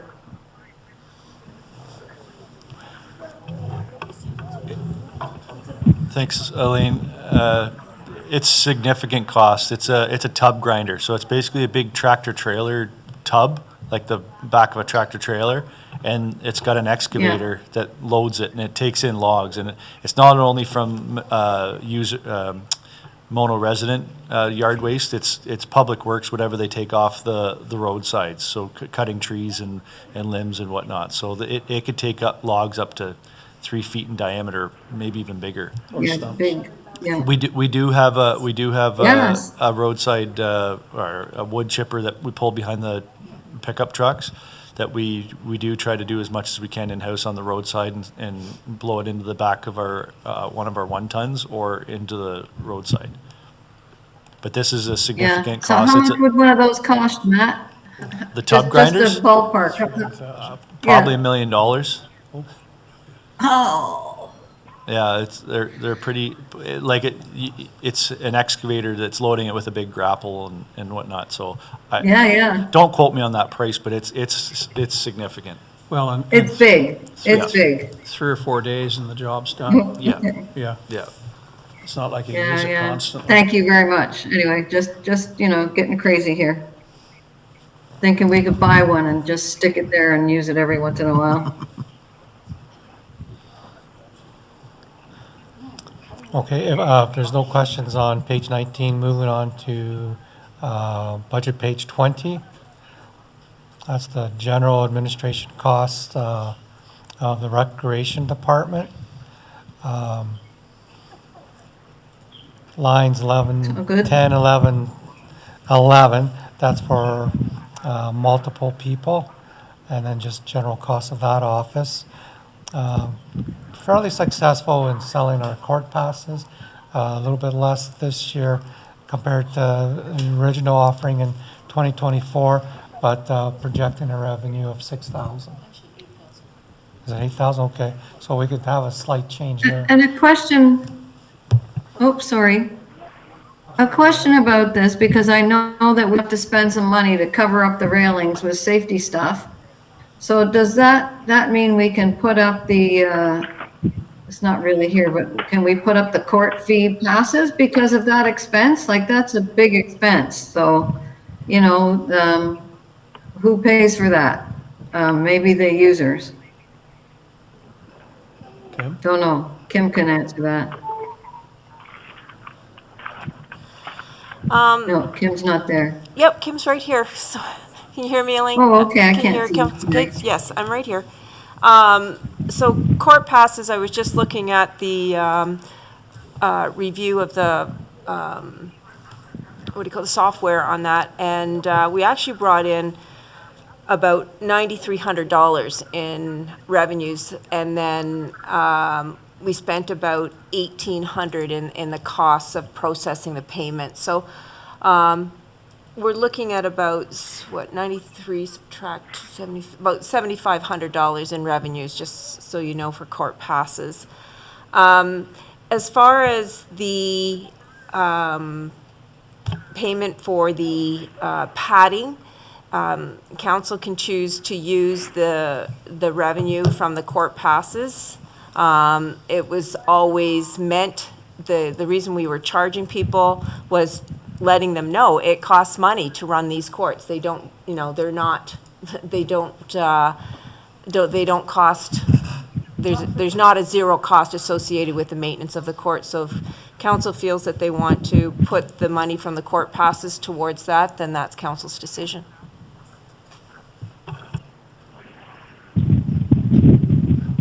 I would be okay with that. As far, I'm sorry, I didn't answer the second part of your question there. I apologize. As far as upping the cost of court passes, it's $30 right now for an individual, and that a family would be, each person in the family is $30. I believe we maxed it at $100 for a family. And then any non-resident, the pass is $50. So if council feels that they want to up that, as far as feedback that we received regarding the $30, we did have some people question why we were even charging anything at all. Again, our response to them was letting them know that the courts do cost money to maintain. I feel, I feel $30 is a fair amount, but again, that's council's decision if you would like to up the cost of the pass. Yeah, thank you, Kim, and you did bring that to us for consideration, and we did talk about that. So I was just throwing that out there, but I like the idea of using the revenue that we generate off those courts to pay for the expenses that come with them. I like that idea too. It's transparent and gives us a way of explaining why we have a charge.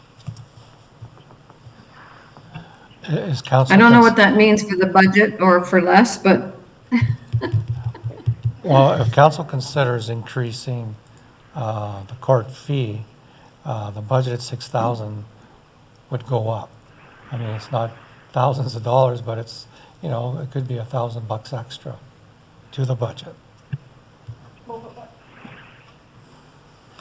But if we know, I thought that we were going to edit the number, that we know that our projected, or that our final for 2025 is going to be $1,500 more than what's there.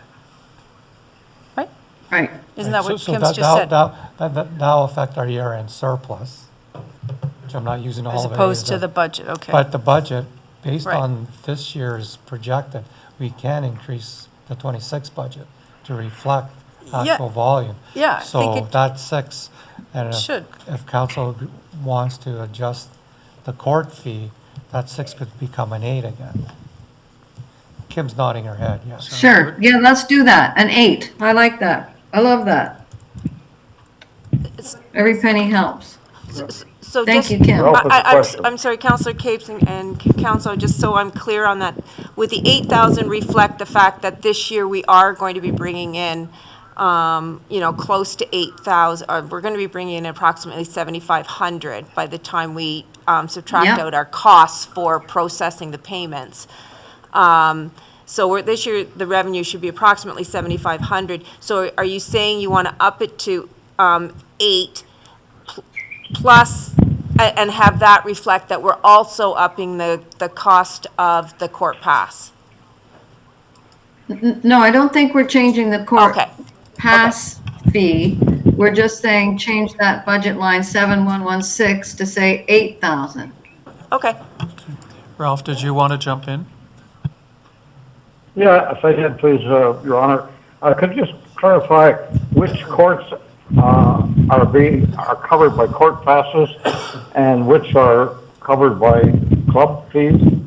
The court pass covers all of our courts, so that includes pickleball, our 6 pickleball courts, and our 6 tennis courts.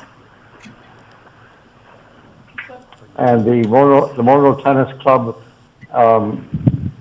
is there any more revenue that comes from them? No, we That's do just not through the receive court pass. any revenue from the clubs that use the courts. This money is strictly so from everybody people who are not members of either one of those 2 clubs who would like to play on our courts, so we give them the opportunity to play at a reduced rate from what they would pay to belong to a club if they prefer not to belong to a club. Right. Right. And I understand the club rates. Does the town get anything from the club itself? No, except I should say, in the case of the Mono Tennis Club, we do share in some of the capital expenditures, such as the recent resurfacing of courts 1 and 2 at Mono Center Tennis Courts. The cost of $46,000 approximately was shared 50-50 with the club and with the town. Yes, thank you, I remember that. And what about the pickleball club? Do they bring any cash back to us? At this time, there's no revenue received from them. We do not have an agreement with them. I will let you know that when the courts were built, the pickleball club received funds from the New Horizons grant. They received $25,000 in funding from a New Horizons grant towards the construction of those courts. They shared approximately $18,000 of that $25,000 with the town of Mono towards our project, which costs approximately $300,000. Got it. So my question to you, Kim, is do you think there's any room for us to charge for the use of these clubs? I'm going to be Charge bringing, the clubs for the use of their I am going to be bringing a report to council regarding the present lease agreements that we have with our user groups, and a suggestion of that nature may possibly be within my report. Okay, thank you. Great questions, Ralph. Thank you, Mayor. Yeah, so one of the the impasse that we're at now with respect to, you know, should we increase the pass, which I know that you just said, Elaine, that wasn't what you were suggesting, but that may be what happens in the future. What we're doing now is data gathering to really get a handle, now that we have electronic booking and we've got all these facilities to use, whether our actual Mono residents prefer the ad hoc, have a pass, play whenever you'd like, or are they more interested in clubs, which actually then should be renting or could be renting the time from the town, if we're not in the middle of trying to coordinate with grant, you helping them to get grants and then sharing the funds and those kinds of things for capital investment. If we're just going forward, we need to know really what the residents of Mono would prefer, right? Just for council's information in regards to that, in this past year, 2025, we have gathered the data and we sold a total of 250 passes this past year. Out of that 250 passes, 140, 180, approximately 190 were to Mono residents / families. Right, and that's what I was going to mention. There are a lot of people who are not Mono residents who like to use those pickleball tennis courts and pay for, like with a pass, and belong to those clubs. Well, that's it. The discussion becomes when a club has their own courts and their own, you know, I belong to multiple private clubs over my lifetime, and they're owned by the members, and the members all are using them and paying for it and cooperatively enjoying it. Whereas this is a municipal resource, that the question then becomes, is the municipal resource being used by another entity, not just the taxpayers or as you say, I mean, outside people, we've got a fee for them. It's not that we're excluding, it's not we're being exclusive, but that we're being not exclusive for, you have to be in our club to be able to use our courts at a time that is a reasonable time to play, right? Okay. Les?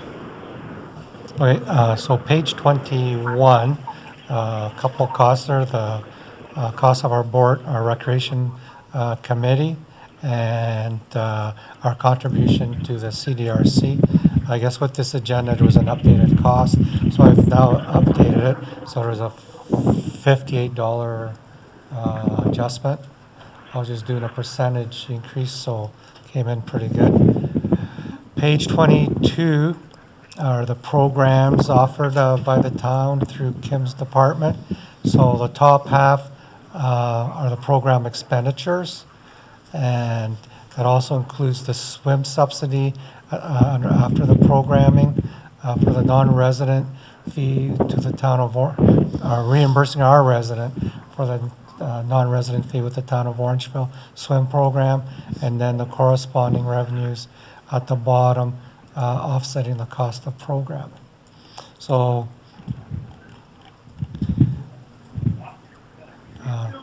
generally, the net costs, not a huge increase from 2025. The next two pages, pages 23 and 23B, are all the parks within the town. So each park has its own budget. Nothing big as far as change in maintenance costs. If we go first to budget page notes 23, that's the breakdown of the capital for Monora Park, Purple Hill Park, Mono College, and Mono Center Park. There's some numbers there that are in red. Those are the reserve contributions for Mono College Park for playground reserve and tennis court reserve. So those are the reserves that I mentioned that we are saying that council can cut. Can I ask a question? Yes, Elaine and then Linda. Okay, so thank you. It must be windy where you are, Ralph, because all I can hear is the wind blowing in the microphone. So line 1290 for Purple Hill. I would like to replace that playground for the reserve that we have of 104,000 and take that 250 out. That gives us a couple of percentage for saving on the whole total budget. 2% added to the other 0.5%. And I know we have a specific footprint for playgrounds, but as I've mentioned before, I think $250,000 is too much money. And I think we should look at something different and be creative about it and engage the community in what they would like to see there and not get taken away by the fancy catalogs and fancy suppliers of playground equipment. I know when I was a kid, playground was the schoolyard. You have to walk to the schoolyard to use either swing or what else did they have? I don't even think we had a teeter-totter. It was just swings. So I think the whole playground arena has gotten out of hand. So I'd like to take that 250 out and just use that 104 from the reserve. Can I Sorry. can I speak? Go ahead. I have to respectfully disagree, Elaine. Things are different now than they were when we were kids, and it's not acceptable to have playgrounds that aren't up to the safety standards and so on. And at the moment, we have a playground there that is on the verge of not being safe, and so we need to replace it. And I do believe that Kim did consult with community members from our RAC committee and actually even young people to come up with these plans for the new parks that are having. But I'll let her speak to that. My question was, Les, on this page 23, the two numbers aren't the same in the red. Why is that?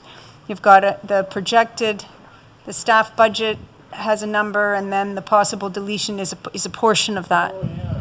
Why are those ones different this time? It's in the notes page. The Oh, difference sorry, we is in didn't the get notes there, page. sorry. Yeah. So like for Mono Center Park, the total capital is 28.4, but the 23.4 is a reserve contribution. They're taking it. I see that now because we're leaving a couple things in, right? The padding and the chess table. Okay, thanks. Yes. Go ahead. I agree with what Melinda said about the playground equipment. Elaine, I'm sorry. I think we have to redo it. Well, I'm going to side with No, I'm not saying don't redo it, and I'm not saying don't fix it, don't make it safety standard compliant. I'm saying reduce what it is we replace it with so that it's not $250,000. That's all. Ralph, you're the tiebreaker, Ralph. I Well, was just, thinking back to my own childhood, and I thought I had a pretty good childhood with a lot of playing, but I never did have a playground with swings and all those sort of things. However, when I had some grandchildren, one of the things I do when I was taking care of them was take them to the playground, and it was always an important feature for them. And I think that times have changed. Maybe there is a cheaper, less expensive devices and equipment that's available. But I think it's a part of a playground right now to have some swings, et cetera, et cetera. So I would support continuing with playground equipment. But I think what you really said, Elaine, was make it cheaper, and I would be happy with 250,000 is a pretty big price. But I haven't priced these things, so I'm not sure. So maybe, Kim, you could think about what other alternatives might come up with a useful playground. You know, we want a gym that can climb on, they want some swings, some other things they need. and that's less than 250,000. I agree, it seems to be a big number. Congratulations, Ralph, you didn't break the tie. Congratulations. Well, I haven't heard my reasoning yet. Kim? Very respectfully, council members, first of all, our parks, we presently have a present standard of service that we provide at each of our playgrounds. And the replacement of a playground for $104,000, we can certainly look at that. I can tell you from my years of experience, I believe this last playground I just did was my 7th or 8th playground that I've now replaced in my tenure with the municipality. And I follow the prices, obviously. I follow what's going on out there in the market and what other municipalities are doing. And I also follow what our Ontario Parks Association and the Canadian Parks Association say, and how the importance of parks and playgrounds. It's not just the physical attributes that they bring, it's the social and the emotional attributes that they provide, not just for the children, but for the caregivers that go to the park to take the children there. So for $104,000, when you do a playground, you have to look at that. $104,000 would get approximately $35,000 worth of equipment, because when you do a playground, you take your budget for the playground and you go a third, a third, a third. So 1/3 is for the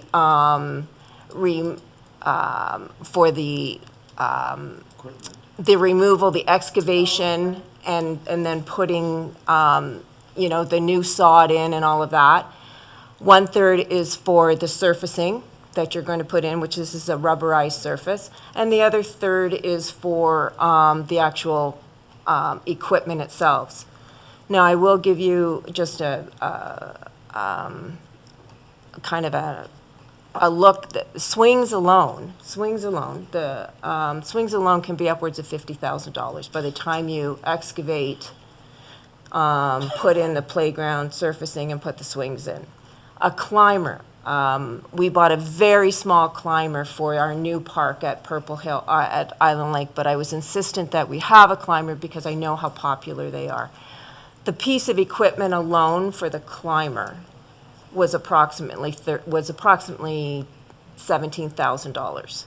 That's just the piece of equipment. So that climber alone, for a small climber, was about $51,000. So the playground that we just put in, was $250,000. And I'll be very honest with you, council, that is, compared to other municipalities, we're on the low side. We are on the low side for what we spend. But if council wants to put, more than half, like if you want to reduce it by more than half, you're going to get a standard of a playground that's going to reflect that. And I look at the residents up in Purple Hill, I look at, what the community is up there and how they're going to respond to that size of a playground. We already had a petition from Purple Hill about this particular playground 18 months ago, right? I mean, it's due. And the staff has already given us a budget, which we've just spent hours going through, and we're not even finished, that has removed a number of things, and that not removing this one isn't going to make or break. We're still going to get down to our, now, albeit it's a lot of money that we're having to increase, but we just got the assessment this morning, right? Stuff's costing money, and this was not on the block. I think this would be disappointing to the people in Purple Hill. Well, I think, a 14% tax increase will be disappointing to the people in Purple Hill. And we'll find out in spades on the evening of the 18th. So I'm happy to see it stay in, but we've got to find other savings here. So I'll reserve judgment until we finish the whole process.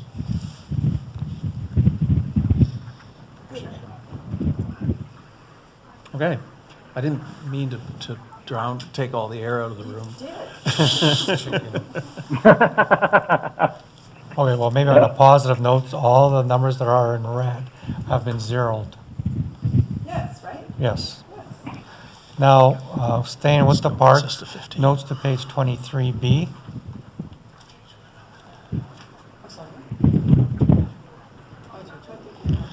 So there's the contributions to reserves for playground for Medill Meadows and Hannison Parkette.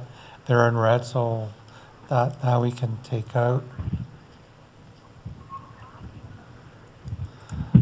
Same with the reserve for tennis courts for Lynn Gibson. I mean, they're new courts now, so not an immediate need.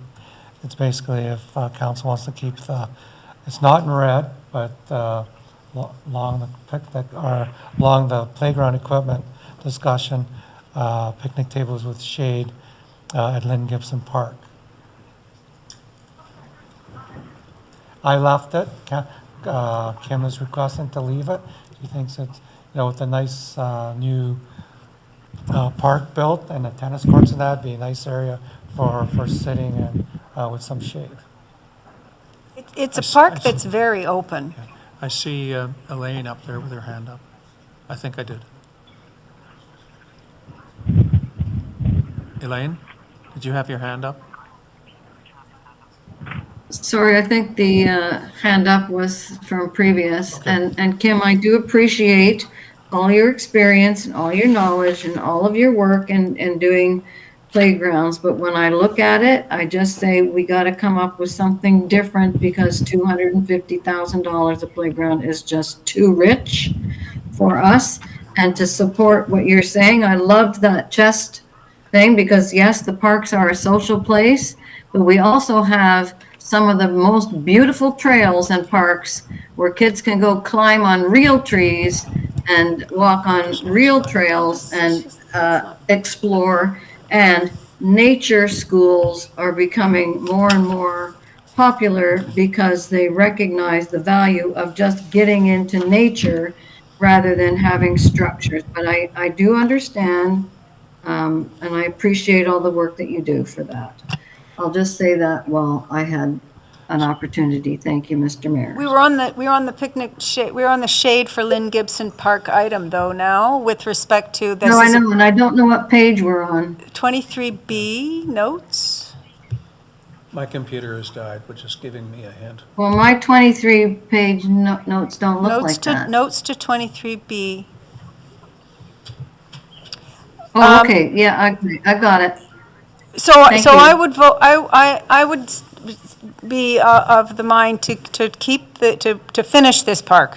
We've been forever, the whole time I've been in town here, we've been talking about this park. It's now finally, people are using it. When somebody at when I was talking around to the ladies at the Menorah Pavilion 3 R's Bazaar on the weekend, there was somebody who lived near there, and so she's so excited about using the courts, and well, I've heard that people don't want them there, and the parking's a problem, but we're really enjoying them, can't wait for the spring to come back again. So the Lynn Gibson Park's really being used, and you're obligated, there's no trees there, you're obligated to give the people some shade, because, cancer and all that, so I think we need to do that. I don't think we're obligated, but yes, I know. 4,000 for the tennis. But didn't Kim give us a picture of a shaded thing with seats around it? Yeah, but Elaine, the question was that on 23B, everything is red, everything is thrown out. No, it's not. Except for the picnic table. So are we leaving the picnic table in or not before we move to the next page? Yes, we're leaving it in with the shade. Well, yeah, I wouldn't take it out. I'm okay with taking all the red things out, but I'm not touching any of the other stuff there. Okay, so moving on to page 25, that's the Mona Center Hall.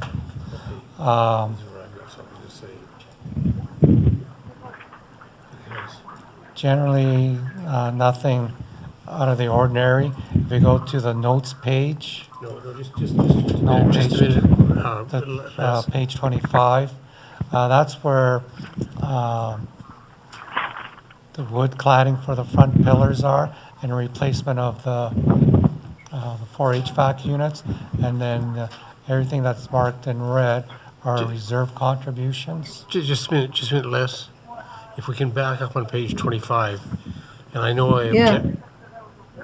I object to this every year, but Mono Community Center, which is a great building, and is costing us $379,000 a year, and we're renting it out for $49,000, which effectively means our taxpayers are picking up, $250,000 to keep that building. I doubt that Kim can raise the rental. Well, we've already agreed on a 20% increase, which does a minor little bit, but this, and I'm going to say the same thing about Menorah Park. Between those two buildings, by my calculation, if you take the total cost of operating those buildings minus what we get in rental revenues, we're leaving our taxpayers to pick up $470,000 a year in tax money to pay for those two buildings. That's 4%. That's great, but given that we got a 15%, a proposed 15% increase in our tax rate this year, I have trouble with these next two pages. I don't know what you can cut. I would point out, Kim, that,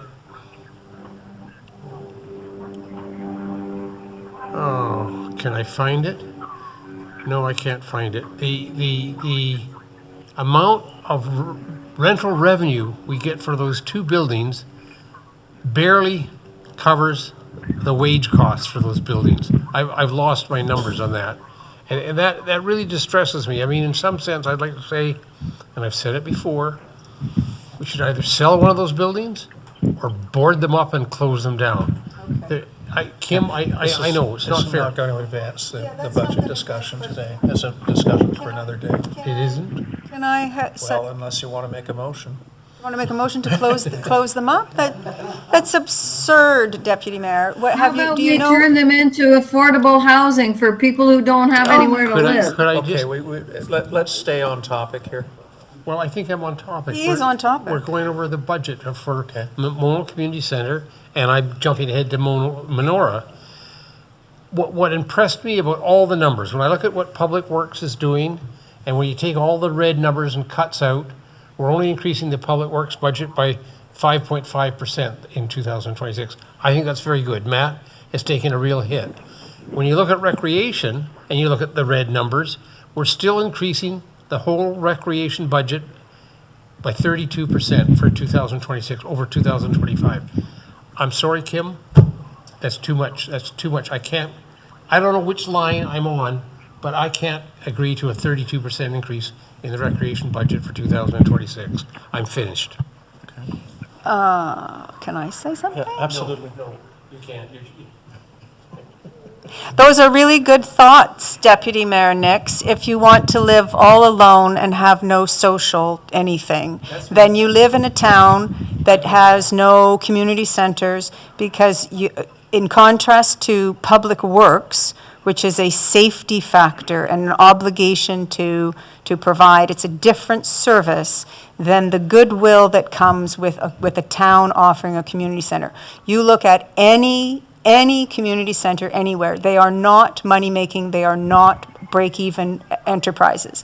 There is They a, have to be. yes, But well, $470,000? so instead of coming up with the ludicrous idea, we just had a children's party, we've got Winterfest there. The other night I was at Menorah with 20 ladies doing a painting thing. There's guitar lessons. There are community things that are extremely important and short-sighted for you with your grumpy old man attitude of I want to live alone. Okay, let's be civil. That's jokey, but that it is important to the community. So instead of saying let's hack away at it and oh Kim, I can't, whatever, how about I wonder how could we improve the rentals there?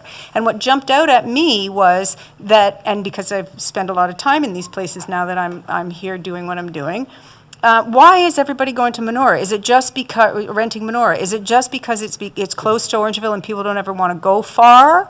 I think Proximity, it's because of the Wi-Fi situation. And so how about if we put a little thinking cap on to a creative way, because I'm not saying let's spend 500 grand on a Spend thing. more money. But yes, exactly. I'm not saying that, but I am saying some creative way to get better Wi-Fi there, I bet you we would rent better. Who has a wedding these days or a party that doesn't have Wi-Fi? Okay, I have an update for Yeah, you. Your worship, on a point of order, okay. on a point of order, Point of order. I take the compliment, being a grumpy old man, as a compliment, not an insult. Yes, it that's was not a in point of jest. It order. was in Les? jest. As an Save update, us. Councillor Davies' comment, Jake has obtained a proposal from Bell Canada. They will install fiber at no cost. At what? At no cost. I mean, the actual installation. The actual installation costs about $7,500 or whatever. Bell will waive that if we connect Finally. fiber starting next year. Now, there's a catch. There's always a catch. Okay, it's not a bad catch. The catch is we have to upgrade our Wi-Fi here, and we all had problems this morning, so it'll increase our broadband for here, and then it'll increase the broadband for our water systems. What's which the is cost of critical. increasing it here? About $100 a month extra. No, there's no cost. They just flick a switch, and then boom, magically we get more broadband. For only $100 a month? And they'll do Mono Community Center? no, for there, it'd be similar to the cost what we're paying here per month, but the cost of digging the hole and burrowing the fiber line into Mono Center, they're waiving that cost. Yeah, because they're gonna make more money off us as they charge us and charge us and charge us and charge us for the Yes, service. That's yes, a but great deal. then we've got service, and so we will have better internet here, and we'll have better internet there, and then we'll have the parties and the rentals, and so I say we give Kim the same budget that she's planned here with the red things out this year, and let the next council decide for the following year whether to give this new idea of if we were to offer the same services at both places, could we increase our revenue as instead of trying to decrease our spending? Your worship, But I think that I'm going to stand by the what I said. closeness I and will not be proximity to supporting this budget. Orangeville of Menorah Park is what gets it more business. And it's not weddings per se, it's other things. It's like a whole bunch of things that I am part of organizing, that they have their gatherings there, their events there because of the proximity to Orangeville, and the sector is usually the not-for-profit sector who is Okay. running these events. And so Okay. I you would know, like- we're not really talking about the budget. We're talking about an improvement to Mono Center. And Kim, you and I should talk because I have another idea that might get us internet there and elsewhere more cheaply. Yeah, that's Bell's deal. I think we have a deal that we can put to them. Trust me. So the best person I would suggest to speak to about that is Jake, because he's the one who's Okay. looking after I'm all of my... happy to talk to Yeah. Jake. Yeah, he just knows I want it. Your Let's worship, stay we're with still the talking budget. about budget, and on page 25, I am not agreeing to net costs of $297,000 for Mono Community Center. Okay, that's duly noted. And it's Ralph Without the here. reserve Family contributions. Ralph? Sorry, Ralph? Hi there. Hi there. Can you hear me okay? no, Can you hear me okay? Barely. no, because any there's better? all kinds of noise in the background. Can you understand? Sorry, Ralph. Can you understand me? Can you understand what I'm saying? We can if we listen carefully. Yes? No. Okay, well, I'm having to do the same thing too for when you're listening carefully. So I think this is not the place for the discussion that we're having, whether we should have two centers or one. I think that this is a good question, and we should probably have it as a separate item on council someday. The issue about whether these places should be able to maintain or to have revenue appropriate question. These places are service centers for the town, and as such, they provide really good service, and they should not be expected to cover their expenses. Okay. I have a separate question, and it's a follow-up on a question that I asked Kim at the last time, and that's with respect to replace 4 HVAC units and related infrastructures. And my request to Kim was, could you look into air-based heat pumps and what their cost would be, recognizing that there's a saving over time. And really what we need is a life cycle cost for them. Kim, have you been able to do that? Well, I have done a portion of that. I've gotten some information from our contractor on it. And so right now, the existing HVAC equipment is a combination of propane forced air with an electric air conditioner built in, and it's all in a package. It's all in one unit, okay? In order to operate with a heat pump, we would have challenges because the existing ductwork at the community center would not support the airflow that's required by the heat pump to cover the amount of heat loss of the building. So we don't have the required size of ductwork. That's one thing. The other thing is we don't have enough power, so we'd have to also do some electrical upgrades to this. Now, according to our contractor, the time when you put a heat pump in is when you are doing a huge revamp to your building. So in other words, you're pulling down walls and that kind of thing, and you have exposure to your ductwork. So that's when you do it, or you do it on a new build. Now, he did give us a possibility, and he said that we could possibly go with a hybrid system. And that would be, he says here you can get an upgraded version. Instead of an air conditioner, you can have a heat pump with a propane forced air. And he says this hybrid system would allow you to take advantage of more efficient heating during the shoulder seasons and would use the propane as backup when the heat pump couldn't be used. So when he sent this to me last night, he said he didn't give me any cost associated with the hybrid units. So I have asked him to give me the cost and to give me a payback period for those costs, because obviously a hybrid units are going to be much more expensive than going with the typical HVAC. But as far as just replacing HVAC with heat pumps right now, it's really not a possible thing to do. Okay. Okay, well, thank you. I do find that surprising because your duct system is presently heating the place. And I had the same response with my 200-year-old, nearly 200-year-old house, and that the ducts would be inadequate, and they were just fine. So I'm still interested in it, despite the negative feedback that you got from them. But thank you for investigating this, and I think we should continue the investigation because it's really where we're going. Our community climate change plan has mandated that we do this with our buildings, and as Mike mentioned at our last meeting, this is something that we should be doing. Okay. Melinda? I think- And then we have to move on. Yeah, then we have to move on. Just a quick comment on, I mean, I don't know if anybody's heard the news. I know it's been a couple of weeks that I've been feeling supported in my comments about electrical, that the power costs are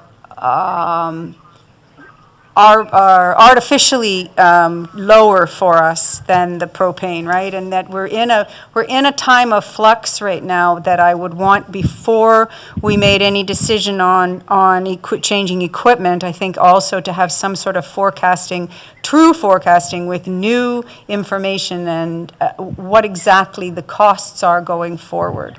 Because it's all very well to have something cheaper up front, but you want to make sure for the duration of the life of whatever unit it is you put in the next 20 years, that there isn't really going to be an increased upkeep and operating for something when you change it completely. Okay.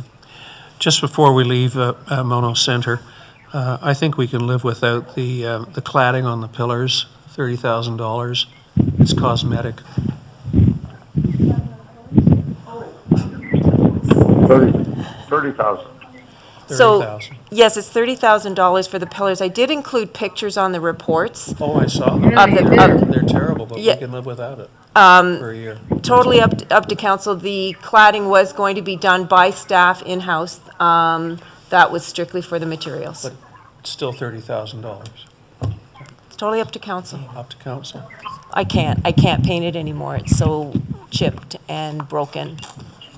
We've painted and stained and, Is it gonna fall over? Has Dave assessed what's behind the cladding? Are they pine posts or are they pressure treated?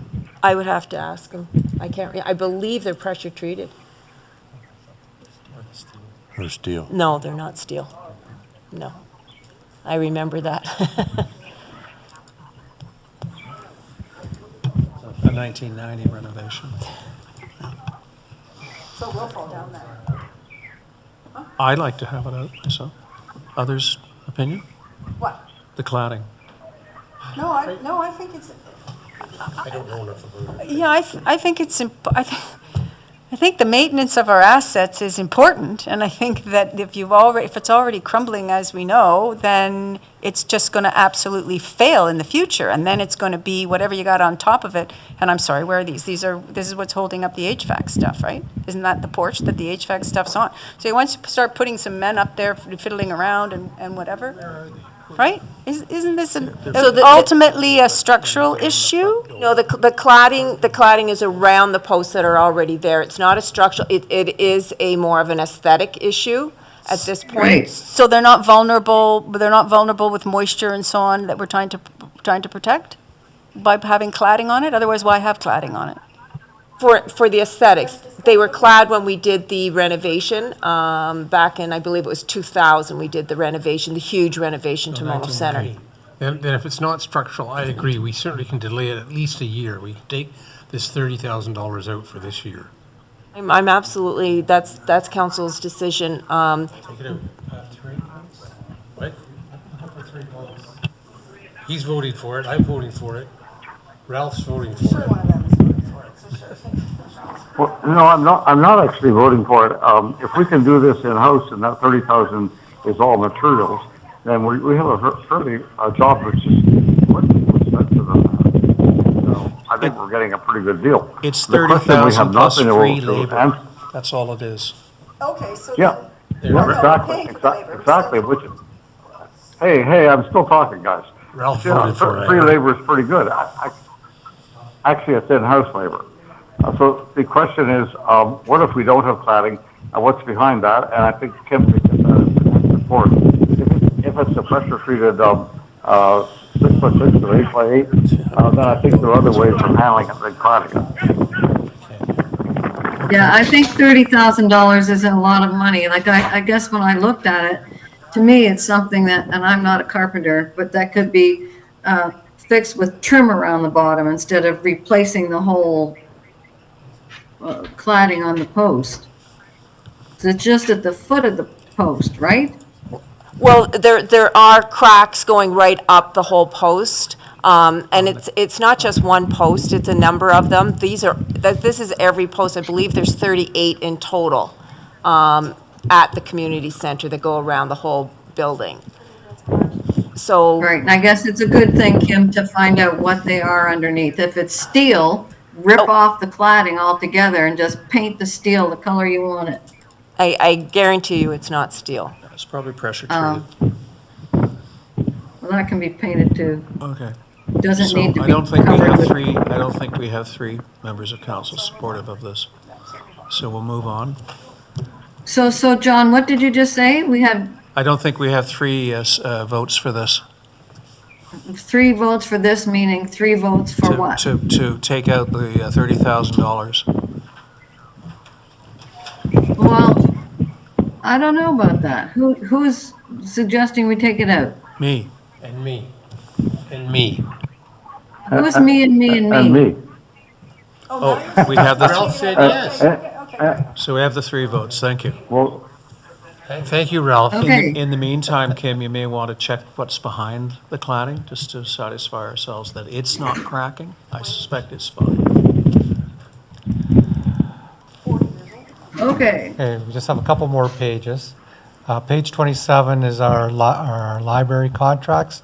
The notes of the breakdown are notes to page 27, service I'm contract. just going to let the record show that I'm leaving if you're talking about Orangeville, and I'll come back. Can you take over? There's talking nothing, about- nothing really dramatic, so you could move on to the next page. Get on the next page. I mean, we're obligated to provide our citizens with a library. We don't have it. These are the fees we got to pay. Yeah, I agree. Page 28, that's our the planning and development department. And does, Right, and I guess I saw this somewhere else, and I don't know what page it was on, but it was saying planning was 600,000 in 2025 and was gonna go to 805,000. That's $200,000, that's 2% we can take off the rate. But I'm not sure if 800,000. it doesn't match these Goes to numbers. 781, 785. page 28. It's 781 is the number, albeit it's still 180,000, but. Can I ask Mike a question on this? And I'm flying blind because my computer has died. Ray, can you- We get revenue from a lot of the planning functions that we have. Wait. Yeah, $40,000. No, you won't. Just hang it up for now. Why isn't the planning function paying for itself, other than what we spend at the OLT and what we may spend on things like zoning updates and so forth? So the most recent fees and charges schedule that council passed had a section in there for fee retrieval. Your residents will be charged with planning questions if you want that to be revenue neutral. Okay. If you want us to provide a service of interpretation of the zoning bylaw, what can I do on my property? Can I sever to our residents? Then there will always be a cost. Yeah, there'll always be a cost. Does the salaries and benefits on the planning page, does that cover our consultant? The salary does, the benefits do not. The benefits section does not have we don't pay benefits on our consultant. But to answer your question, Deputy Mayor, I did budget some of the benefits. We do have a permanent staff in planning. Yes, I know. And then there is also a budget, so that if Mike wants to advertise for a planner again, there will be benefits if, like, it's not a full salary for a permanent planner, but I did budget a portion for that. So we are going to be planning for a director of planning again. Is that what I heard Les say? So we're working through the issue, right now we're working with our consultant. We're pretty happy with the files that are being processed and that, but we're not losing sight of the fact that we may go back to market. In any case, the cost of that consultant is included in the $207,000. Okay. I just was worried that there was some line here I wasn't seeing. Okay, I got it. We're fine. Now, there's notes to page 28. Last couple of years we've budgeted and then budgeting again the zoning bylaw update. That is fundable from our development charges. Haven't got around to doing that. And for 2026, budgeting $250 for OLT potential hearings. We budgeted $225. My projection is the $250 because we got a couple extra hearings we didn't think of what happened. And then finally, the reforestation. I think Matt is getting a contractor to go in and do a forestry plan, and that's being financed, again, from our forestry reserve. And that's the complete budget review, Mr. Mayor and Council. Okay. Took you long enough.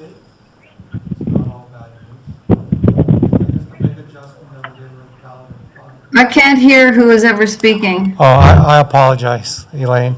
My mic was Oh, off. thank you. Thank you, Les. Originally the red line number was 1.9 million.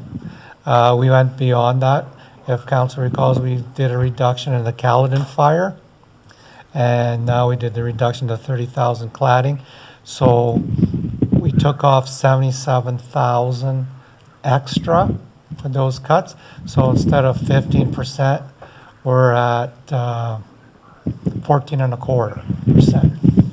Okay. Is this, Your Worship, is this the time to, we're still talking budget, we have a budget evening coming up. Is this the time to announce whether or not we as councillors will accept 14 point? I would be hesitant to jump to that conclusion. But I think it is fair if we each sort of express our expectation as to an outcome. And maybe we take 14% to the public meeting on the 18th of November.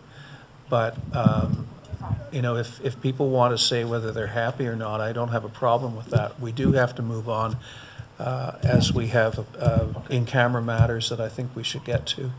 And Oh my gosh. And maybe defer the balance of the, and we can defer one of the in-camera matters. Once we're in camera, I can say why. Okay, let me apologize because there was a distraction there and I didn't turn off my microphone. I apologize for that. But to the point of, yes, I received this budget and I thank staff for all the hard work that they've done. And now we're going to have to do some more, nasty business. And I know that I found 6%. And we didn't get those all covered, so I will list them and send, I don't know how we're going to do this. I will list them and send them. We're going to have as an another email meeting. We're going to have another meeting, so save your 6% for the other meeting. And, Okay. When we hear from the public, we may want to reconsider some of the decisions we've made here today.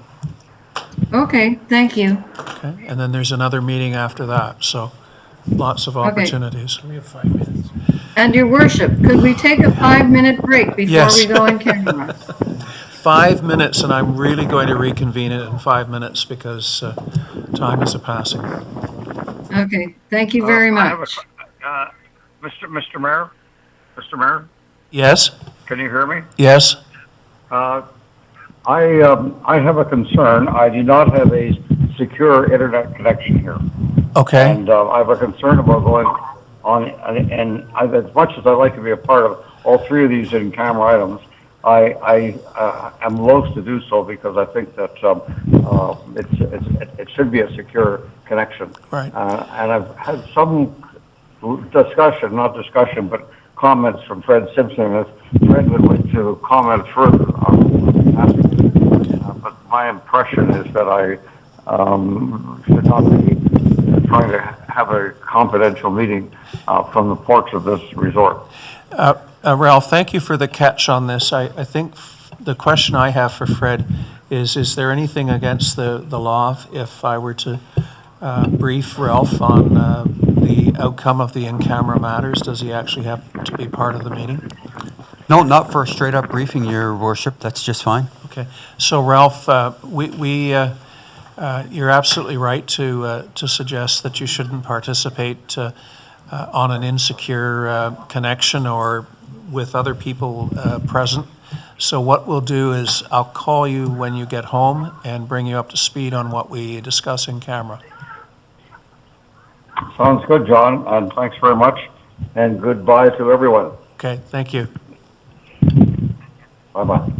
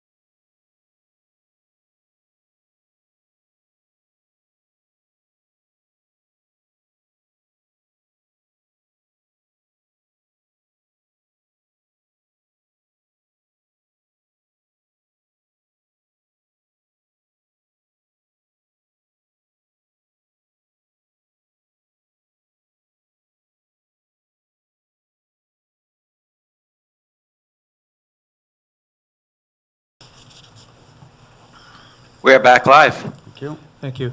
Mike, I'm going to suggest that we deal with 2 of the 3 in-camera matters. Can we ask which two? The Line 2 developments and the Shelburne District Fire Board. Okay. I think we can defer the third one. That's, I understand that the Hockley Group wants an answer, but if John and I can reach out to the Hockley Group. Yes. Okay.